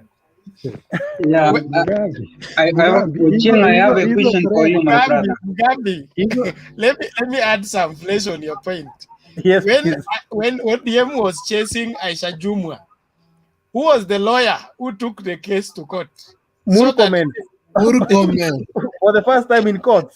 Yes, so that the due process should not be followed. They say court to court and they which land rule of law is supported by UDA? You know, you believe in hearsay. You believe in hearsay. And Ochieng, wacha kusema hearsay. Ochieng, ngoja. Yes, so what do you mean hearsay? There is this case. There is this case about the Aurora and Kimwarer. Ochieng, was Jumwa taken to court? There is this case. Yes or no? Mugambi, can you let these people stick to what we are discussing, because they are going back and forth. But we are talking about the problem is, Ochieng, you are disoriented. You go this saying, way, you are captured, you are looped to other side. So how will you debate it when you are so elusive? Stick to your points. I'm saying this. You asked me about DP. You told me that you people are planning, you have an evidence, you want to take DP to court, and I told you people. The case which Raphael Tuju talked about was the issue about the Aurora and Kimwarer dams.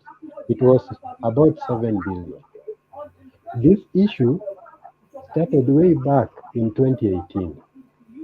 DCI concluded the investigation, and they said that DP is clean. Today, Tuju is back with the same case. He wants to propagate it on the media. That is why I told you people that if Tuju, because Tuju is in the government, if he has evidence, let him again take this case back to court. Tell the DCI that, oh, you never did a well investigation. Here is another evidence. Please let this man answer to these charges. His daughter carried money to Italy. Let him answer to these charges. Yes, that way we can have a progressive society. But hii ya kukuja kwa media, oh, amefanya hivi, hivyo sioni hiyo siasa ikidumu. Ochieng. Issues of media are settled in media. Ochieng. Yes. Nemba ngoja kwanza. Ngoja nimuulize swali moja. Ngoja nimuulize tu swali moja. Ochieng, who talked about the 7 billion first? The 7 billion, Tuju is the one who has come back with that 7 million. No, who thing. talked about it was 7 billion and not 20 billion? Who talked about it first in the media? And It's was not it in about court or it was in the It's media? not about the person who talked about it first. Why The are you whole running thing away was from that, Ochieng? concluded in a court Answer the of law. question. The whole issue was concluded in a court of law, and the court declared that DP has no fingers. Ochieng, simple question, simple There is question. no case that has been prosecuted. What do you mean? Which court? Ochieng, a simple question. Who said it is 7 billion and not 20 billion in the media the first time? No, that one I may not know. I only know that the case came into limelight. So why are you talking at us? He doesn't know what he's talking about. Talked about investigating Ochieng the doesn't Aurora have and Kimorel dam evidence. saga. Can we give community? Okay, let's just say time. this, Mugambi. In conclusion, let's say this: that case of Kimorel is like that case of Heck. Ikuisha, as long as evidence itapatikana, itafunguliwa tena. Na tena The case is ongoing. That's what Rotich is in court for. It's ongoing. Lakini DP, why is it that they have never questioned the DP on the same? And you here on the social media, okay, Wekesa is talking of evidence ikipatikana. Ochieng, listen to Yes. this, Listen to this. Yes. You people, you are saying president and deputy, they are equal terms. We know the president is immune of prosecution. Out of your thinking about saying they are equal, if we prosecute the deputy, you people will run all over the country as headless chickens saying, why don't you prosecute the president? Let us wait. The process that has been initiated today in the register of political parties to commence and end. From there mtajua hii Kenya iko na wenyewe na tutaki wezi bana tuongeze. Community ancestor, take your time, community ancestor. Take your time. Asante sana kwa nafasi. Man, Ochieng, today I feel sorry for you because in fact you are alone and ni kama tunakulemea sijui Jakarede leo ameenda wapi. I don't know Ndeto ameenda wapi, but let me add something in regard to the topic of today. In fact, about what has happened today when Tuju has in fact sent a very strong warning to Deputy President about telling him that in fact it is not that they don't know the Deputy President well. They know what he has been doing under the darkness, but time has come for the Deputy President to come clear, because you've seen, even in fact I never knew about Arol and the Kimorel Dam, that her own daughter was involved in fact on this very issue, because what I heard today is that the 7 billion were wired to Italy when the daughter to the Deputy President was a deputy ambassador. What I know, maybe today, because it is now on today is on it is on 7th. Maybe the Deputy President will come out, all his men will come out, and then maybe they give a green light in regarding to that very matter. So to you, Mr. Ochieng, I want to tell you that in fact, politics is not a simple game as you think, or as we people think. Politics is a hard game, because in fact, when you run a show, when you run a show for a long time by yourself, you know the opponent is just watching you. counting the very mistakes which you have been committing on the way.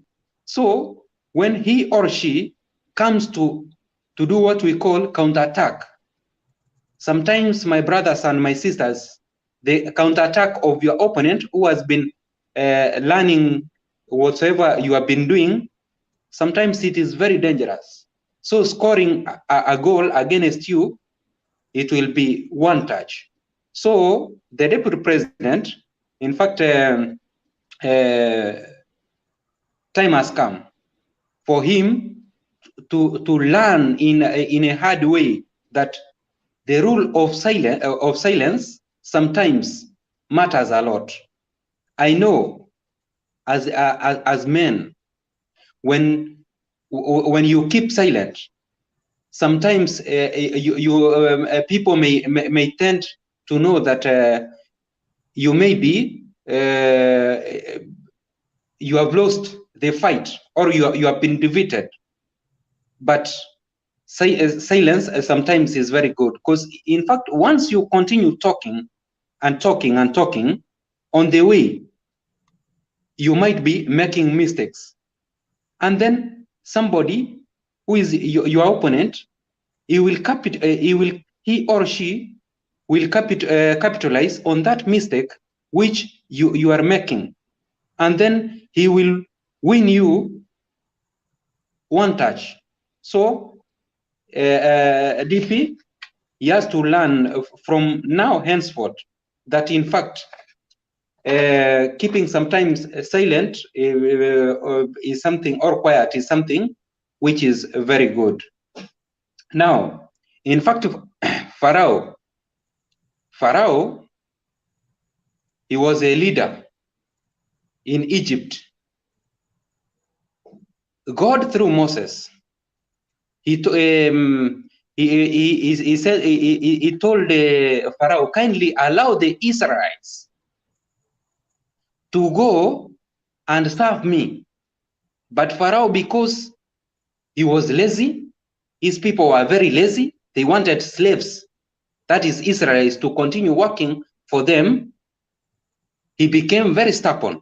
So after becoming very stubborn, what happened later? We saw the angel of God bypassing all the houses of Pharaoh, and the sons of Egyptians, in fact, were all killed. Now, Uhuru Muigai Kenyatta, he has been keeping quiet when the deputy president, he has been running up and down, allowing his people to throw insults on him and maybe his family or his closest friends. A time has come for Ruto to allow the people of Uhuru Muigai Kenyatta to go. As I conclude, I'm saying the mountain. This is the first time, in fact, I've seen the mountain people are now wandering here and there, because in fact, I don't know if they have lost grip. Maybe Mr. Mugambi can be able to explain to us, because this is the first time I have seen the mountain people, in fact, creating so many parties, like from the western part of Kenya, and of which I don't know if it is going to benefit the people of the mountain, or they will lose. So that is the question to Mr. Mugambi, because I know you are here. You can be able to tell me, because I'm really wondering of what is not happening to the people of the mountain. Why can't, in fact, you look for, you searching for one party, so that in fact you can, even though, yeah, you are not going to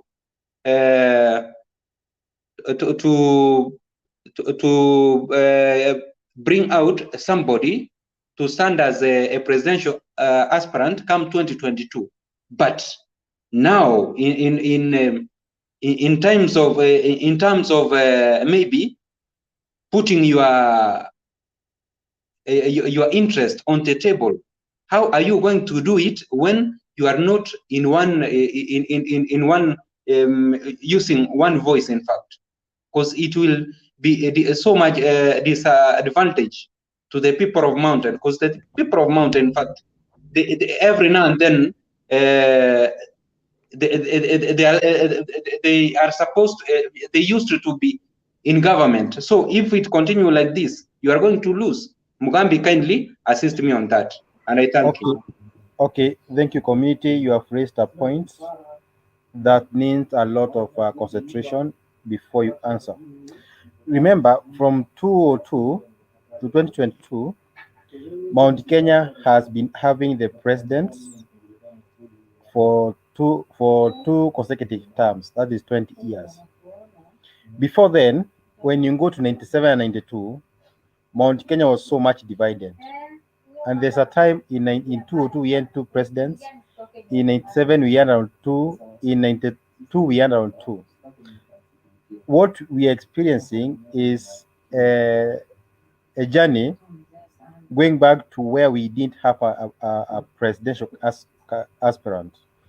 And what they are doing, sometimes any investor will tell you, if you want to make a portfolio, don't put all your eggs in one basket. So Mount Kenya, they have different sub-tribes within Mount Kenya who are the Bantu. So they have given them that leeway. Go as people of Embu, go as people of Tharaka Nithi, Meru, Laikipia, Nyeri, Kirinyaga, Muranga, Nakuru, and all those. Discuss among yourselves.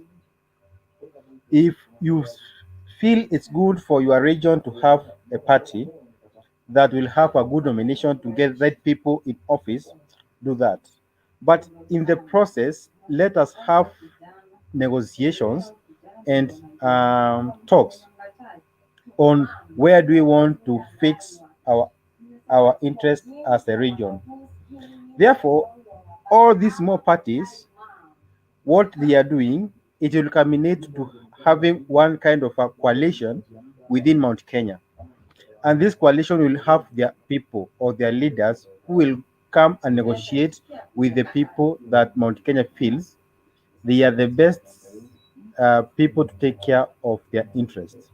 And that is what Mother Karua, TSP, and Kuria, they are doing. It will reach a time, remember Mother Karua told us about Limuru 3. Before we reach the Limuru 3, these leaders must come together and talk. Remember, if we have one party and maybe a person like Ruto comes and buys the party, it will leave so many orphans on the ground. We don't want to give him that leeway, or any presidential candidate that leeway, to take one party that we believe in. If Ruto comes and manages to take like TSP, let him go with TSP, but all other parties are facing Mount Kenya. That is the basic thinking behind many parties in Mount Kenya, because we know we don't have any presidential candidate. And if we will be out of government, tutakuwa so much exposed. And our aim is to get the person who, in the meantime, will be able to claim back to the presidency. Remember, people have looked at age, character, at integrity of people. If we give someone of poor integrity to support him, it may reach a time whereby he will divide our region, divide everything, and leave us disabled, and afanye coalition in other areas. That is what we are trying to counter. So there's no problem of having many parties. Let us have as many parties as possible. When we go to Limuru 3, and then Uhuru calls us to Sagana 3 or Sagana 4, we have one. That is the one that we are going out to other tribes. So there's no problem. Feel no worry, feel no peace, feel no disgruntlement with many parties around Mount Kenya. Mugambi, can I have something? Yes, please. Oh, okay, Mugambi, I think from your analysis, you're very insincere. The situation which Mount Kenya is facing right now has never happened in the history of this country. You bypassed that and said that it happened sometimes back. You never had a candidate. The situation Mount Kenya is in right now was strategically brought by President Uhuru Kenyatta and his deputy. You know, from the year 2013, you knew very well that Ruto is supporting Uhuru, but mtarudisha mkono. That is the same song you people sang in 2017. Sasa mmeona mmefika, mmerudisha, hamtaki kurudisha mkono, mmerudisha mkono kwa mfuko, not knowing that huyu mtu mwenye mlisema mtamrudishia mkono tayari you have publicized him huko kwenyu. Yeye ndio watu wanamjua. Sagana 4, Sagana 5 will happen, but I doubt if there will be any change. Right now, the Mount Kenya leaders are forming parties. In fact, there will be so many by the time we are Ochieng. Yes. Allow me to cut you short. This is not the first time that you have so many parties in Mount Kenya. The same Kiunjuri hand is GNU. Kibaki hand is BAS. Uhuru hand is TNA. So we have been having these so many parties, but when it came 2017, Ruto and Uhuru killed all these parties. So we are going back to our roots where we were with different diversities. So it is not something new. It is so unfortunate that we killed all our parties except for 2 parties, PNU and NAC. So nothing new, nothing should worry you. Very well. You said it very well.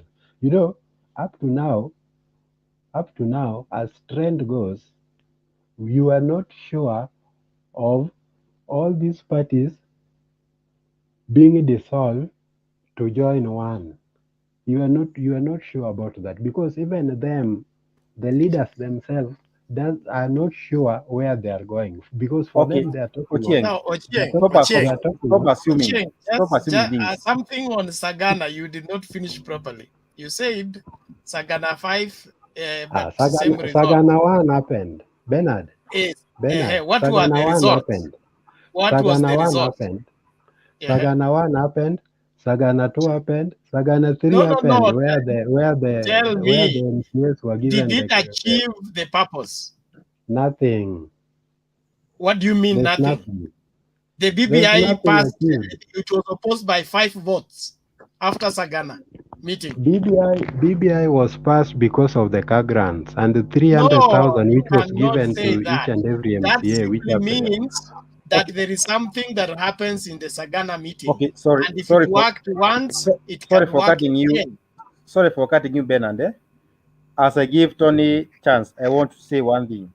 Remember, in 2002, we had 2 presidential candidates. We had Uhuru and we had Kibaki. Actually, Uhuru could be sold nowhere around Mount Kenya except Kiambu in Gatundu.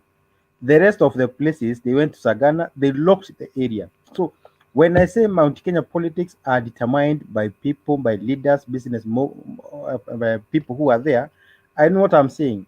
Let us work out of assumptions, and it's allowed because he does not know anything about Mount Kenya. We appreciate that. But learn about Mount Kenya. Tony, take your time. Yes, thank you. Yeah, let me say something about my opinion on Mount Kenya. Mount Kenya has produced very smart business moguls, and it has also produced very good, smart politicians too. What's happening there, from a distance, my opinion is that they know what they're doing.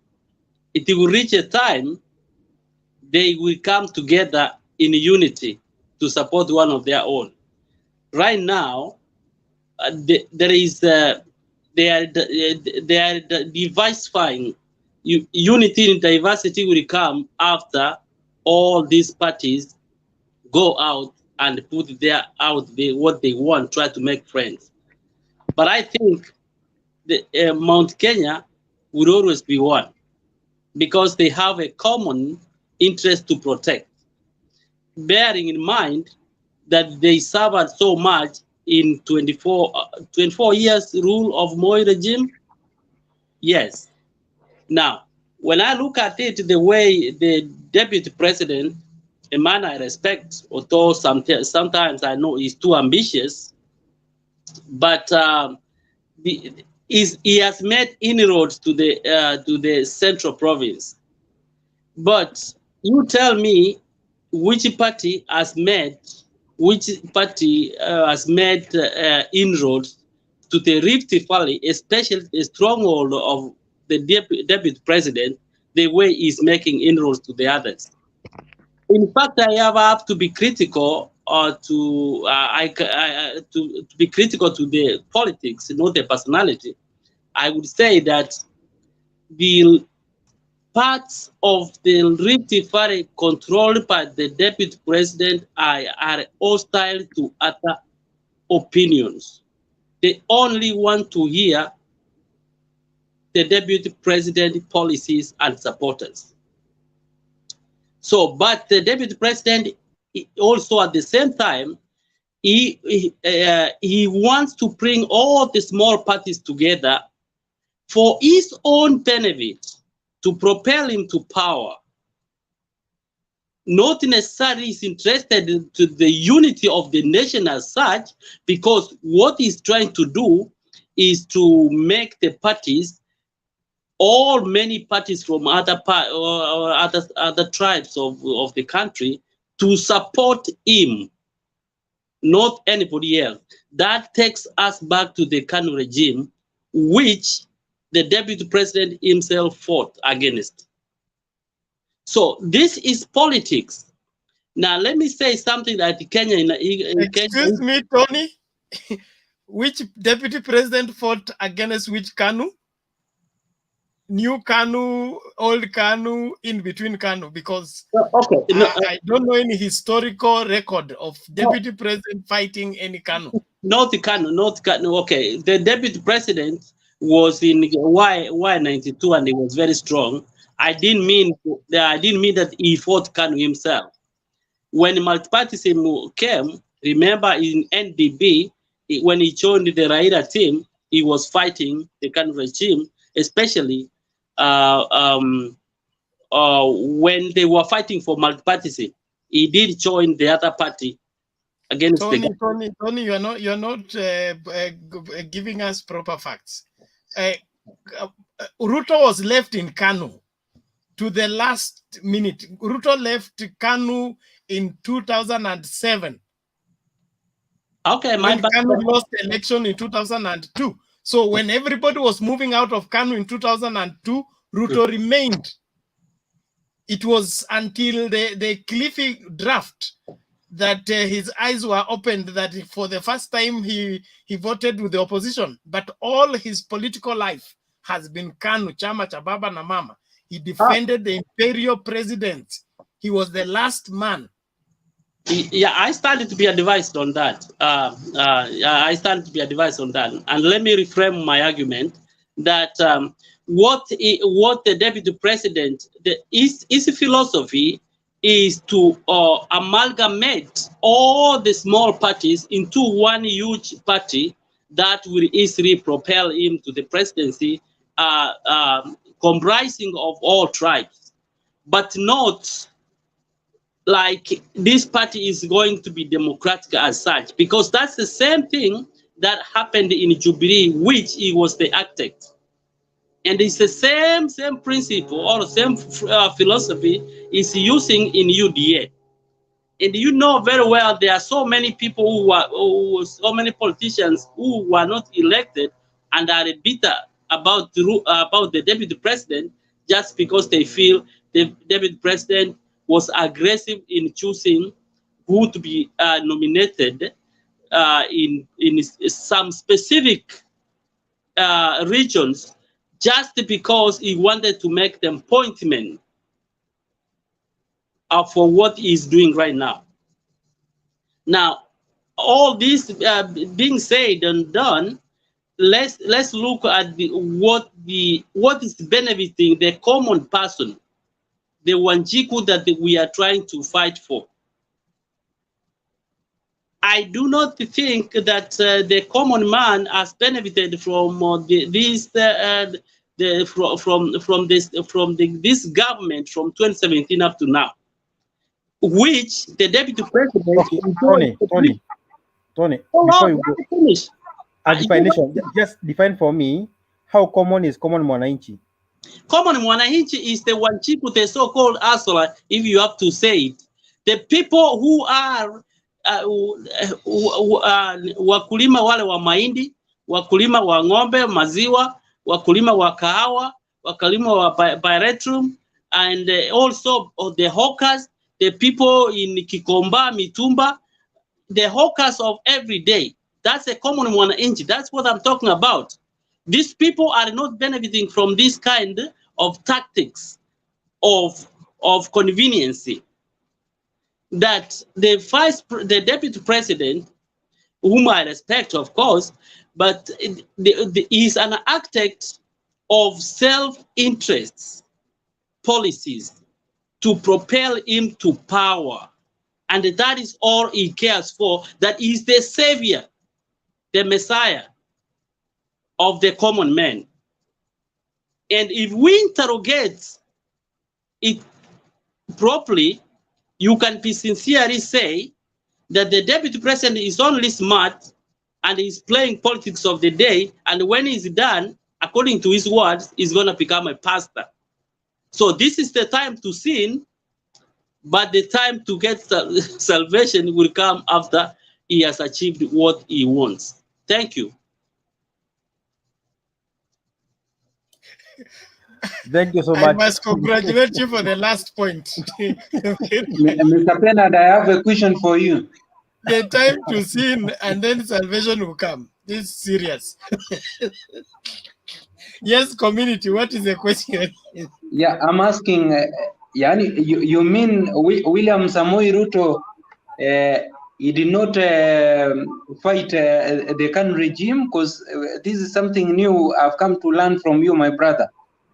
No, I corrected my statement and said I stand advised. I was asking Bernard. Thank you, Tony. Community ancestor. The history of this nation is clear. You can even go to the National Archives just across here and check the newspapers. Between the war against Kanu intensified late 90s, late 80s, and early 90s, and it went on until 2002. That's how we won. And throughout that time, since 1992, look at the pictures across. Deputy president was either with Biwott or with the president himself. He was in the corridors of power. So if there is anybody who has led the fight against change, okay? When we agitated for change, he was for no change.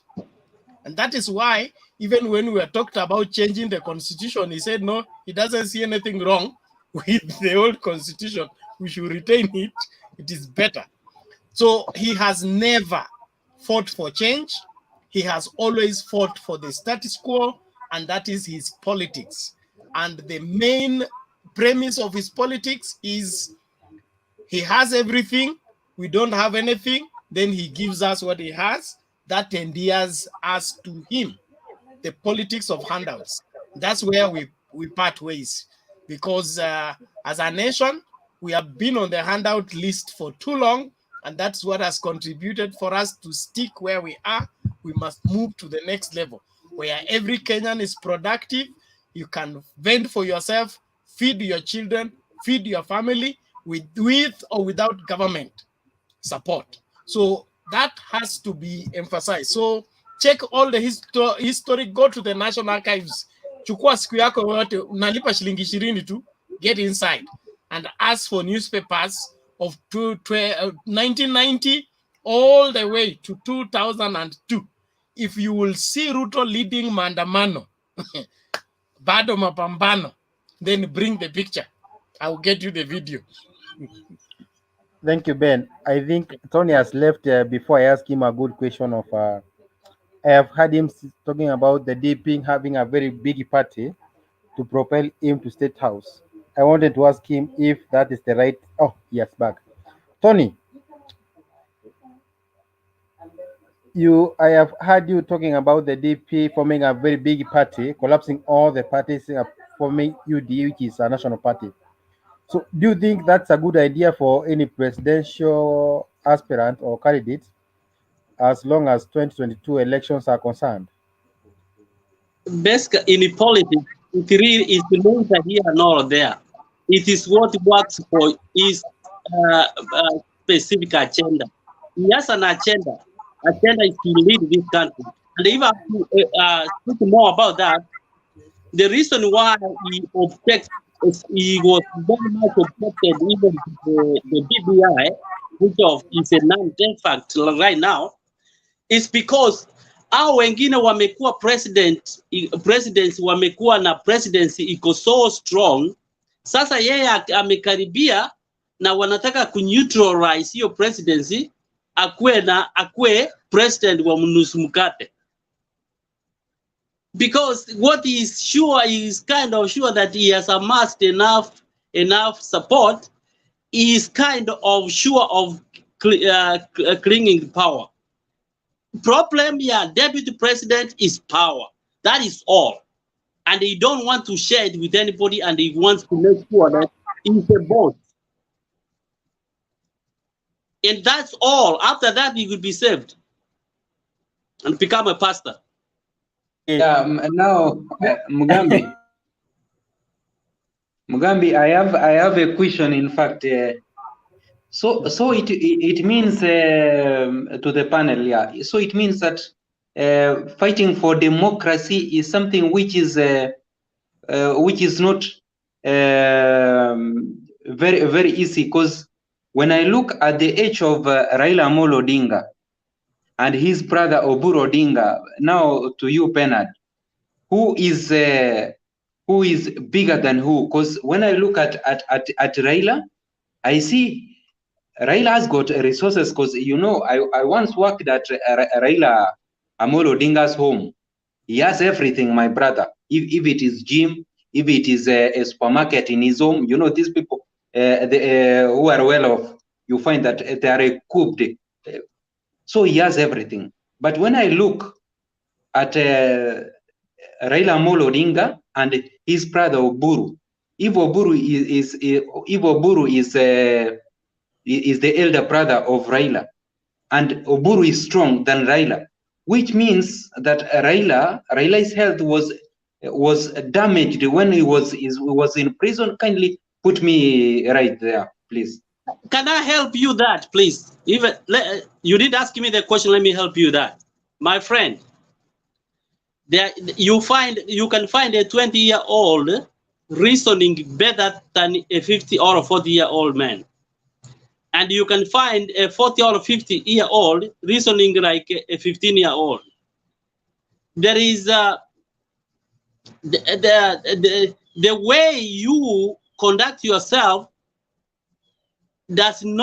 your age does not determine your leadership skills, but it's what you can offer at the age you are. And who said leaders should be a certain age? It depends what you can offer to the family. Okay, let me go to our family backgrounds. We are all Africans. Sisi ni wa Kenya. Sasa kama Tony, unanichanganya kidogo. Hebu nikuulize, why do you get a job advertisement saying you should have that 5 years of experience? Like, to be a Supreme Court judge, you must have that 5 years of experience. What makes such post need someone with such a massive years of experience? And remember, these people, they are appointed by the president. So you want to tell us that for one to be a president? Yes. In the professional life, there are qualifications of the kind of job that you can do depending on the job description. Because the job descriptions needs somebody who has done similar jobs that it can come to the organization and move it forward. But if a fresh graduate is given, let's say somebody graduates from the School of Law and he becomes the Supreme Chief Justice, I am telling you, things that he will do there will be radical because his experience from school is not a field experience, it's academic, it's intellectual, it's not hands-on.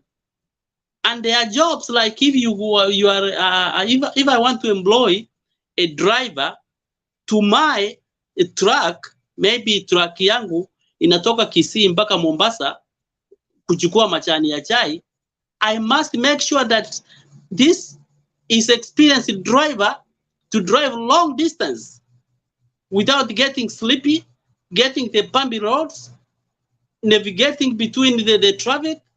That's what it depends. You can't give, there are jobs that are meant for fresh graduates.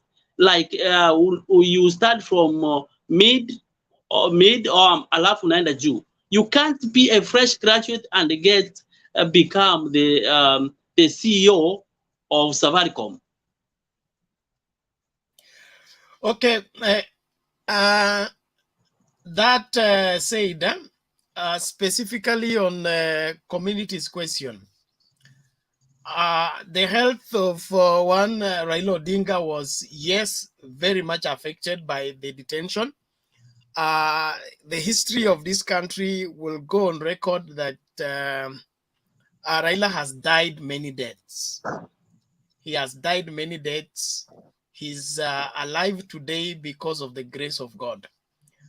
When you read about what he went through, I was reading what Ngugi wa Thiong'o wrote about his experience with him, visiting him at committee. So he's not one person that has had it easy. And that is one of the reasons why I really feel that given the leadership of this country, he can nurse this country to recovery because he knows what it means to go through pain and come out well. He will place value on this country because of what he has suffered for the same. So Oburu, yes, he's older than Raila. He's the eldest son. He may be stronger because he didn't have much, although the entirety of the Oginga family, they suffered, even the Mzee suffered a lot under house arrest, all those manner of things. So it has been a long journey. And that is why we cannot anticipate change by flipping our fingers. As young people, we must appreciate that there are things that must be processed, and the process has to go full length.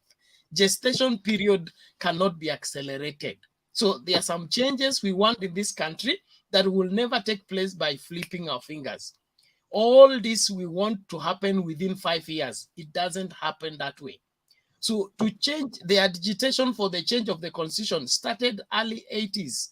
Okay, in the struggle went on and went on. At times we lost, at times we picked it up again. We lost, picked it up again. And we need people who have that understanding that you can go for an election, lose it fairly or unfairly, but live to fight another day.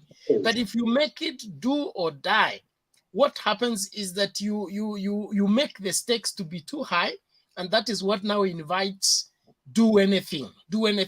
And that's why we are losing great people like Msando. Okay, the kind of investment that was put in that young person, the schooling and all that, and when he was just at the peak of his career, his life is destroyed on the premise of a mere election. Now, all these things are born out of people's ambitions that are not managed. especially in relation to the country. And that's why we need to be very careful that if you want something so much that you're willing to do anything to get it, we need to begin to investigate you, because what is driving you? Because if nobody is big today who has not lost anything. That I never lose elections, I never lose relationships. Some of us, we married not the first girl we met. So it is important that we appreciate that in life we will lose and in life we will win, and it is normal. And then when it is a matter that involves the masses, that is the entire nation, then we must check our personal interest. How does it relate to the interest of the rest? If I get what I want, will Kenya have gotten what it needs? That should come into play. So it is not just I went for it, I got it, I always get it. No. Has Kenya gained? Has Kenya moved forward? Has Kenya children gone to bed hungry, or they have gone to bed peacefully and well satisfied? If we put Kenya first in our judgment of who takes the house on the hill, then we will be able to choose the right person. But if we put our personal interest, our tribe interest, our political ideology interest first than the country, so the country just becomes a tool we use to get what we want. When we make that mistake, we will forever make more mistakes, even as time goes. So let us watch out. And that's why I hold in high respect for the people that went through the pain of the struggle of moving the one-party system that was cruel, but they withstood the test of time. Somebody like Koigi, he vowed not to shave his head until Moi is out of power. And it was until Moi left power that he went to remove the dreadlocks. These are people that need to be held in high esteem. It is a wonder that today's generation looks at them with disdain. They think they're just, they are just, Niwa Kenya. Anybody will have fought. It's not anybody will have fought. Your grandfather was there too. Why was he not fighting? I mean, and if he did fight, he may not have been exposed like these people were exposed. So let's give honor to whom honor is due and give respect to whom respect is due, even as the Bible demands of us. Thank you. Thank you so much, Benan, for your extensive elaboration for communities' concern or question. That is. I think Tony has raised his hand. Tony, you can say what you want to say. Then immediately you are done. Jakes will take over, because I can see Jakes want to be fried, and you are ready to fry him today. Yes, let me. I wanted to note something. My friend there spoke about the people who were assassinated. Maybe went mysteriously. I remember during the funeral, the beautiful wife of the late Musando, she cried in public when she was giving a public speech, saying, "I know you are watching me. Are you happy now? He has left small kids suffering here. Who's going to help them?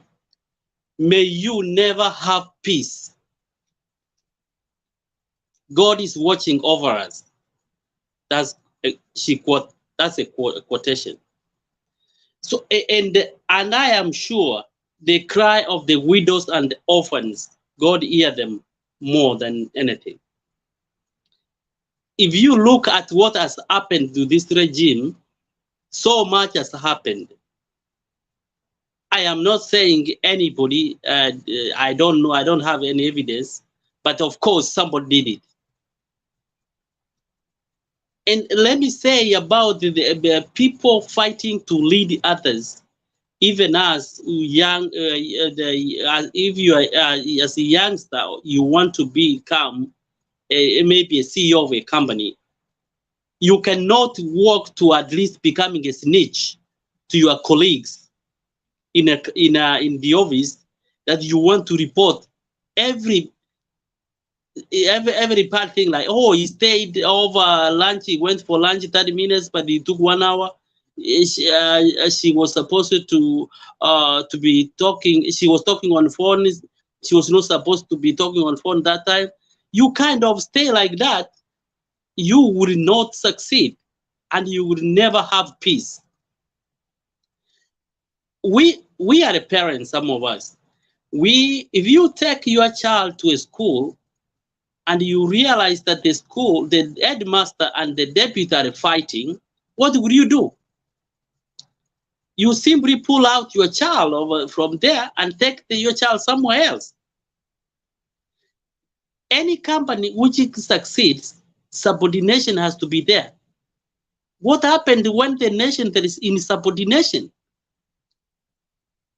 Who you think you are, when you are in that power, everybody will agree with you. If you don't agree with others, you praise is very bad. It says a capital sin. Bride comes before fall. Thank you. Thank you for such words of wisdom, Mr. Tony. We are so glad to have you, and we hope you'll hold till the end of the discussion. Now, Dynasty Jigs, welcome to the floor.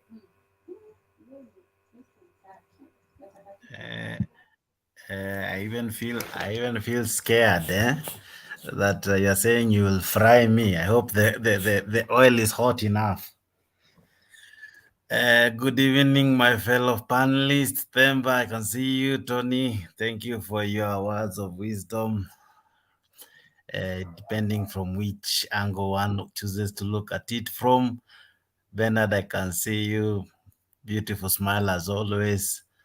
Mugambi, I can see your eyes are becoming smaller due to the shades, but it's okay. We understand. The happiness in your face cannot allow your eyes to be bigger, but anyway. Our ancestors always punctual. Hope the rest of the ancestors are doing well. We are glad to be here this night. Now, I want to begin with the beautiful title, Jubilee Attack. I think it is attacks DP. Hustler Nation cries foul as Jubilee party leaders led by SG Raphael Tuju attack the DP elsewhere as Martha Karua, Mwangi, Kiunjuri seek Mount Kenya unity. They seek to preserve their parties as the 2022 race hots up. Wow.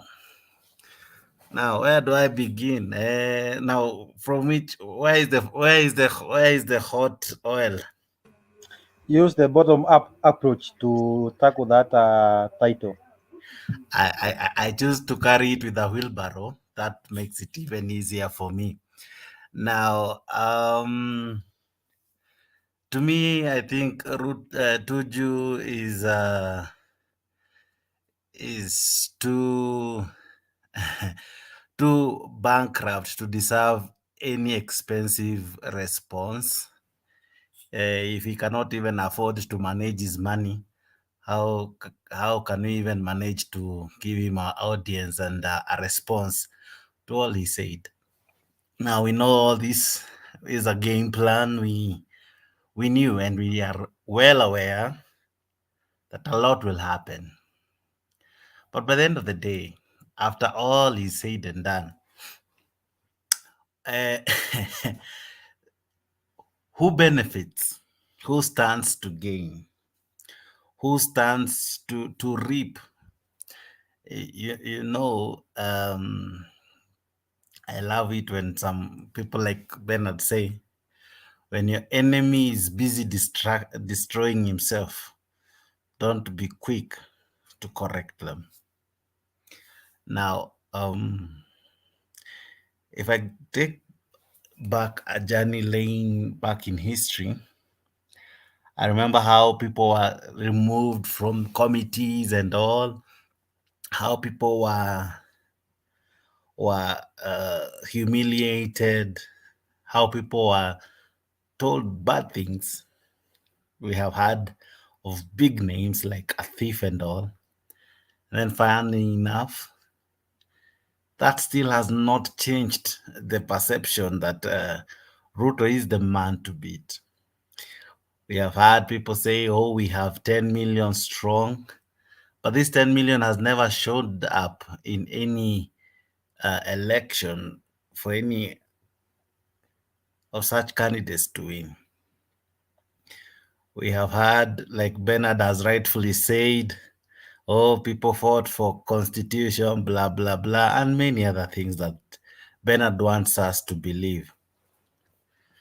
Now, if we make our politics a politics of entitlement, that you fought, you deserve a seat, that you are there, then you deserve to be given this, what will happen to that Mwaura who is in school at the moment? What will happen to that Akinyi who desires to be a leader if the leadership qualities is about being handed simply because you fought? And some of these fights, are they justifiable? Probably they was of selfish interest. Maybe just one person always wanted to be a president, and by all means, nothing would have stopped him then and probably even now. But simply because we are too quick to forget, we attribute all actions to be matriarchic actions, even actions that are tantamount to treason, but we still praise them here. I don't wish to even respond to so much things that Bernard has said, because mtu kulea nywele kwa sababu ya president, that is his own choice. It does not mean that since nimelea nywele ati kwa sababu Huru amefanya kitu, I should now be James, given that leadership. that is not what I said. Kept quiet. Stop, I kept stop quiet saying when he what I talked. did not say. I kept I quiet said when he talked. somebody vowed. A vow is not kulea.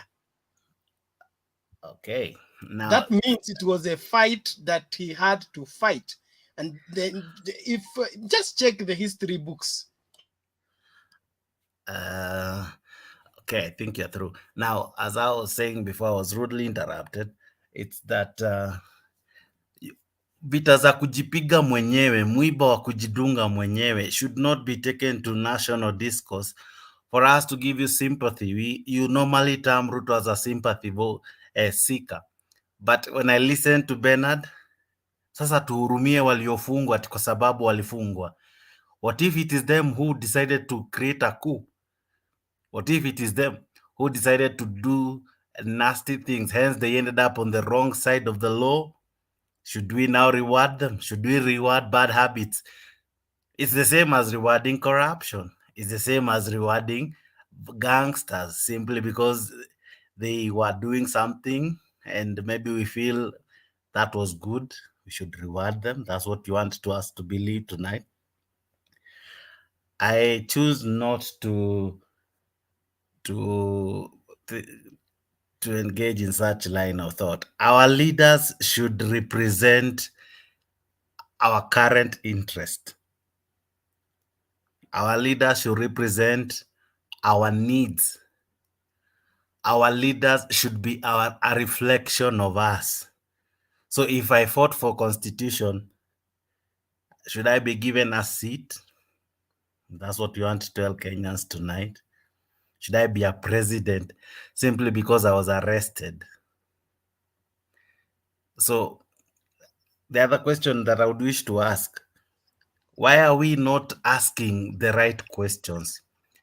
These so many lands, huge lands that are owned by few individuals, how did they buy them?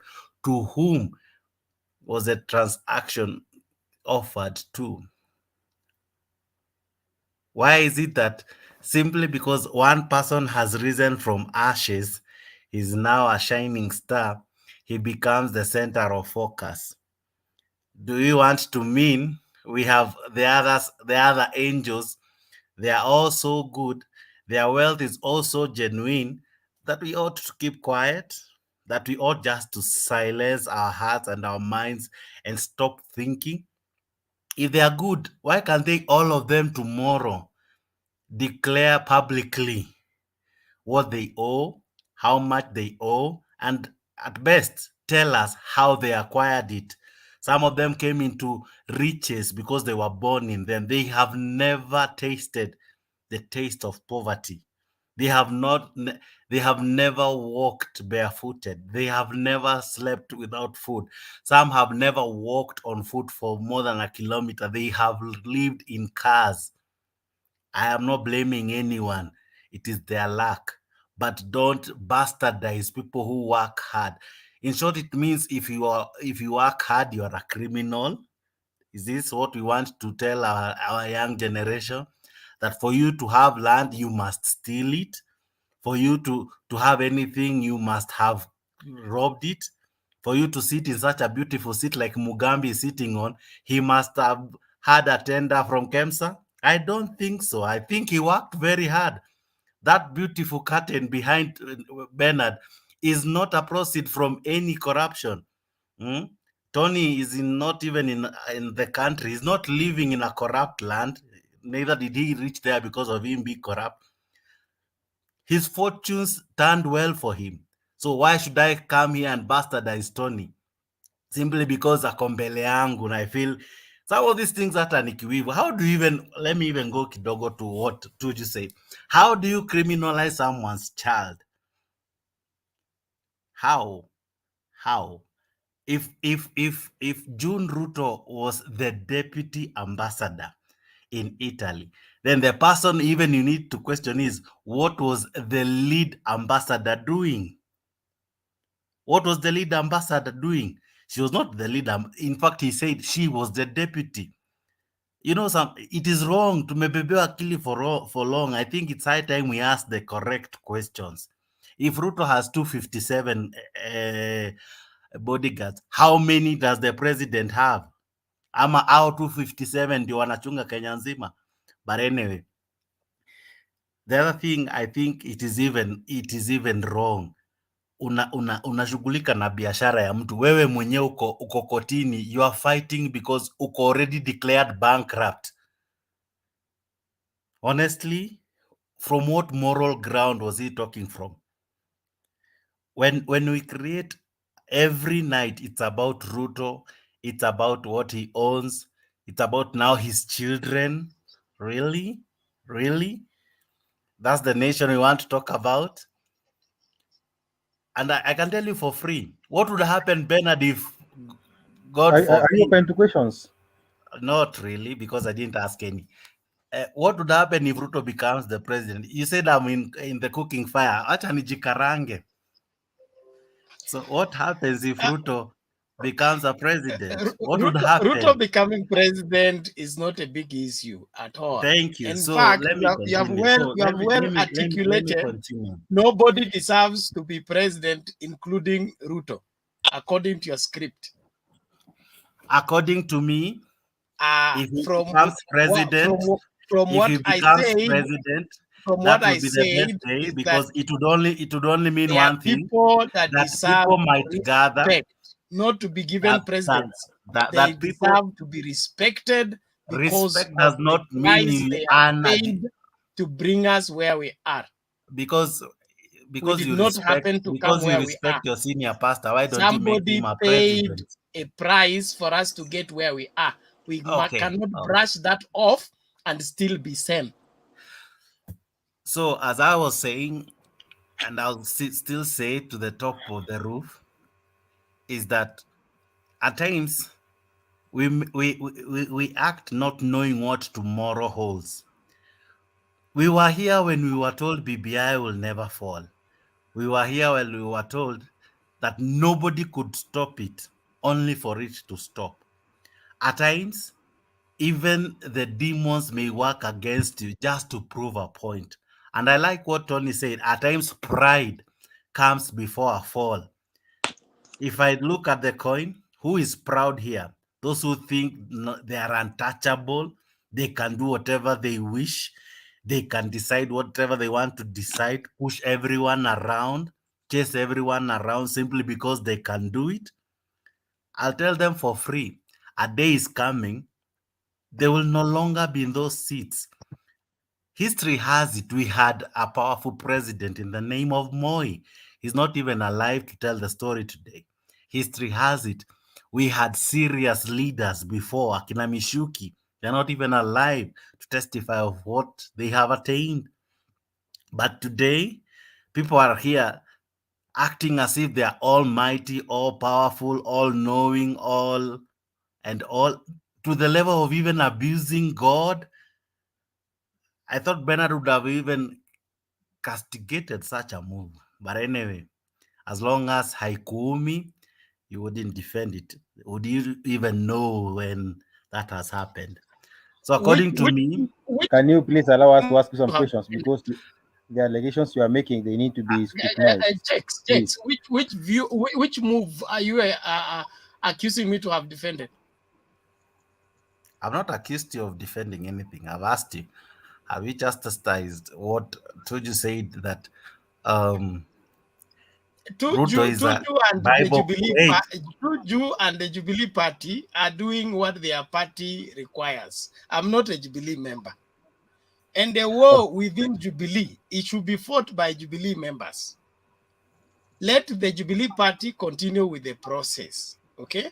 I would not want to be invited into the same.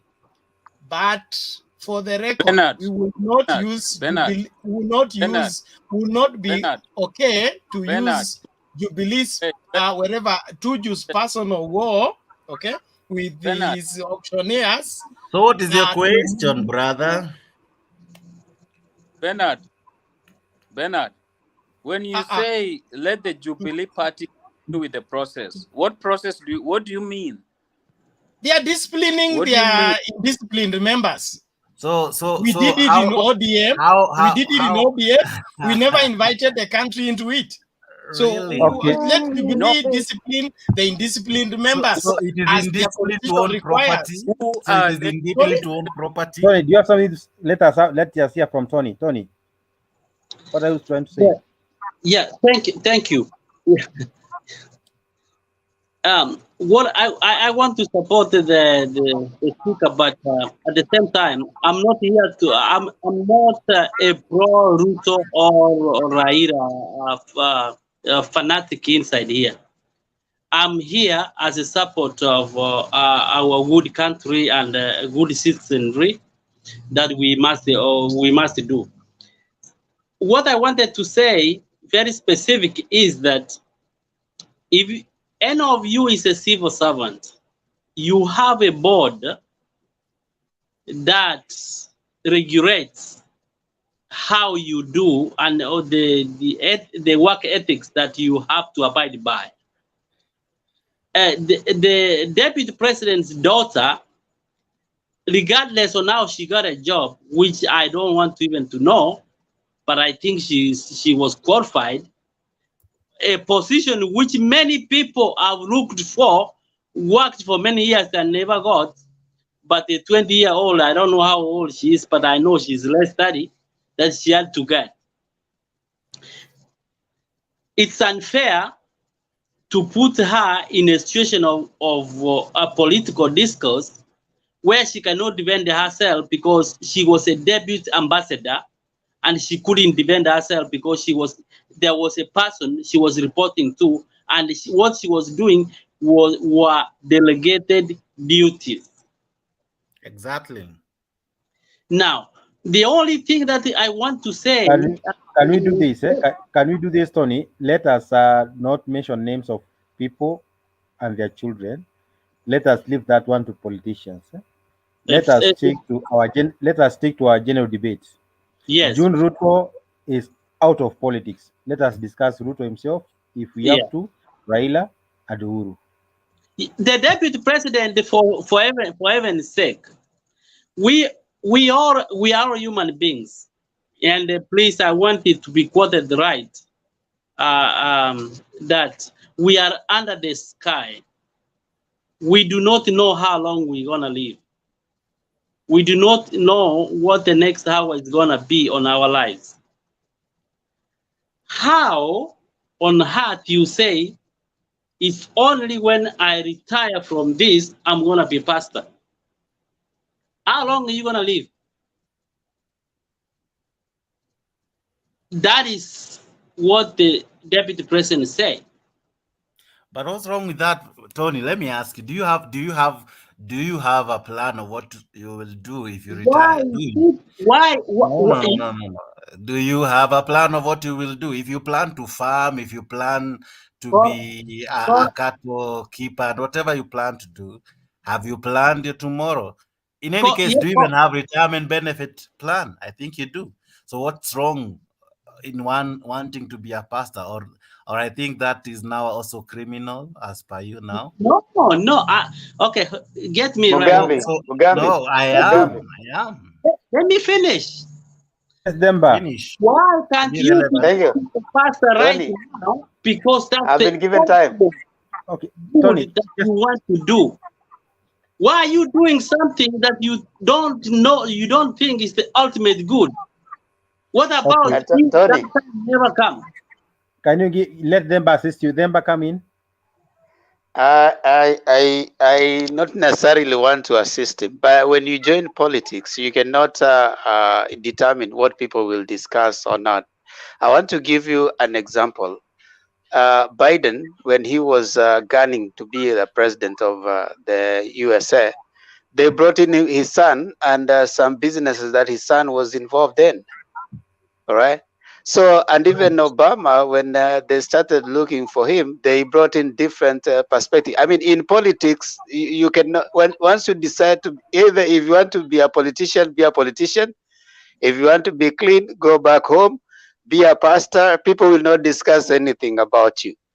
But if you are a politician and you are on the political stage, I mean, people will fish, people will dig. And by the time, you see, Raila, right now, people will talk about his brother being the Iala MP. People will talk about all his, you should be ready for all that. And what you need to do, not tell people, don't discuss about this. When you become a politician, people will discuss. So telling us that we shouldn't mention June Ruto, and she's a public servant, and the father is a deputy president of this country. I mean, what are you telling us? I don't understand why we fear, interrogating. You should be ready to defend yourself. You should be ready to stand up and say, okay, fine, this one is because of this, because that's what politics is. Politics is not like selling ice cream. I mean, you will be good to everyone, and people will start saying that this and that. But when you join politics, you must decide that I'm in politics, and there are this and these things that are with me. So we will mention. If they are there in a place You have said it well, Temba, and I agree with you. And that's why I'm even asking, Tony, I think one thing that at times pisses me off, and that's why I even joined, it's people creating a narrative that is neither here nor there. What's wrong by an individual trying to say that once I exist being in politics, this is what I will do? You see, for example, we will not always have them in power. What do you think Uhuru will do come next year? What do you think Kibaki is doing? Mugambi, give me a minute. What do you think Kibaki is doing now that he's outside power? So it's never wrong to project what you will do outside power. So it's even criminal of you castigating him to say that when he would be a pastor, it would be wrong. Let me ask you for free. Is it a crime? He even has a church in Karen at the moment. Why are you not criminalizing that? I think it is wrong. Guys, You have made this you're one an issue this small matter that you're not reasoning. Being a pastor is not something you choose. Being a pastor, according to the Bible, it's a divine calling. It's not even something you program yourself for it. So let's not overstretch it. On the other hand, this matter of Kemorera and the 7 billion, let us put it in its proper context. It was the DP that said it's not 20 billion, only 7 billion disappeared. And they disappeared where? In Italy. So that matter is within that context. So the Ruto's daughter is not being mentioned from the kitchen. It is within that scenario. Then if you want to discuss I love it when you bring issues that are neither here nor there, given that we have a DCI that has such a mundane task of investigating and bringing to book all the perpetrators. We have him on camera, just like Tuju said. We have him on camera saying that the DP is not involved in whatever manner. In any case, the person who signs the book, the person who authorizes, the person who guarantees some of these dealings is the president, the person who was in charge. If we have to go to the ambassadors, the now, ambassador of Jake, Italy if is not he's not involved, if he doesn't know anything that goes on, how come he knows only 7 disappeared? You know, you people confuse probably me. his preview, If probably something his happens preview at home, to I am intel. not at home, I'm not involved, and then I Probably know his what preview. happened. Either I'm a prophet, or I'm the Holy Spirit, or I am God the Father myself. I mean, Whatever you are, whatever level of Trinity you choose to be, but this is the fact. Just like he knows the number of kilometers just let me finish them. But just like he knows the number of kilometers of tarmac done, the number of people who have been electrified, he has the same preview of how much money was spent. So I don't think it is wise for you, simply because you have never castigated him because of what he has said about roads, let me about ask you. last mile and all, but simply because he has some information of how much and probably who took, and in any case, he knows who signed. I want to ask you a question, Jex. The deputy Jex, I want to president ask you a question. is not to be Bernard. believed, in the sense that he knows the kilometers of roads that were done when the road has no contractor. The road in my village, he reported it's finished. So there are some things he says that are not there. That's why we don't believe him at times. Not Allow me to ask Jex a question, because I think I like his line of reasoning, which is good. Which court of law has just one moment before you ask the question, please? No, let me ask you a question. I want it's a parallel question to what you say. Away from your mouth, it sounds so bad. Oh, you're go ahead. Go ahead.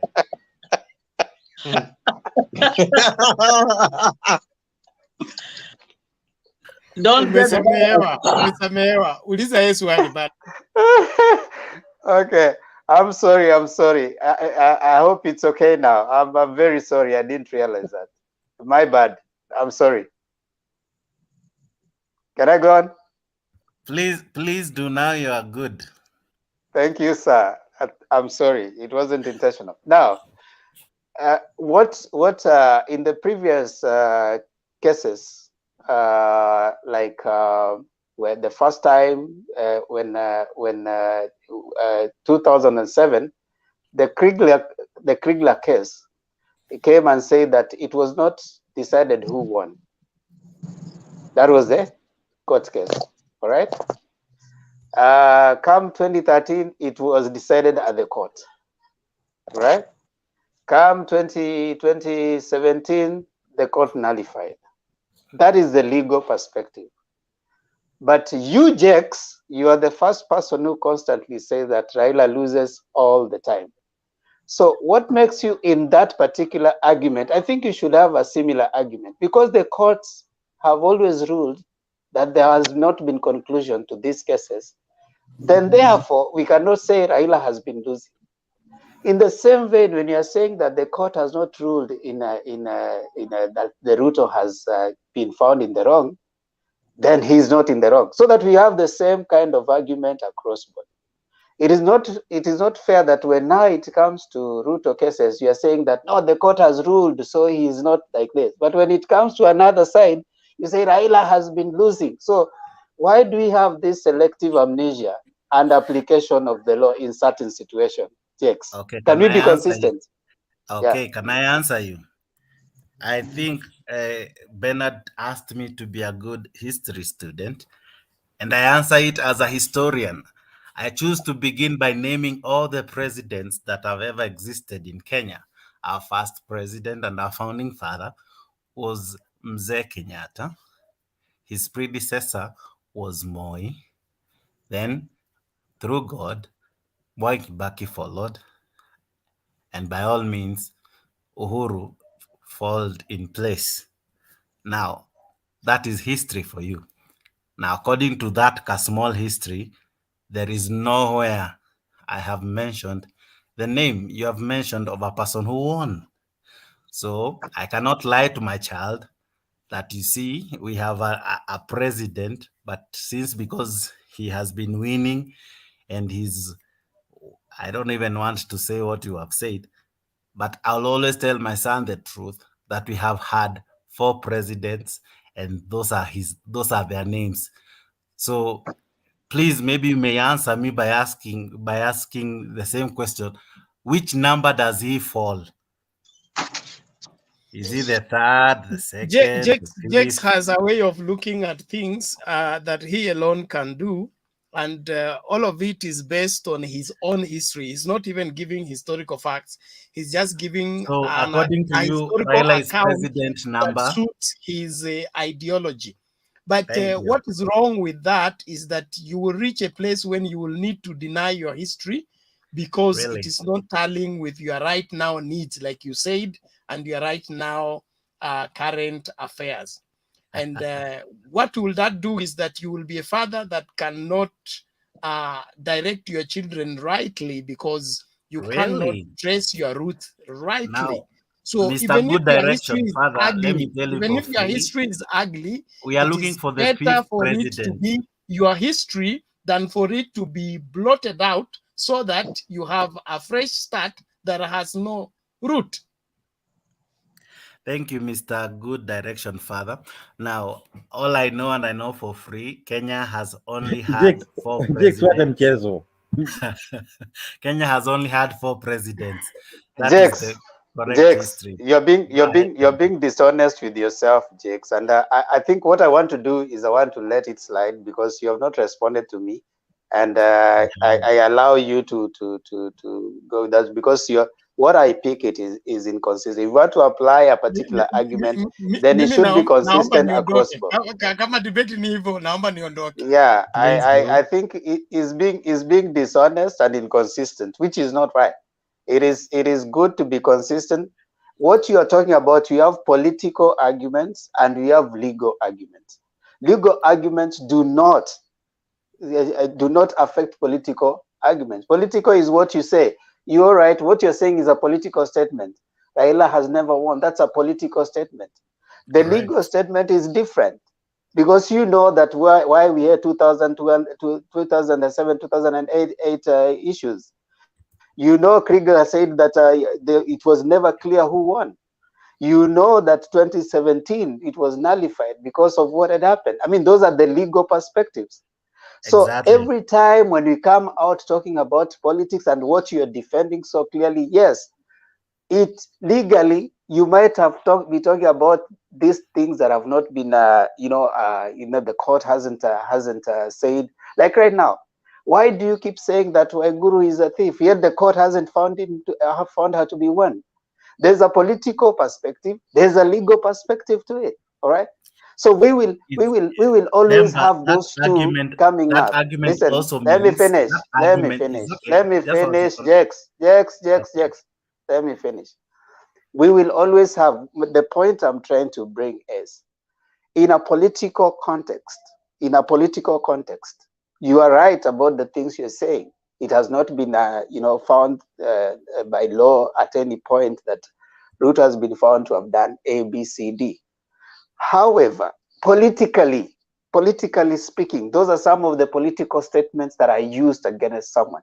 The same way you cannot blame people for using certain ammunition against the other, as long as they are going to score some political points. So you're right to argue strongly against certain positions, but in a legal perspective, it might work. But in a political context, normally people pick, and that's why in chapter 6 of the Constitution, they say someone who is holding a public office must have integrity. They should be perceived to be people of integrity, you see. And it goes ahead to say, being accused of a wrong does not make you step out until you're found guilty. But the idea that you have been accused should make you have integrity enough not to put yourself for a particular position. But we don't have integrity. We don't have people who are going to step aside for certain things. So I agree with you Jakes, to the extent that the defense you're giving that the laws have not found Ruto guilty of anything.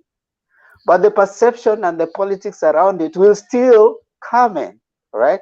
The same, we'll keep hearing that Raila has never won anything, but the law and the things that have been given towards that suggest differently, right? So I think we need not, yes, we need to defend our positions, but we need not change the different facts that are coming in. You're right about the legal perspective, but the politics around it, perception is different. Okay. Now, thank you, Demba. I think just one moment. I just wanted to say one thing. Now, to summarize everything, I think we are losing it as a nation. This is where we were in 2013. We were seriously talking about the ICC and how some of these leaders don't qualify to be president and all. We are here the same way, but in a different fashion. So eventually we'll make a mistake. We'll create a president simply because of sympathy or euphoria or a protest. Probably, I'm not saying Ruto is the best. Probably we might end up with a wrong president simply because of our action. We might deny a good president, for example, maybe like Musalia, because of such mere propaganda, mere statements that are issued every single day. Why Now, do you to think me, Musalia is a best president? Can make a best president? when you have listened to what I've said we might lock out some good presidential candidates simply because we are narrowing it out to only 2 presidential horses, narrowing out to things that are not issue based, to things that can create sympathy, to things that can create a protest voting. And then eventually we will, that's what I've said, 2013 we were exactly here. The ICC issue made us choose some leaders. 2022 won't be any different. Some people will come to office simply because some voters will be protesting. Some voters will be carried by the euphoria of the moment. They'll be carried because of sympathy. It will not be a surprise if Ruto wins. It will not be. It will not be a surprise if Raila wins. Probably they will have tried enough to their ability to castigate wrongdoings on Ruto and probably succeed. But that doesn't guarantee that me as a Kenyan voter, I'll get the very best. Not really. Not really, Demba. And the reason that's why even I'm bringing all this is because tumefanya siasa zetu ni kama si fulani hakuna mwingine. Honestly, what would happen, God forbid, if Baba would rest today? What would happen if Ruto would rest today? Does it mean Kenya ends there? Mugambi, you have asked if Musalia is a good candidate. What would happen if the two are not there? Tutakuwa na president. Let us think of that when we reach that point. Right now, let us not wish of such. So a wise person plans for the future. Hey, actually, umetokea wapi wewe?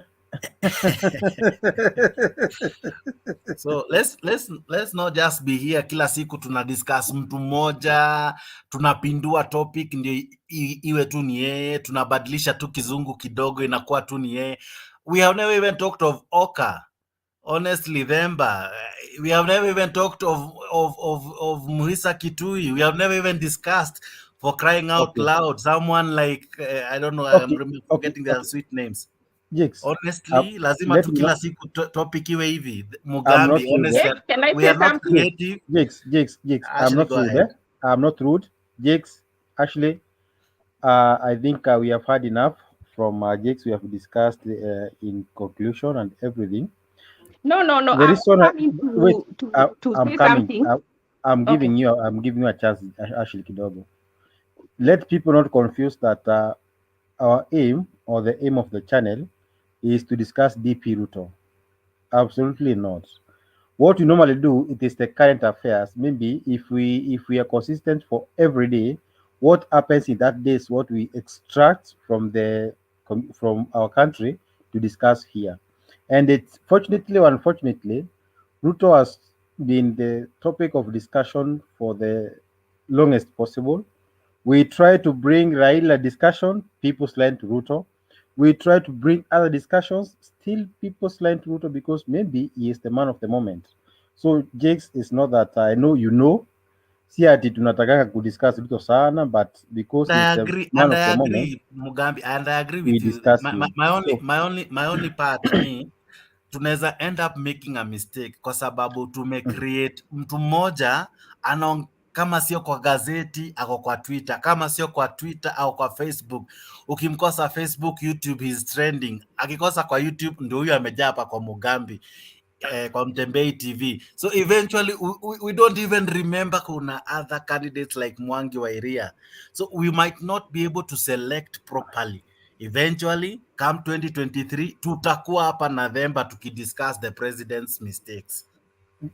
and you are very right. We'll try as much as possible as panelists who are seasoned here to try and get other discussions. If anyone gets off the grid, we try to muscle him to stick to the discussion for the day. That's in and done. We have three people who have not spoken. Angela, I wanted to ask on the question. Angela, Ashley, and Sam. I have a question. Ashley seems to be so much pressed. Tell us. No, I'm just wondering. I see like you want to continue. What I have is a question on what you are discussing before you go on. What about it? You talked about the 7 million. Someone was talking about Ruto knowing about the 7 million. Not million, but billion. Billion. So you say that because he knew about it, he was the thief, or he knew the thieves? Okay, the thing is, actually, let me bring you up to speed. Today, the SG for Jubilee made a presser, and it happened that he said, now that the DP is coming out clean on his dealings and what business he does. He told us through his own confession that our country lost 7 billion in Italy. And it happens at that time, his daughter was the deputy ambassador. Why didn't he use his good rapport or his good person that he is to make sure that money that was lost in Italy comes back? Not that this thing was of discussion as such, but it is some of us who was trying to pick it from the entire presser. That was the context of the debate, but it was not the main debate. Okay, so I came to say this. I remember one day David D said that we are weaponizing corruption. On the same note, if they want DP to be able to follow the 7 billion that he knows about, why would they not have the same presser and ask Uhuru about the 2 billion he said that he's stolen every day? What has he done to have it gotten back? He said that 2 billion is being lost every day. What actions has he taken to make sure that it is recovered and the 2 billion that is lost is stopped is not lost anymore, to seal the loophole? So what I'm trying to show is that we are victimizing the DP, whether he has done or not. We are throwing our guns at him, while at the same mouth, Uhuru has said something similar. And he holds the instruments of power. He told us it is being lost, so he did not say he has stopped it, and we don't know up to date. He has not brought us any information since to tell us whether he stopped it and who those culprits were. Number two. Actually, two. Before we go to number two, I think it's not right to drag the name of the president in our discussion. When what do you mean, Mugambi? Mugambi will not get away with that. Mugambi. I don't agree. What do you mean? Who is more the other? I don't agree with you, Mugambi. I am out of here. Thank you.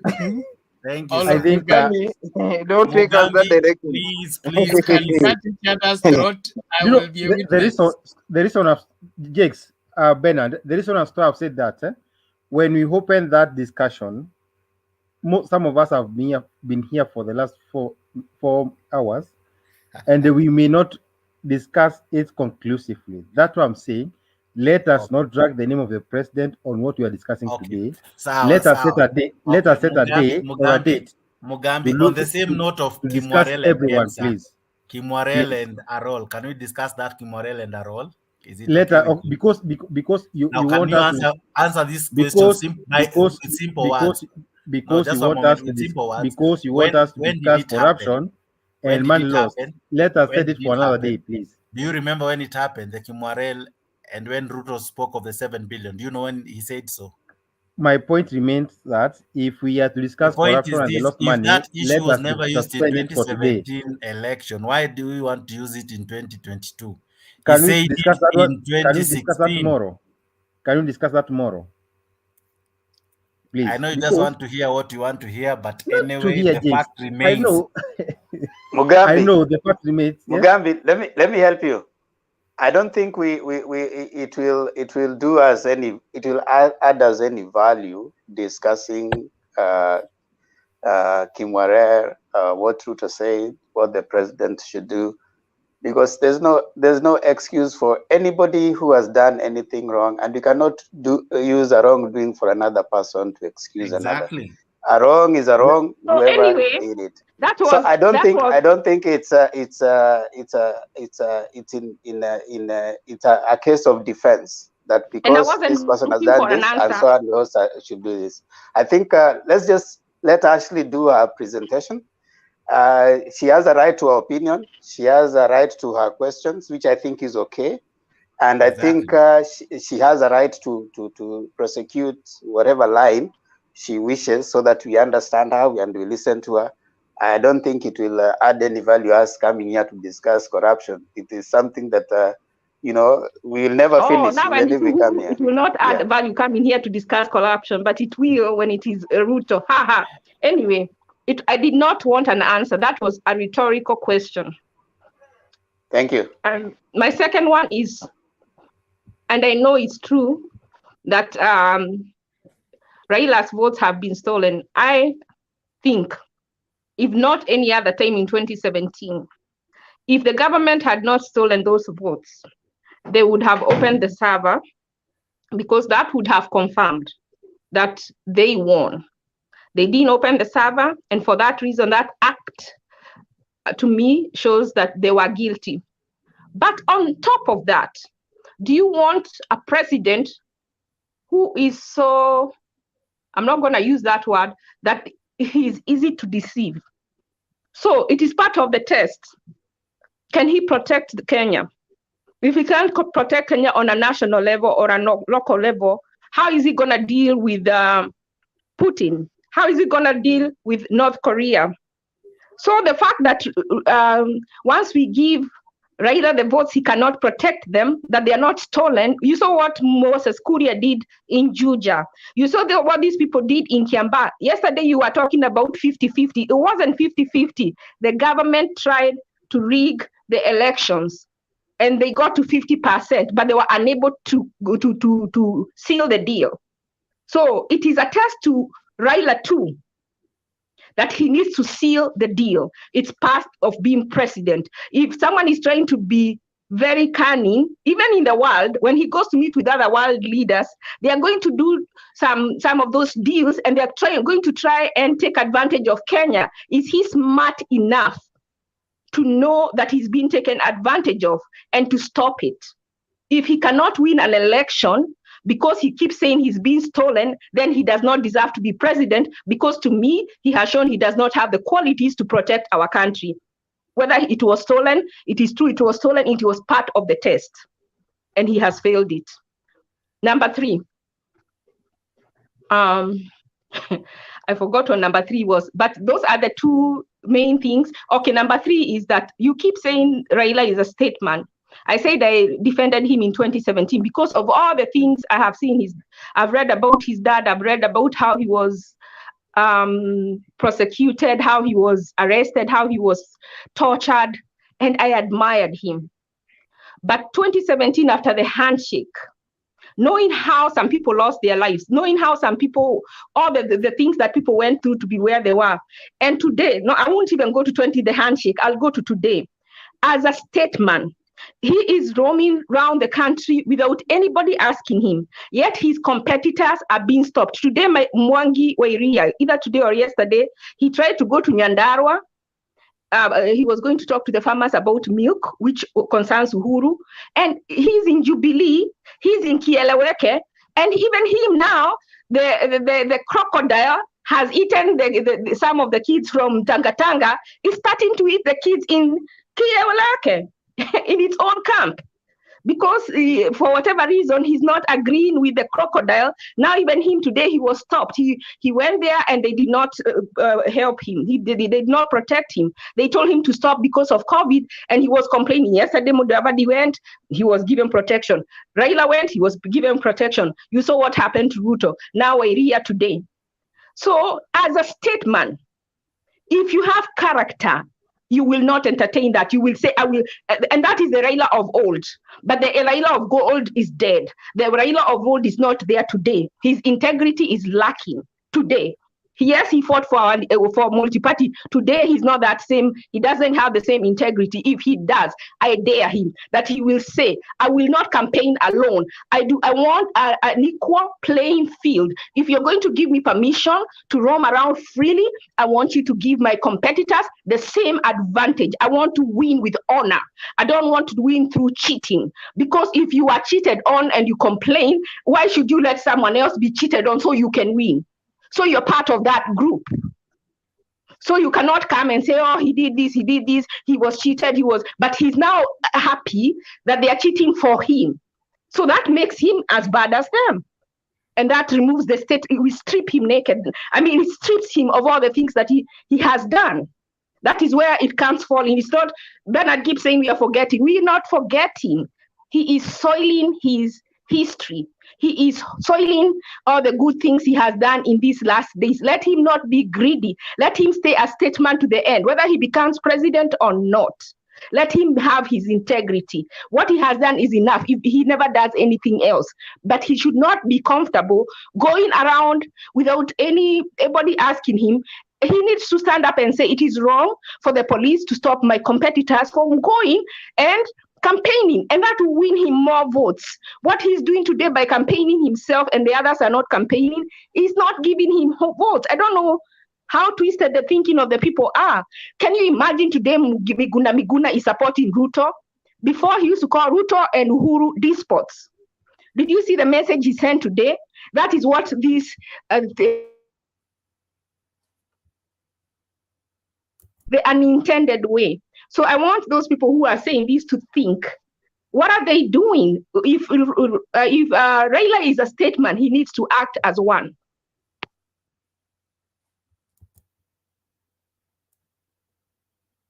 Okay, thank you. Can we have now Angela talk? Angela? Angela, are you there? Yes, I'm here. Have your time. All right. A lot has been discussed today, and for me, when it comes to Jubilee Party holding a press conference, I think it's within their rights, and they have every right to. And so the press conference today was totally in order. And they have a right to speak about their concerns with the deputy president, who's also supposed to be the deputy president of the party, or I don't know what they call them. But he's supposed to be second in command within the Jubilee Party. So when he's out of order,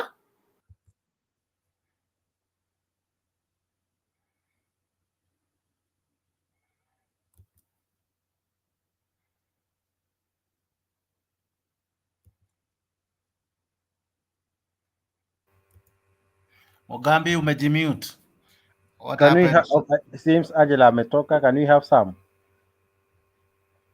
Some, Okay. take your time. All right. Thank you very much, guys. I've been following the show from background, and a lot has been said, and I wouldn't want to go back to what has been said. The thing that I had, and I would even try to conquer with what Ashley has been saying, and allow me say this because I saw a very bad thing that happened the other day when Honorable Raila Omolo Odinga was in charge, and someone like Aladwa comes in public and speaks in a very like there are things that actually are worth talking in front of people, talking of someone belonging to this tribe. I would want us to like build a one Kenya, and that thing has never been rebuked, and it's not a good thing. And I would say it is either good for other leaders to say it concerned me a lot the way he was articulating that point, because that's like you're telling someone you don't belong to this, you belong to this. Is very wrong for Kenya. Another thing that I would want to say is today's press conference by Tuju. That one won't even give. I wouldn't even give much attention to it, because I know it's something which has been the state is using actually to fight Ruto, because last time it was what do you call the CS Minister Matiang'i, and now it has come to the so-called Tuju. I don't want to even go much on that, because it's something that it's more political. It's more political at this time for someone to come out and start talking all those things that he said. To me, I would say we are making a very bad leadership in Kenya, especially as it comes from the president. As Mugabe is trying to tell us not to talk of the president, I don't understand why and how. Maybe he has a reason behind it, because he is he is our president, and we have a right to interrogate and say something that he said which is not wrong, because you're telling us not to drag a president, and this one is a deputy president. I don't understand why you find it joy to talk about the deputy president, and when it comes to the president, you feel like now it's a wrong button being pressed. So I don't understand. Is that based because of you come from the same region with him, or based on what? I don't understand that. But one thing I would say is, if someone is articulating a point and saying something about the corruption, and we're talking about it, and we've seen in this panel ever that when even we're talking about Raila, someone will drag a point from to say Ruto, and I've never seen you come in on the show and say don't drag Ruto to this, because we are talking about Raila. You will enjoy the show. In fact, you will give more of your submission based on how you think that is so much evil than more than any other leader, and we've seen that in this panel.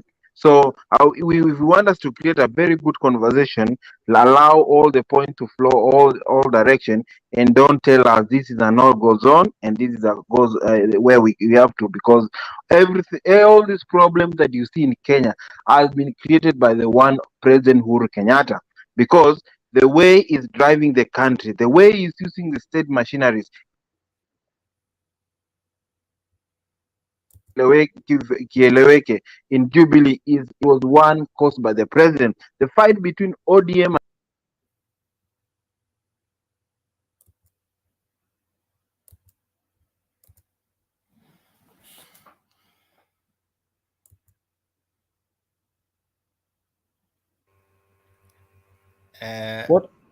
What's happening?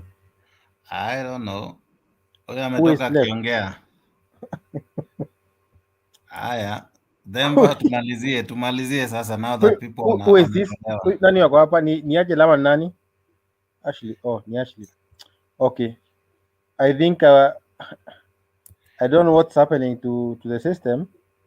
Can we, I think, have just few ones of closing? Demba, you are mute, eh? Demba, you are mute. I think you are trying to talk. You may close for me. Thank you. Yeah, it is Can we indeed. have let us have a round of the final ones, one round, then we close, because I don't know what's happening in the system. Yeah, it seems that when people make certain points, they kick themselves out. I don't know why. Yeah, it is. It is usually a pleasure for us to meet here to interrogate some of the issues happening. I know at the end of the day, we seek to inspire, educate, inform, and at least learn for some of us and appreciate the differences. As they say, a leaf doesn't have. I mean, a tree doesn't have the leaves looking the same, but all of them work together to provide the tree with food. We are different, and in our different persuasions, we belong to one country, Kenya. Indeed, a lot has happened, and it's good that we live in such a time as this, that we are able to look at them, interrogate them, and point out where they are wrong. We going to do our part, and then again, it is like I said yesterday, politicians will always do what politicians do. That is politics. It is up to the citizen to decide what is it they want and how they want to be governed. The constitution is a social contract between us, the governed, and the governed. We need to continuously hold them into account. They may at one point or another try to subvert the constitution, but we must continuously remind them that the constitution is supreme. It is what we have. When we have lost all hope, we still go back to the constitution. It doesn't matter whom we are gunning for, whether it is Ruto, Raila, Uhuru, I mean, whichever presidential candidate. At the end of the day, the constitution is what makes us hold them accountable. So as much as we argue, as much as we bring up our different perceptions of what we think about what's happening, let's hold that Kenya will remain one.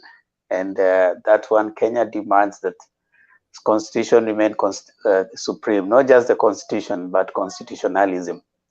The aspect that we follow the constitution.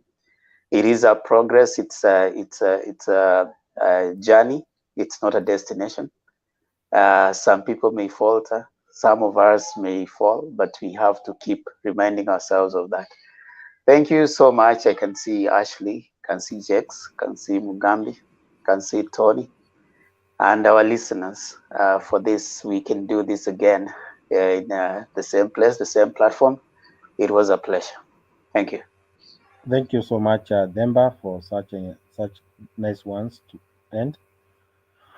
Jigs, say a word or two.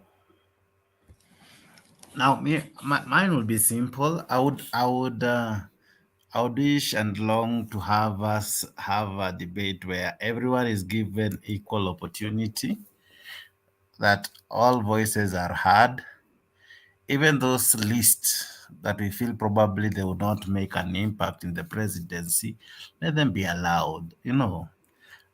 I would want to hear what Wairia has to offer. I want to hear what Alfred Mutua has to offer. I want to hear what Kalonzo is saying. I want to hear what Msale is saying. And then I also want to hear what Raila is saying and what Ruto is saying. And then from what all of them have said, I want to choose a leader from them. And then after all is said and done, I want to have a situation where I'm able to say the leader I chose, it is my decision. My conscience was clear. I was not under any duress. I did not vote because of sympathy. I was not on the heat of the moment. Yeah, Thuraku, Kumera, Tibim, Tialala, and all, and Hustler Nation. And I was on correct mindset. I chose a leader, and that leader I can hold accountable. That leader can serve me.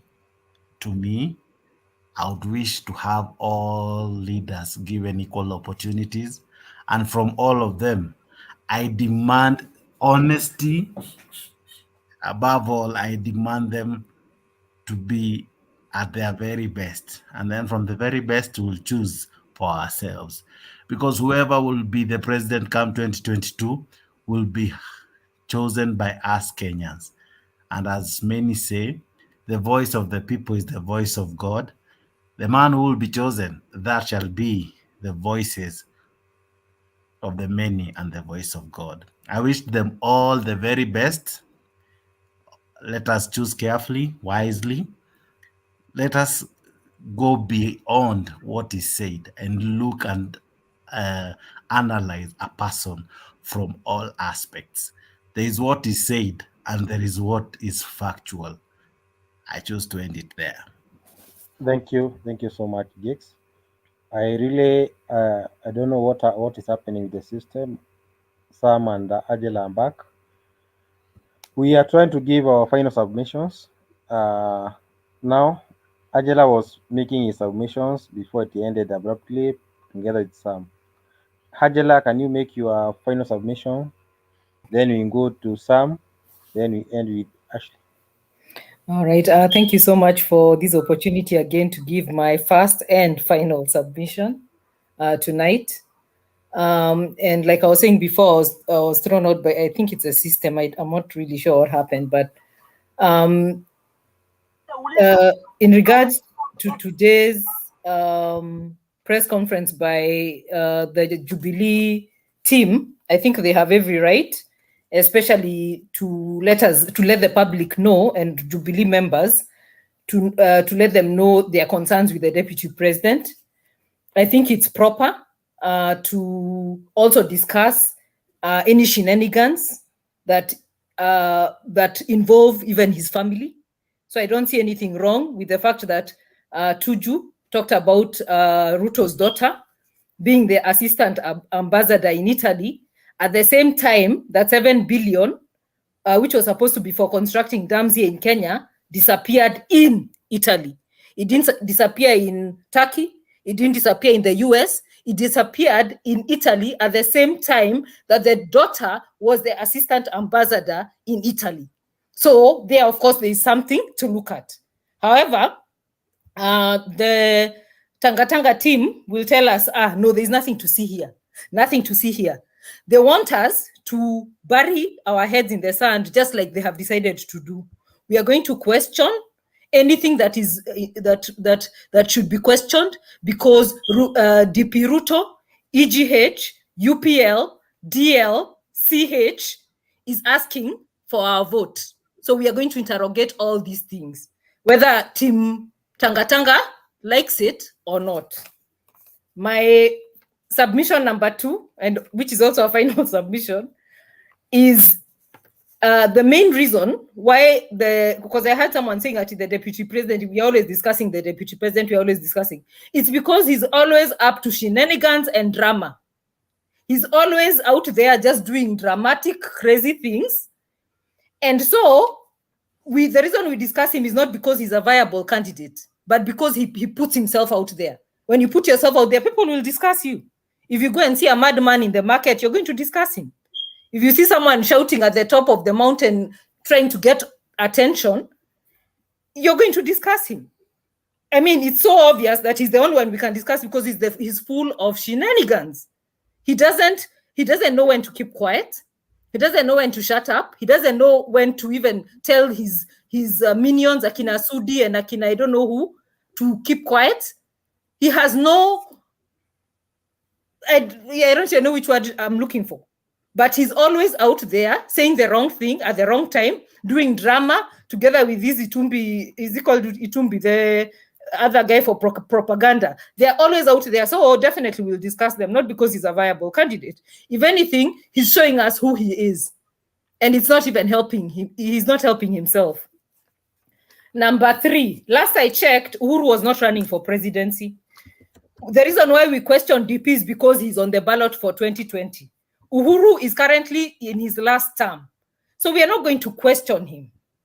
I mean, we will question him because he still has 1 year to go. However, we are not going to question him in terms of 2022 or compare the DP with him because he's not on the ballot for 2022. However, because people keep on discussing Uhuru as if he has done nothing, as if he's just been sitting there doing nothing for all these how many years? Since 2013, he's been just sitting down doing nothing. I just want to let this panel know today that Uhuru has done a lot to deal with corruption. Number one, we all know he has kicked out several corrupt CSs. There are many governors whose governorship came to an end because of corruption. He brought NMS to end the corruption that was in City Hall. We all know that. But we all act like he has done nothing. I'll give you some stats to let you know how much Uhuru has done in the time that he has been president. In the time that Uhuru has been president, EACC has convicted several corruption cases, more than any other president before him. Between July 2017 and 2018, there was an 80% conviction rate of the number of cases that were brought before EACC. Since Uhuru has became president, 26.6 billion assets have been recovered. 135 billion loss has been subverted. So when we're always here talking about Uhuru has done nothing, what has he done about corruption? What has he done about the 2 billion that he said is stolen every day? I just want to let you know today that he has enabled assets to be recovered worth 26 billion and loss to be subverted worth 130 and let people just continue stealing. In fact, I think one of the biggest issues that he has with his DP is because of the corruption that happened during their first term. That's I think, I don't know for sure, but I think that is one of the major issues that Uhuru had with the deputy president during the first term, and not to mention the recent rumors that have been going around of wash, where the deputy president has also been implicated. I'm not saying he's involved, but he has been implicated. And where there is smoke, there is fire. We cannot...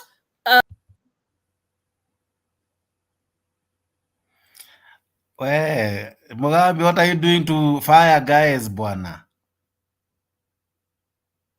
Hata mwenyewe umejimute. What are you doing to fire brigade? I don't know what's happening. I think... But Mugambi, let me ask you. Where was June Ruto posted? Was it in Italy or Poland? He began in Italy, then he went to Poland. No, she has never been in Italy. So anyway, we leave it at that. It is not for us to judge. Let's actually make the final submission. Yeah, we leave it at that. See you guys. I had a question for Angela. I had a question for Angela. Wait, Demba. Ashley, finish. 26 billion has been recovered. That is a proportion or a ratio of how much that has been lost. Is it 1%? Is it 0.6%? And who quantified that? How can we verify that? Effort. And really? Then there are those people like Waigoro who everybody knows has stolen. Why is she still out there? So even though it is 99.9%. According to Mugambi, we should appreciate effort. When Jimmy or Anjigi tells us that it was meant 55 billion to be used for SGR, we went up to 330. If we subtract 26 from 330, you want us to still and then we say effort? Even though he has done 99.9%, we have the known people. Someone like Waiguru has never been answerable. People of KEMSA that we saw being questioned the other day have not been answerable. Those are things that we can outrightly see. Leave the ones we have to look for. The ones we all know have not been held accountable. And that's the problem. That's the problem. The people we know that we see walking around and they have not been held to account, that is the people we have a problem with. Those we do not know, I think we can't even, because that would be hearsay, that would be, but they are the known thieves. They are still walking around. So even though he's recovered 26, he has... Actually, can you mention the names of the thieves that we know? Maybe I don't know. Mention them for me. And she bought a biro for $80, 80 shillings. And you know, that's not just... fair, Mugambi. I'll mention Raila. Do your worst.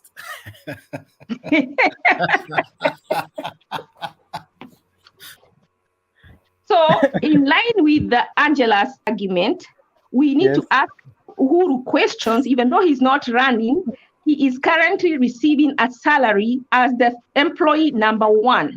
So as an employee number one, he is to be held accountable, whether he's running for presidency or not. Yes. Ashley, so you just make your final submission, please. Please. That's what I'm doing. Yeah, let's You finish. know me, I'm not Yeah, I'm educated like you, so my submission will not be as eloquent or as polished as yours. So this is mine. So you're opening another debate for everybody. It's for the elite, the common man like me, and for so no, just accept mine. I'm just saying you're opening another debate. You just make your final submission. You have made so you have actually made your point. We understand. You have made your point. So make your submission. I didn't talk. I only asked a question before. So I'm making my submission as well as my final remarks. So, and it won't be long. I'm never long. I'll try to make it short, but I've written something down and I don't write so I don't forget. It's important. In line with Angela's argument, we need to ask Uhuru questions on the 2 billion because it is disappearing when he was head and he is head of state. He should tell us when he knew, why, and what he has done to recoup the billions that have been stolen and who the culprits were. Uhuru should be answerable up to the last day when he's receiving up, as long as he is president, whether he's running or not, we should hold him to account. But guys, let me tell you something. We don't need to concentrate on the presidency. We need to concentrate on our MPs and our senators, because if we choose the right people, they will hold the president accountable. They have the ability to impeach. They have the ability to discipline. So if we choose honorable people who know how to do their job without being influenced by party positions, without being influenced by anyone, but serving their constituencies, we will be able to put whoever the president will be in order. So I think we shouldn't concentrate on that high post.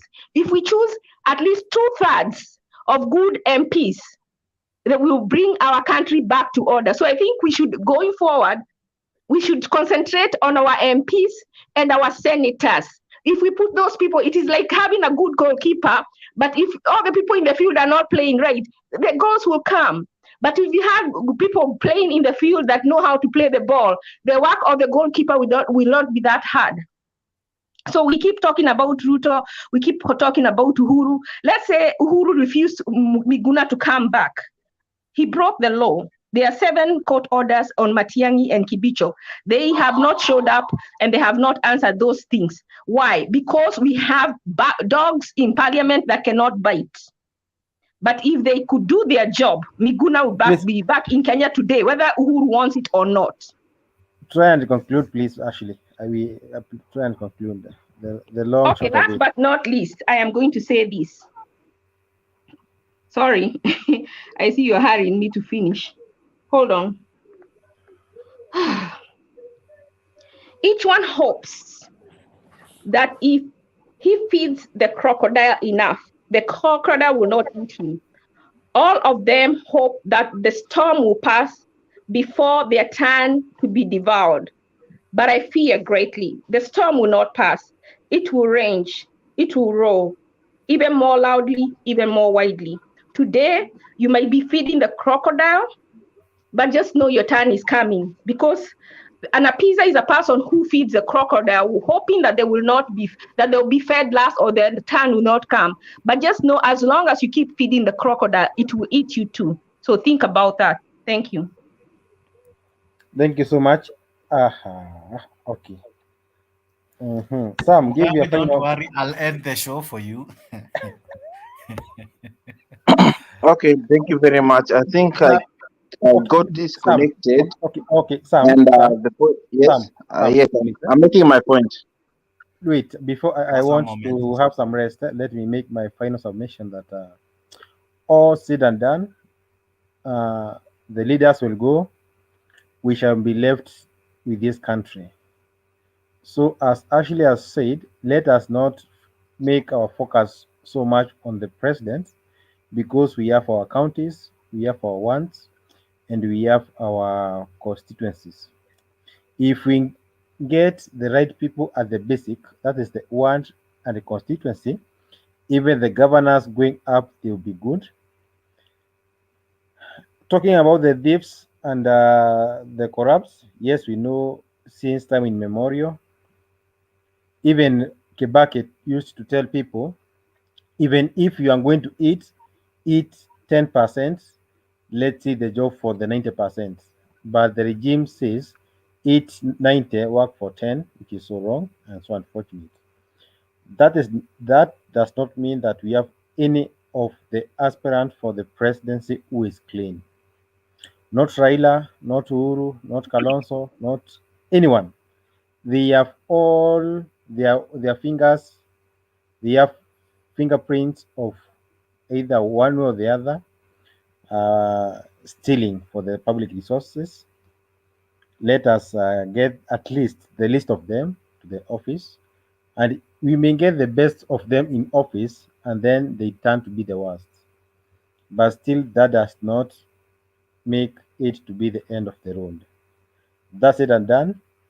I wish all of us a good day. Thank you, The people Mugambi. who are working. I wish others good night like Jakes because I know tomorrow will be sleeping the whole day. And For myself, sure. I wish myself well. Jakes, take over before you sleep. Remember to So, pray. Thank you. sawa sawa, Mugambi. Sawa, Sam, go ahead I briefly. can see umebaki na watu wako, fanyeni kazi, mtaoje asubuhi. Okay. Okay. Go ahead, Sam. Yes, yes. No, the thing is, I was having some question with these people in the exit hour, but that's fine anyway. You know, What these question? people, they cannot. Yeah. Oh, yeah. I'm here. Yeah. Yes, Lakini Mugambi. usiulize I'll- anything to do with President Uhuru, don't ask me. I have to ask you why not? No, don't. I have my own No, reasons. give me a reason. Give me a valid reason, then I don't ask.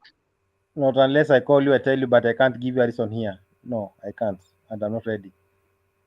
Can I answer for him? How can you feed the heart that feeds you? Okay. To have bread tomorrow? Unajua kesho anamkia job kwa ofisi yake, so hataki Ashley, kuonekana bahati wachana na mbaya. vita yako. Jakes aunijui, nyamazie hiyo maneno. We know you so well. Ni vile hataki kuchoma Yeah. CV. Go ahead, Sam. Okay. Yeah, that's right. Very right. And like I was saying before, the person who has put this country where it is at the moment is the president, because we've seen him criminalizing people and processes which are being done in the country. Let's say, for example, even in our parliament, if there is a law which is supposed to be passed, you see some people, like in the Senate the other time, some senators who are, they said like they are associated with the Tanga. Some of them they were arrested prior to the voting. Some of them they were told not to come out of their houses. You know, all those things that have been happening, we've seen, and we know what the president has been behind all these things. And even we see, even if we say like yes, he disagrees with the deputy presidency, then he should not at any point use the people like Matiang'i, you know, to start fighting him, because we would have expected him to set a record like someone like Kibaki, who never bothered when Uhuru and Ruto were campaigning. He never stopped them, you know, and that is the president. But I see here, let us ask our question: why is our president behaving in such a kind of manner? Number one, I know one thing that makes our president behave like this is because he knows that there are major corruption deals which are related to him, which nobody can even open a mouth and talk now, as per the way the country is. And he is fearing that someone like Ruto, whom he has used some people to expose some of the things that they purport to be corruption, if he takes power, he thinks that he will come and do a payback. So we know so many things, even the construction of the railway, which was going to somewhere in Nanyuki, it was meant for their own family business. Those are the things they fear. Those lands, the Ndungu report, if it is being opened, where would all this the Lume land, which was all those things? So the president is doing that. The president is having an interest in the politics going forward. You know, the president knows that there is. Why is someone actually muting my mic? Sorry, sorry. Go ahead, Paul. We'll check on that. So I'm saying that the president playing that that role of even want to see and even want to steer up the succession politics. It's not because he's saying that it means good for the country, but it's because of some because of the interest that he has. It's because of what he has acquired, and he feels that these things can. He feels like who's going to be the safe person at the moment, as it is. As I saw a post yesterday, they were talking of thinking of getting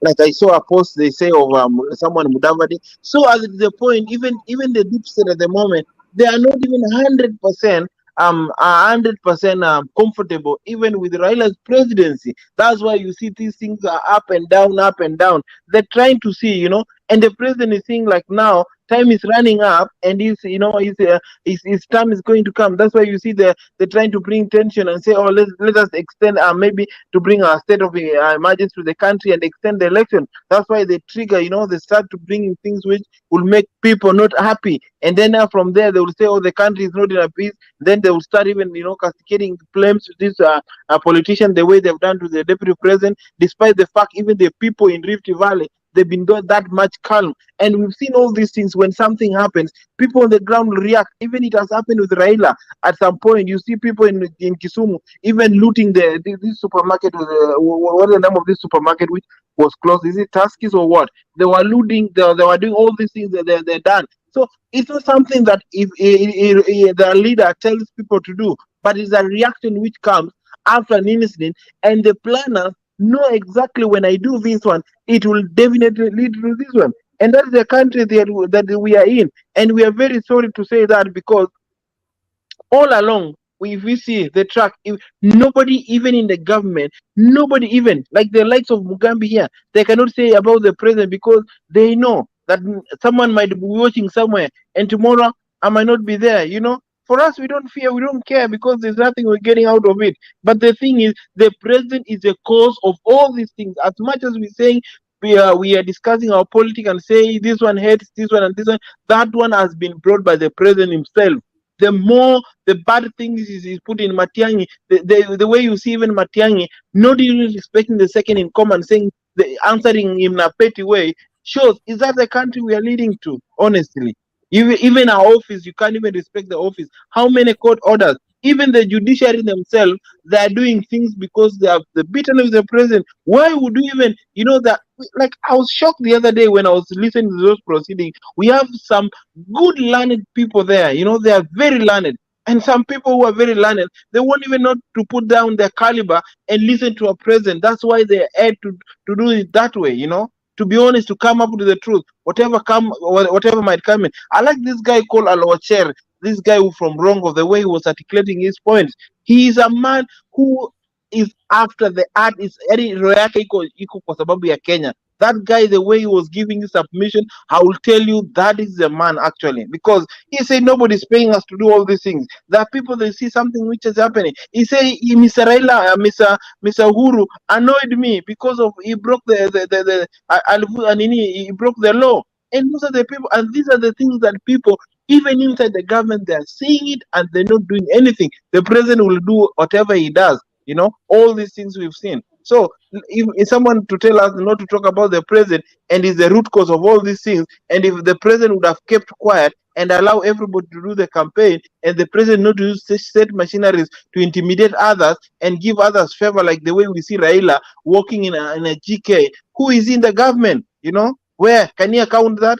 So there's a lot of things this president is just doing because he feels that the State House, that even propels some people to say that usifikirie Kenya ni ya mama yako, because people are tired. It's coming. It's not a good thing to say. But unaona vitu zingine zinakuja ziendi poa. People will talk. We all born different. There are people who don't even hold the houses. It will come out. And when they say, oh, respect the president, and the same very people, wale wenye walikuwa wanaita president huu mtoto umbwa sijui nini, that they hear now telling us that, oh, respect the president, all these things, and we know them very well. They hata iko kwa internet everywhere, the way walikuwa natusi president. So I don't buy this issue of these people of ODM, and now the way they're saying that with the president and handshake, it's just even to bring Kenya in a very bad way that we've never seen before. Because we thought that it's a good handshake with a good intention, but you can see the manifestation of this handshake, where it is all taking us to.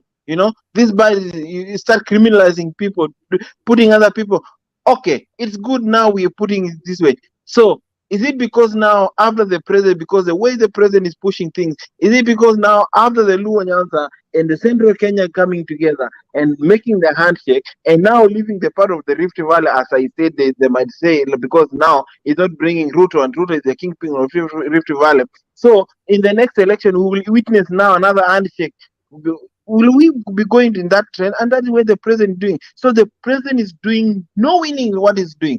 And he's not as mad as any. He knows what he's doing. And there's not something that Kenyans need to interrogate. Why is this making the president to be so? Because why do you care? If Kenyan says Ruto, why do you say siwezi wachia Kenya mwizi? Siwachia mtu yote mwenye, people will say that is it, and that is democracy. Why do you want to come in between people and their democracy? That is where the question I ask the president. So that's really bad of him, because I felt that he's not doing justice. He needs to maliza na aende. Thank you very much. Wow, sawa. Hey. So the question is like, why is he not letting the democracy? What did you ask? That's what you should have ended there. Why is he coming between people and their democracy? Actually, you know what? Let me tell you. There is democracy where people, the other day, what would even use the people, usually like the people like Atoli, that the people who close we see the whatever, there are things president cannot utter, but he will make someone to say it, He will express his feeling to through some people. We've seen him kept quiet for long, but body language will tell you everything. If people that walk to, tell me your friends, and I will tell you the type of the person you are. So the people who purport to be the friends of the president, advisors of the president, whatever they speak, it tells on how the president. However much we're saying people from Ruto's come, I don't say some of them say the right thing. In fact, the other day I was saying, at a Sudi, that's all the right thing, take a video clip of yourself on a Facebook, and then start to petty it's not something to even talk about. But what I say is the president himself is doing something, and that is where he's supposed to leave Kenyans to choose their own leaders, because he was also given that chance. Not that he was that much good to people, but people gave him that chance. So he's not supposed again to come here and tell the people that I'm not going to leave this Kenya to someone. Who are you? Who are you? I'm in control. Hey. Sam, let's just end there. Let us leave it there. Hey, Sam, umewaka bwana mpaka. Wow. I wish Mugambi was hapa. Wanakusikiza, I know. So I want to say something. Young Luo has asked a question here. He's saying that Young Luo is saying Raila is the best guy to deal with corruption. This is never too late. Right now, there is corruption going on where he's being given the opportunity to go everywhere he wants without any resistance, while the people who are competing with him are being withheld or restricted. He can start now. Let us see his leadership now, because he has a right to protest with them and say it is not fair to give me permission to go everywhere I want with the protection I have and not give the other people. Let him start now doing what he wants to do when he becomes president. Because if he can tolerate them being unfair now, that means even when he becomes president, he will do what Uhuru is doing or even worse. So action speak louder than action speak louder. Actually, to be honest, let me tell you, if you want to know the kind of a person Raila is, ni ule unaona mtoto akikusumbua na unampatia kitu ya kukula na bora anakula, he will forget about other things that he wanted. So Raila, in his place, after getting the GK, after being allowed to go to state anytime he wants, after even he can pull up his phone and call NCS and atamsikiza kama vile anasikiza Uhuru. That one he feels, that one inalimaliza yeye, alifeel amefika. So to him, the people like that. That is the problem with that kind of characteristics as a president, and as a certain president where they sell our country. Those are the traits that we are not looking at. People keep saying he did this, he fought for multi-party, but we are not looking, does he have the qualifications now to be a president? No, he does not. And we need to have that discussion. So the kind of the Kenya we have today, let's say, for example,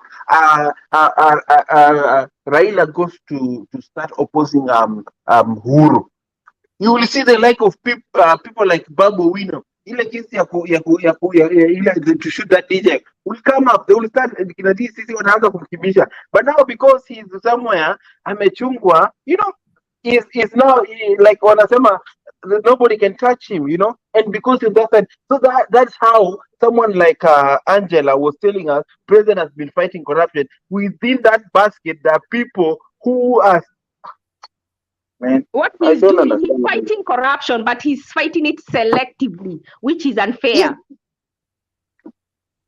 So he needs to fight corrupt. In fact, he shouldn't. It's the state organs that are responsible for fighting corruption. They should do it without regard, without favorism, without all that. So we all know that. So I wish people would come here and be honest, because they're only lying to themselves, because we are not fools. We can see. So anyway, I'll end there. But I hope that our country becomes educated. We choose good leaders in MPs. We choose good senators. They will take care of this top man. If we choose two-thirds of the Senate, two-thirds of the MPs become people who know their job and are not afraid to do their job. That's like some people on this show will not sit here and talk about Uhuru, but they will sit here and verbally diarrhea on Ruto, who is also part of the executive. Then I have a problem with that.